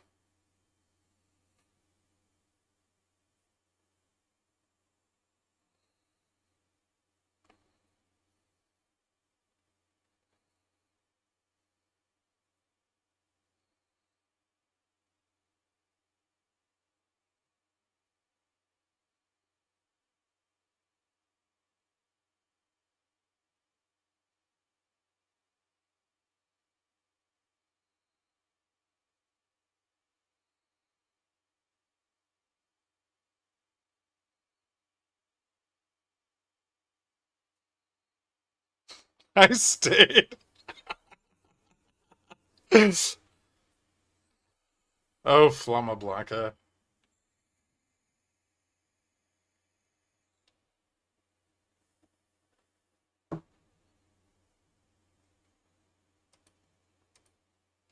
Wait, Potato, weren't you part of the beta? You should be...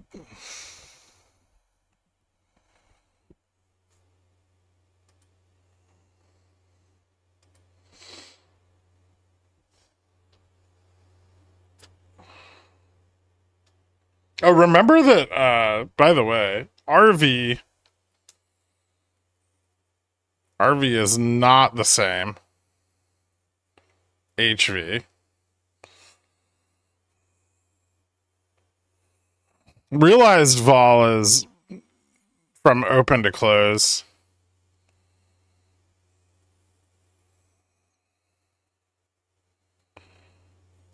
Historic vol is close over close.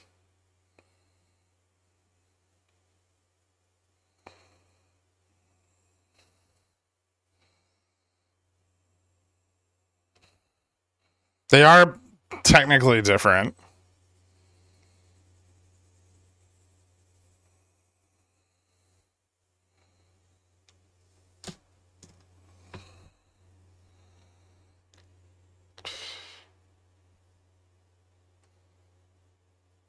Good news, in this market, we don't get either. Tesla's still dumping. You guys could have gotten in on this shit $4 ago. I told everyone.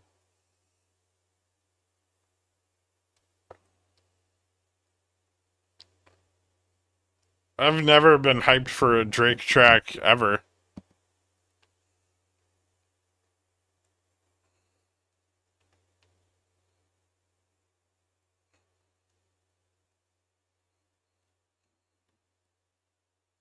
I was working. So I'm still working? I even posted it in the stream stocks thread. Look at you. That's what I'm talking about. Ooh, keeps going. Spice.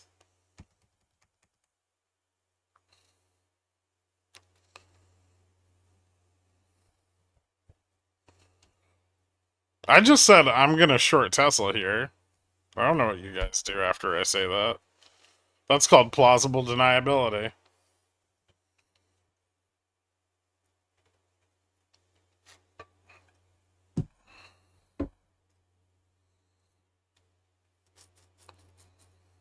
Oh, nice. A Tesla has 89 pounds of copper. It's only going to cost 50% more if Elon decides to get it from a different country.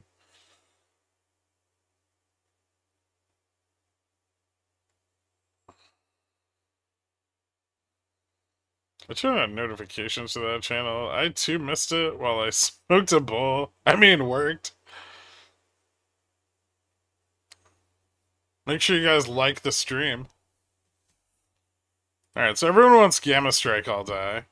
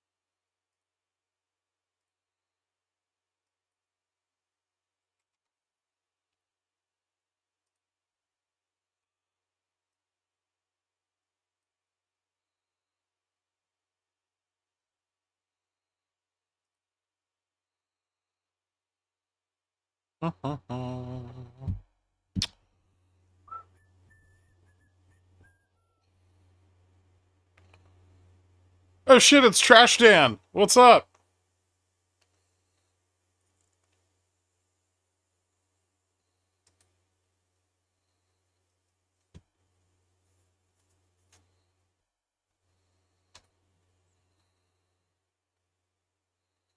What's the hourly rate for a Gamma Strike tutor? I'm falling behind in my studies. Hmm.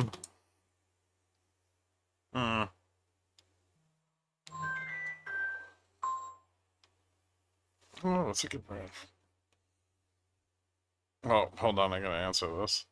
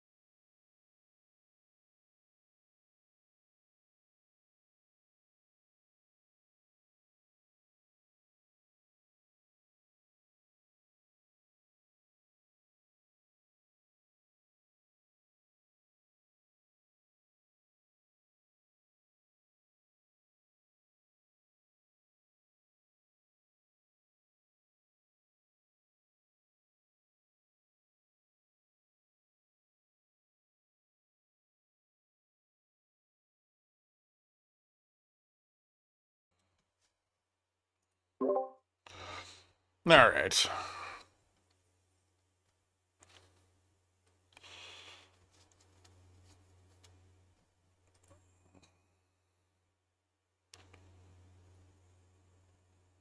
Do.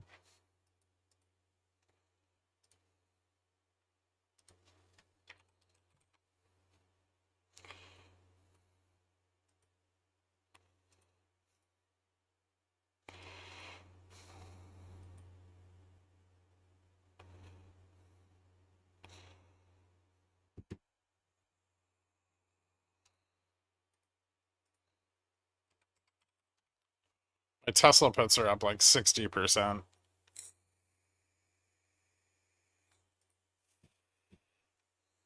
Well, almost.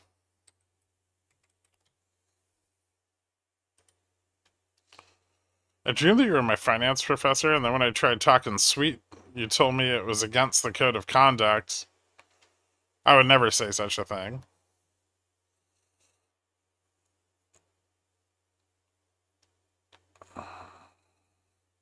What did you see on Tesla that made you go short? It looked bearish.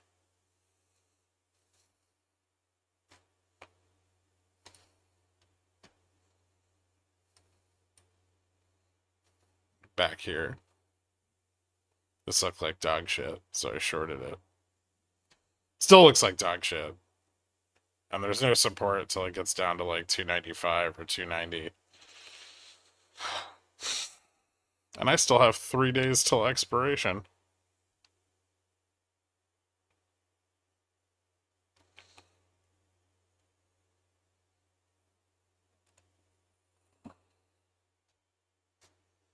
That's what we have these other charts for, so people can look at them and be like, that doesn't look great. And then play options.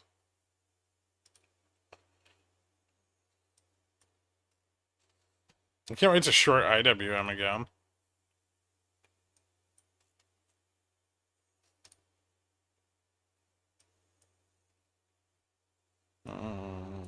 QQQ is starting to look a little bearish too.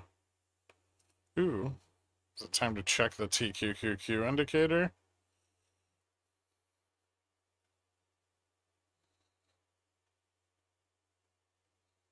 Curious. Not yet. What happens if it breaks 290? Down more? Support at like 80, 85. A little bit.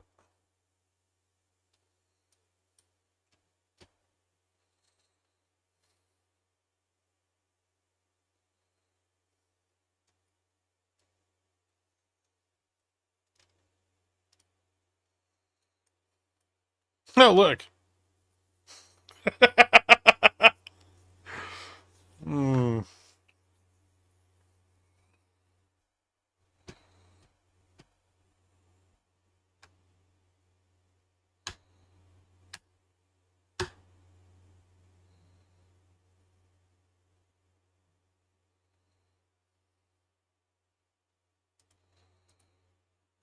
No, that can't be true, Nitu. Trump said that he destroyed all of their uranium.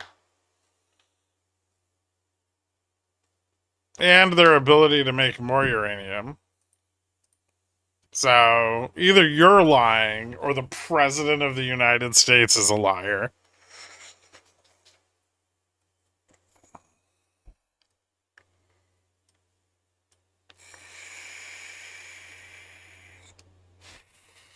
Obliterated.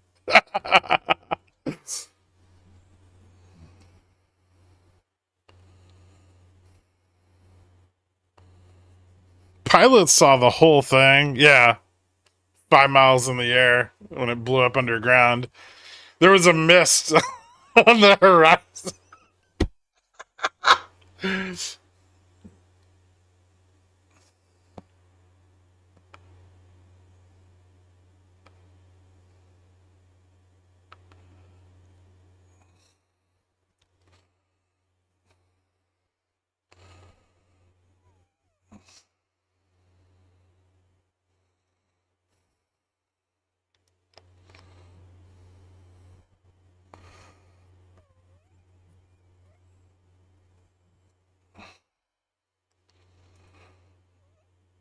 He would never lie to the American people. Yeah, just like that war in Ukraine that he ended his like second day of presidency.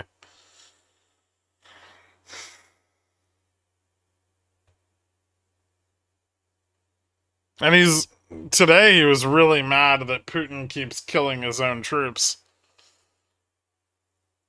How could he?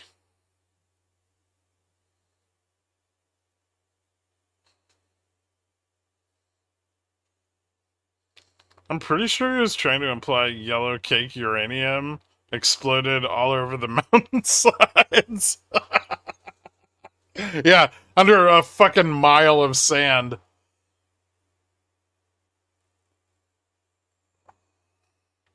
Egg prices that are down 100%. Yeah, eggs don't cost anything now. Did you guys know that? Eggs free everywhere you go.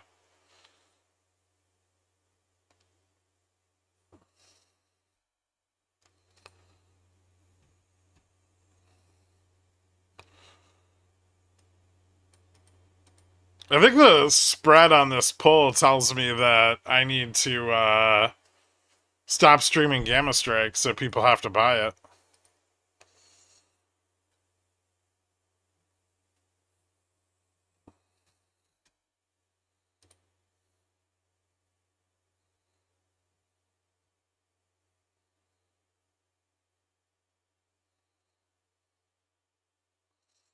That is my interpretation as well. Yep.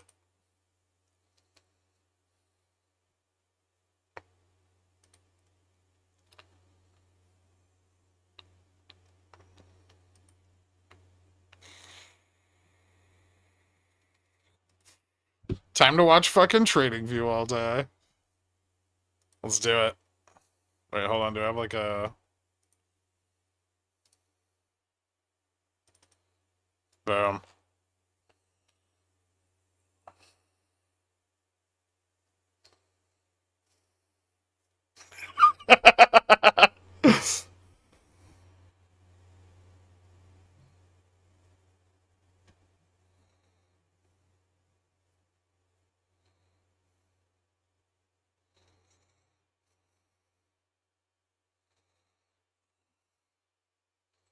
Draw boxes? Oh, for our trading range?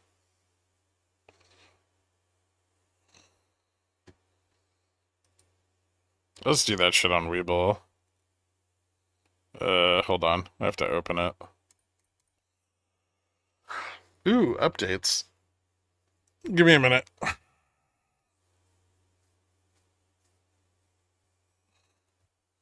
You were so right about boomers loving the Golden Cross. I know.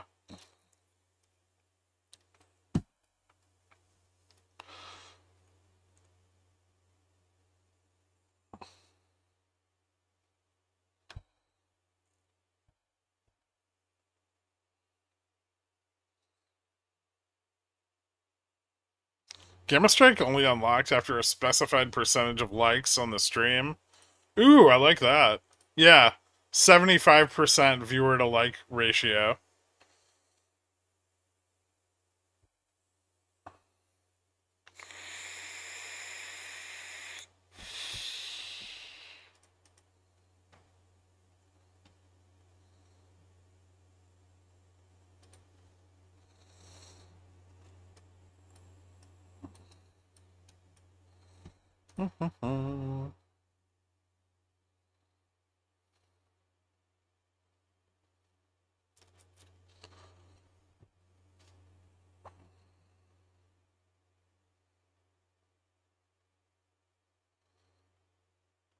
You're just gonna have to like on multiple devices.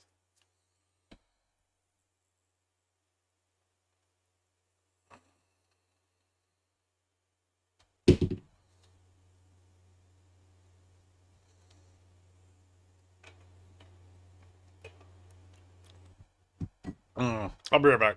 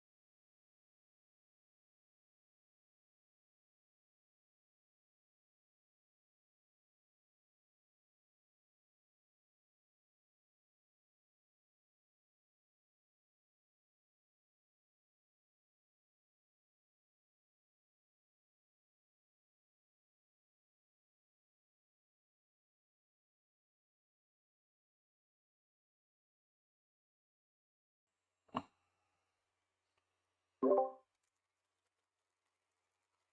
was fiddling with my computer where you couldn't see it.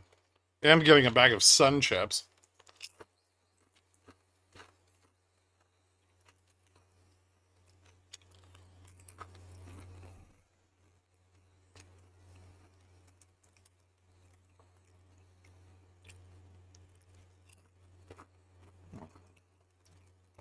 Tesla now at 295.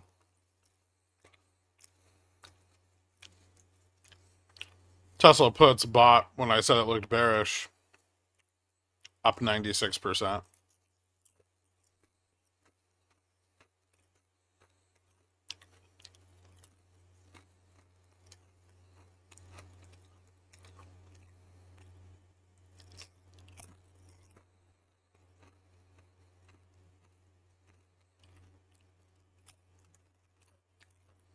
Yep, they are harvest cheddar. How did you know?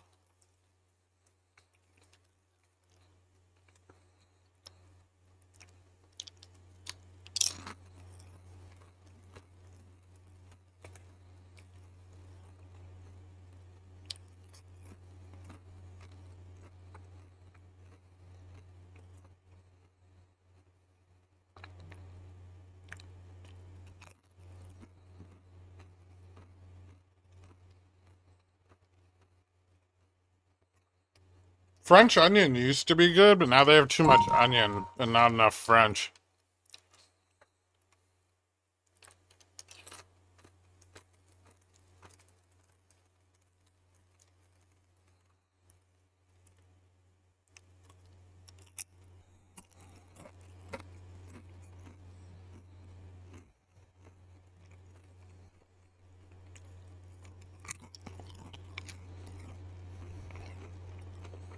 There's not much to crunch.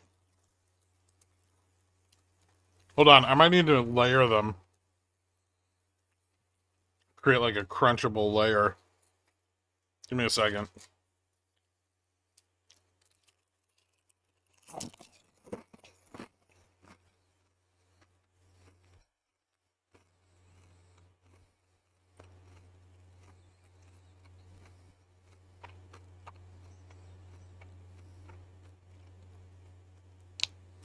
I don't think I've ever eaten bugles.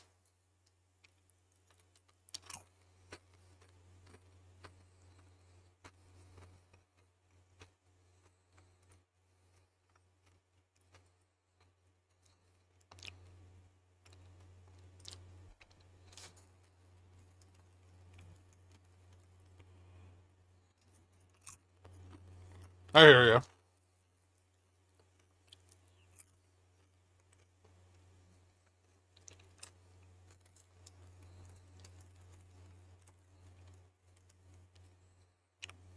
Or what's still around? Bugles?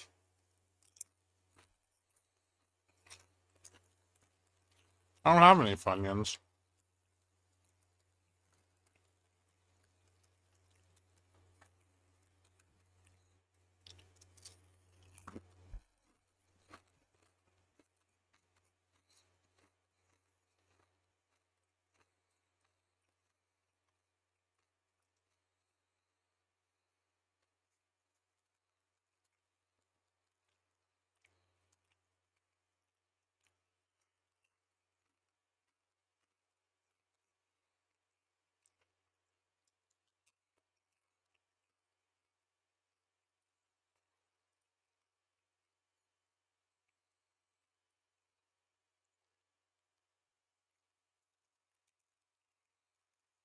Tesla bounced off its prior close.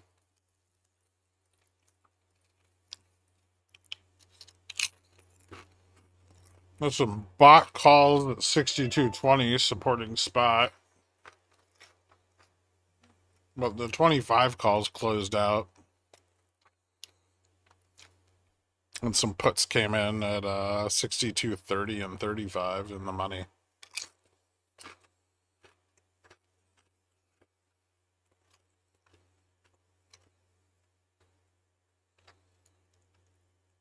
There's quite a lot of puts sold at like 20, 15,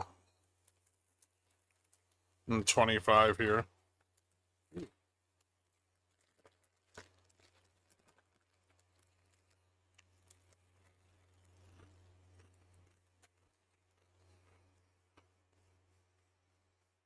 I did short Tesla. I was very loud about it. I was like, I'm going to short Tesla here.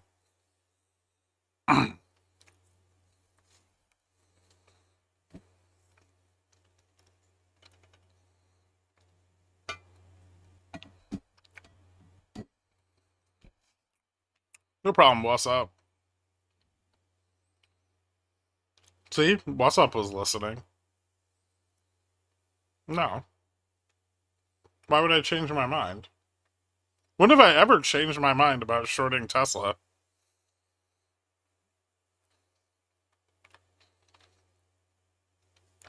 Sick Tesla call, thanks. I made 100-ish% on a few options. No, I'm not scared of Tesla. That's Carl. I'm cautious of Tesla. And Carl's only scared of it because he's lost, Barl's first, second, and third college funds and probably an entire house on Tesla. But if I told him to short Tesla right now, he probably would.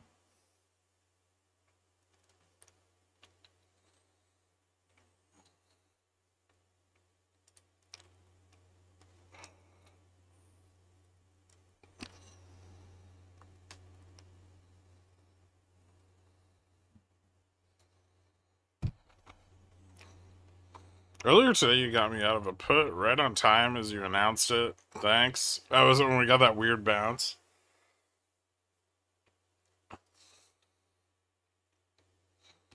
We've traded basically flat ever since then.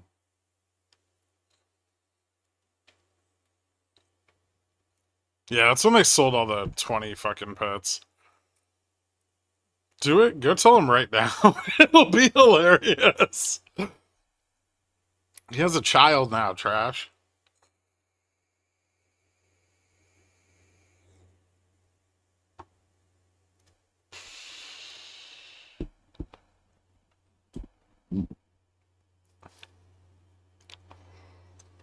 Wait. How long have I been gone? What year is it? 2025.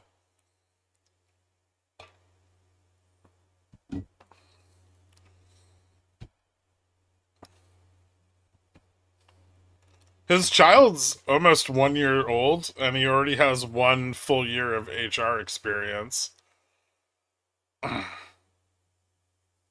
When we're boomers, we're not going to even be able to compete.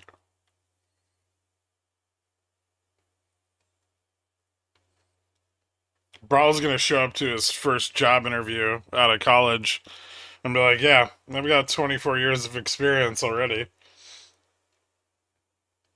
And we at Gamma Strike will verify that.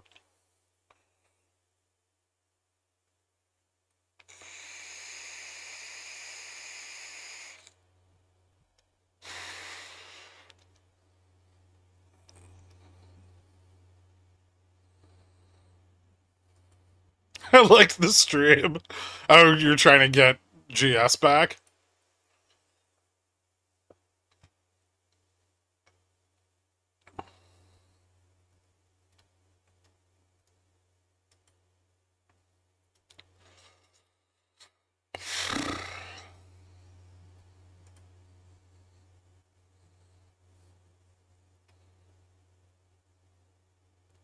I'm back in college and I'm interacting with the younger generation on a daily basis.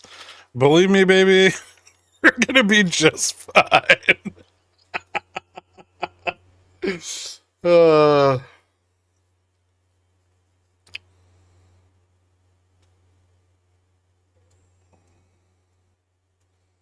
liked your thought on shorting IWM. What would be some of the things you looked for? Tariffs actually being enforced?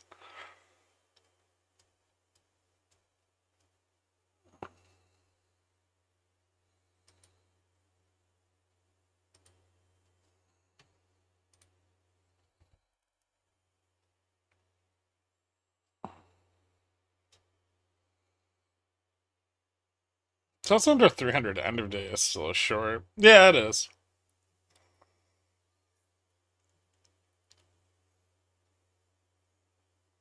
You want to bet that Trump enacted 50% copper tariffs just to fuck Elon? Especially after not releasing the Epstein film. Now he's got to double down on telling everyone Elon's lying.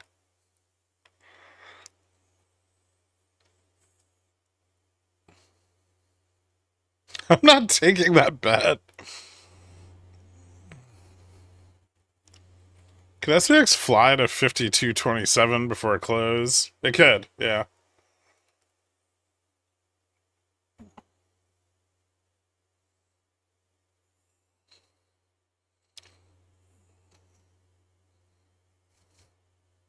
Yeah, Tesla's getting a little bit of a bounce off the prior open.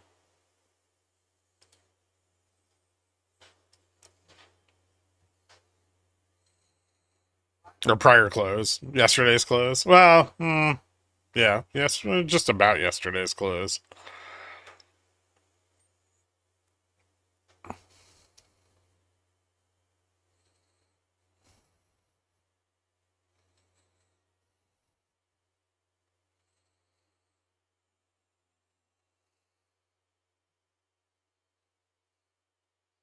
Yeah, I was thinking about that. They were all like, remember when everyone was like all worried about Doge security?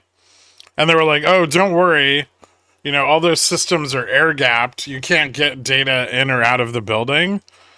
But then I feel like they conveniently forgot that Elon just has his own internet service provider that's satellite based.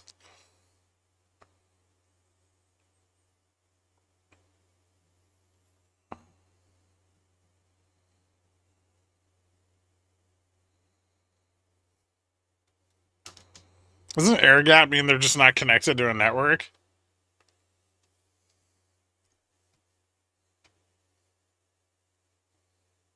Okay.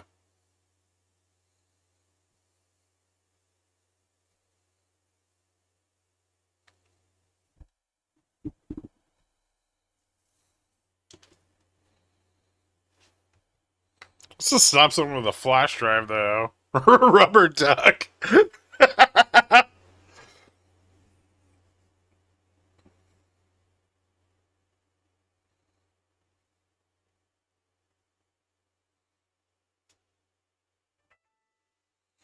Air gapping is something I do when I jump off a pier with my pants pulled down around my ankles.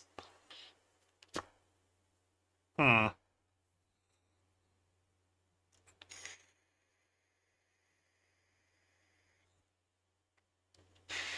I literally ran Doge with Starlink installed on the roof of the White House.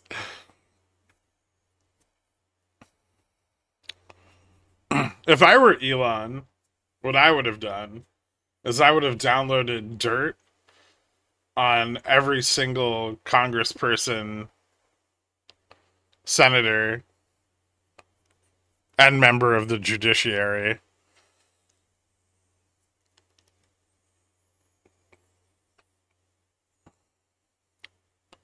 Like Truman.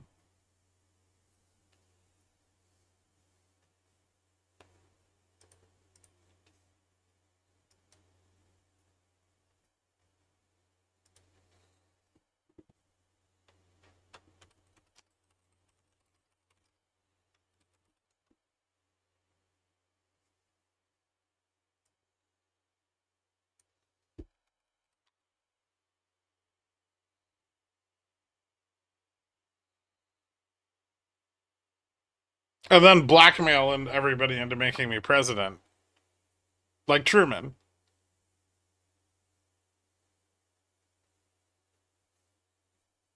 Or not Truman, the other guy.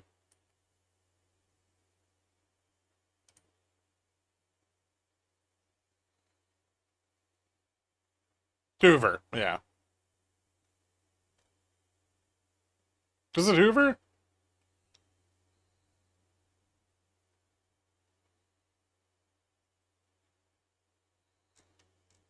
No, was Truman bald?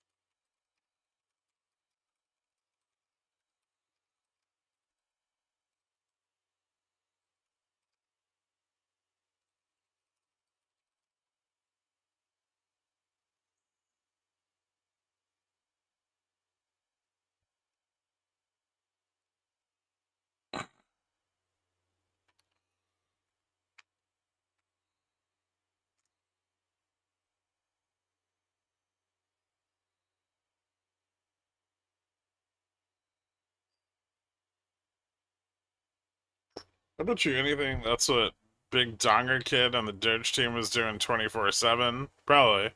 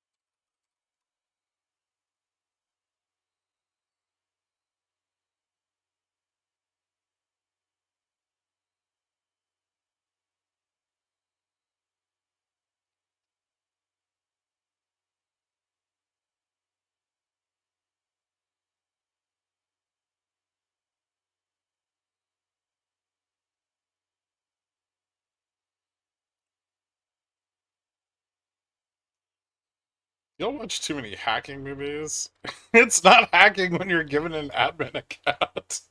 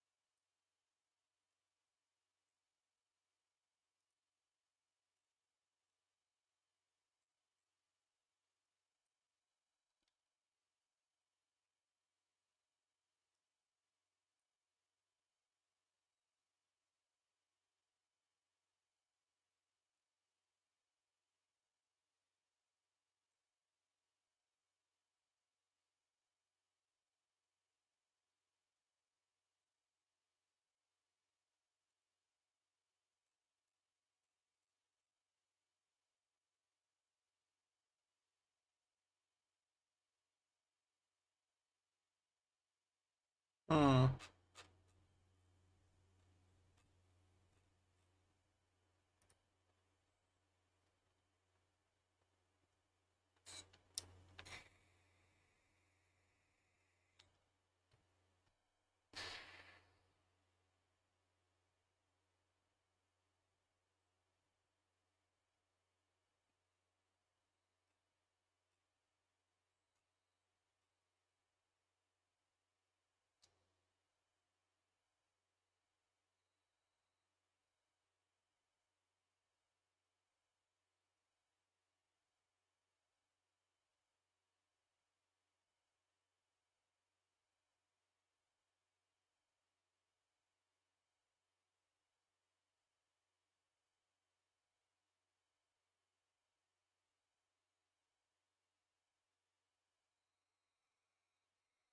Ding ding.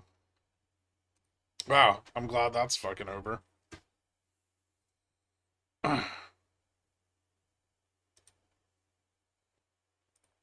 Alright.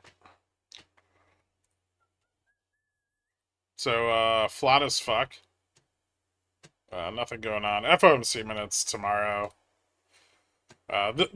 Little bit interesting on futures. We double tapped the prior all-time high up at 62.8950.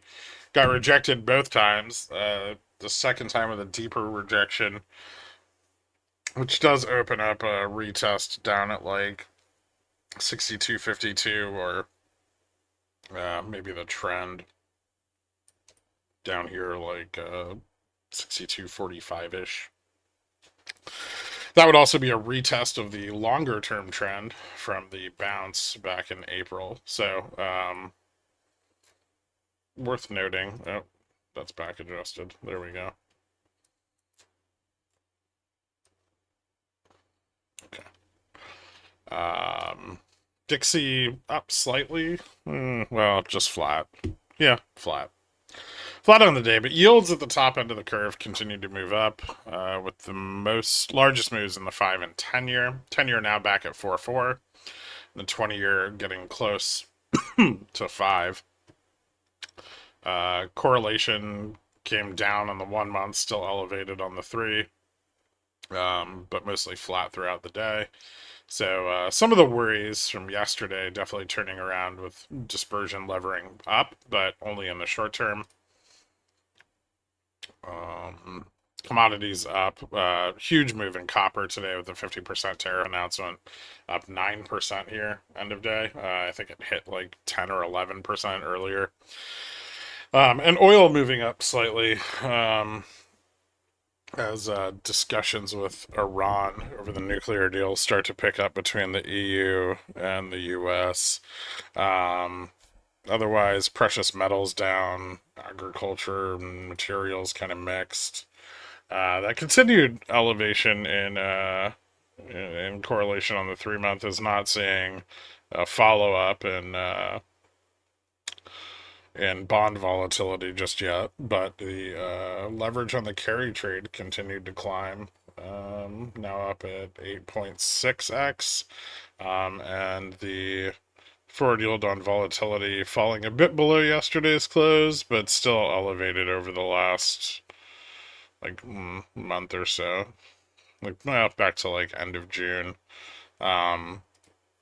Probably still some demand for long ball. Yesterday prompted some out of the money put buying.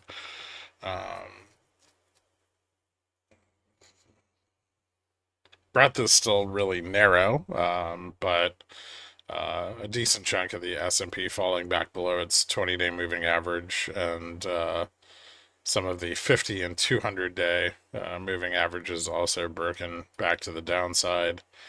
Correlation between VIX and cash VIX continues to fall, but the bump in volatility from yesterday now reversed. Fed fund futures continuing to price fewer cuts, and they're now under 2 rate cuts into the end of 2026, and almost down to 3 rate cuts by mid-2026. And the bear steepener picked back up with the 10 2-year spread moving to 0.506.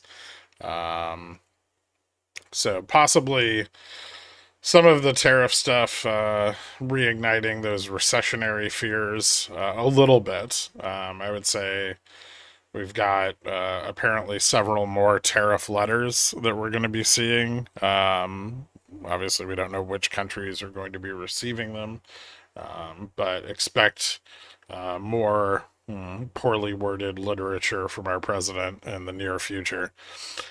Out here on the daily for the technicals, still rejected from the high, but higher low today, so a little bit of indecision, and definitely no confirmed breakdown yet. We'd want to see that on the gap fill down at like 61.73, where there is still a little fucking tiny gap. And then, below that, down in like the 60, well, probably around like 6100 range, and the prior high at 6147. So plenty of levels to confirm. any possibility of going short, but it does seem that things are at least stagnating for now. Probably a better indication of direction will be picked tomorrow following the FOMC minutes, where bulls will be looking for any rhetoric that points towards Fed cuts at the next couple of meetings, and bears would be looking towards rhetoric that the Fed is going to continue to wait and sit on their hands, which, I mean, is probably still their best course of action, especially with Trump announcing surprise tariffs on BRICS nations and the new increase in copper tariff. We could, but probably not until after the FOMC meeting. And remember, anything kind of neutral out of FOMC is probably going to just see realized volatility crush. Oh, yeah. And, well, the pharma tariffs he's talked about before. The copper tariffs new.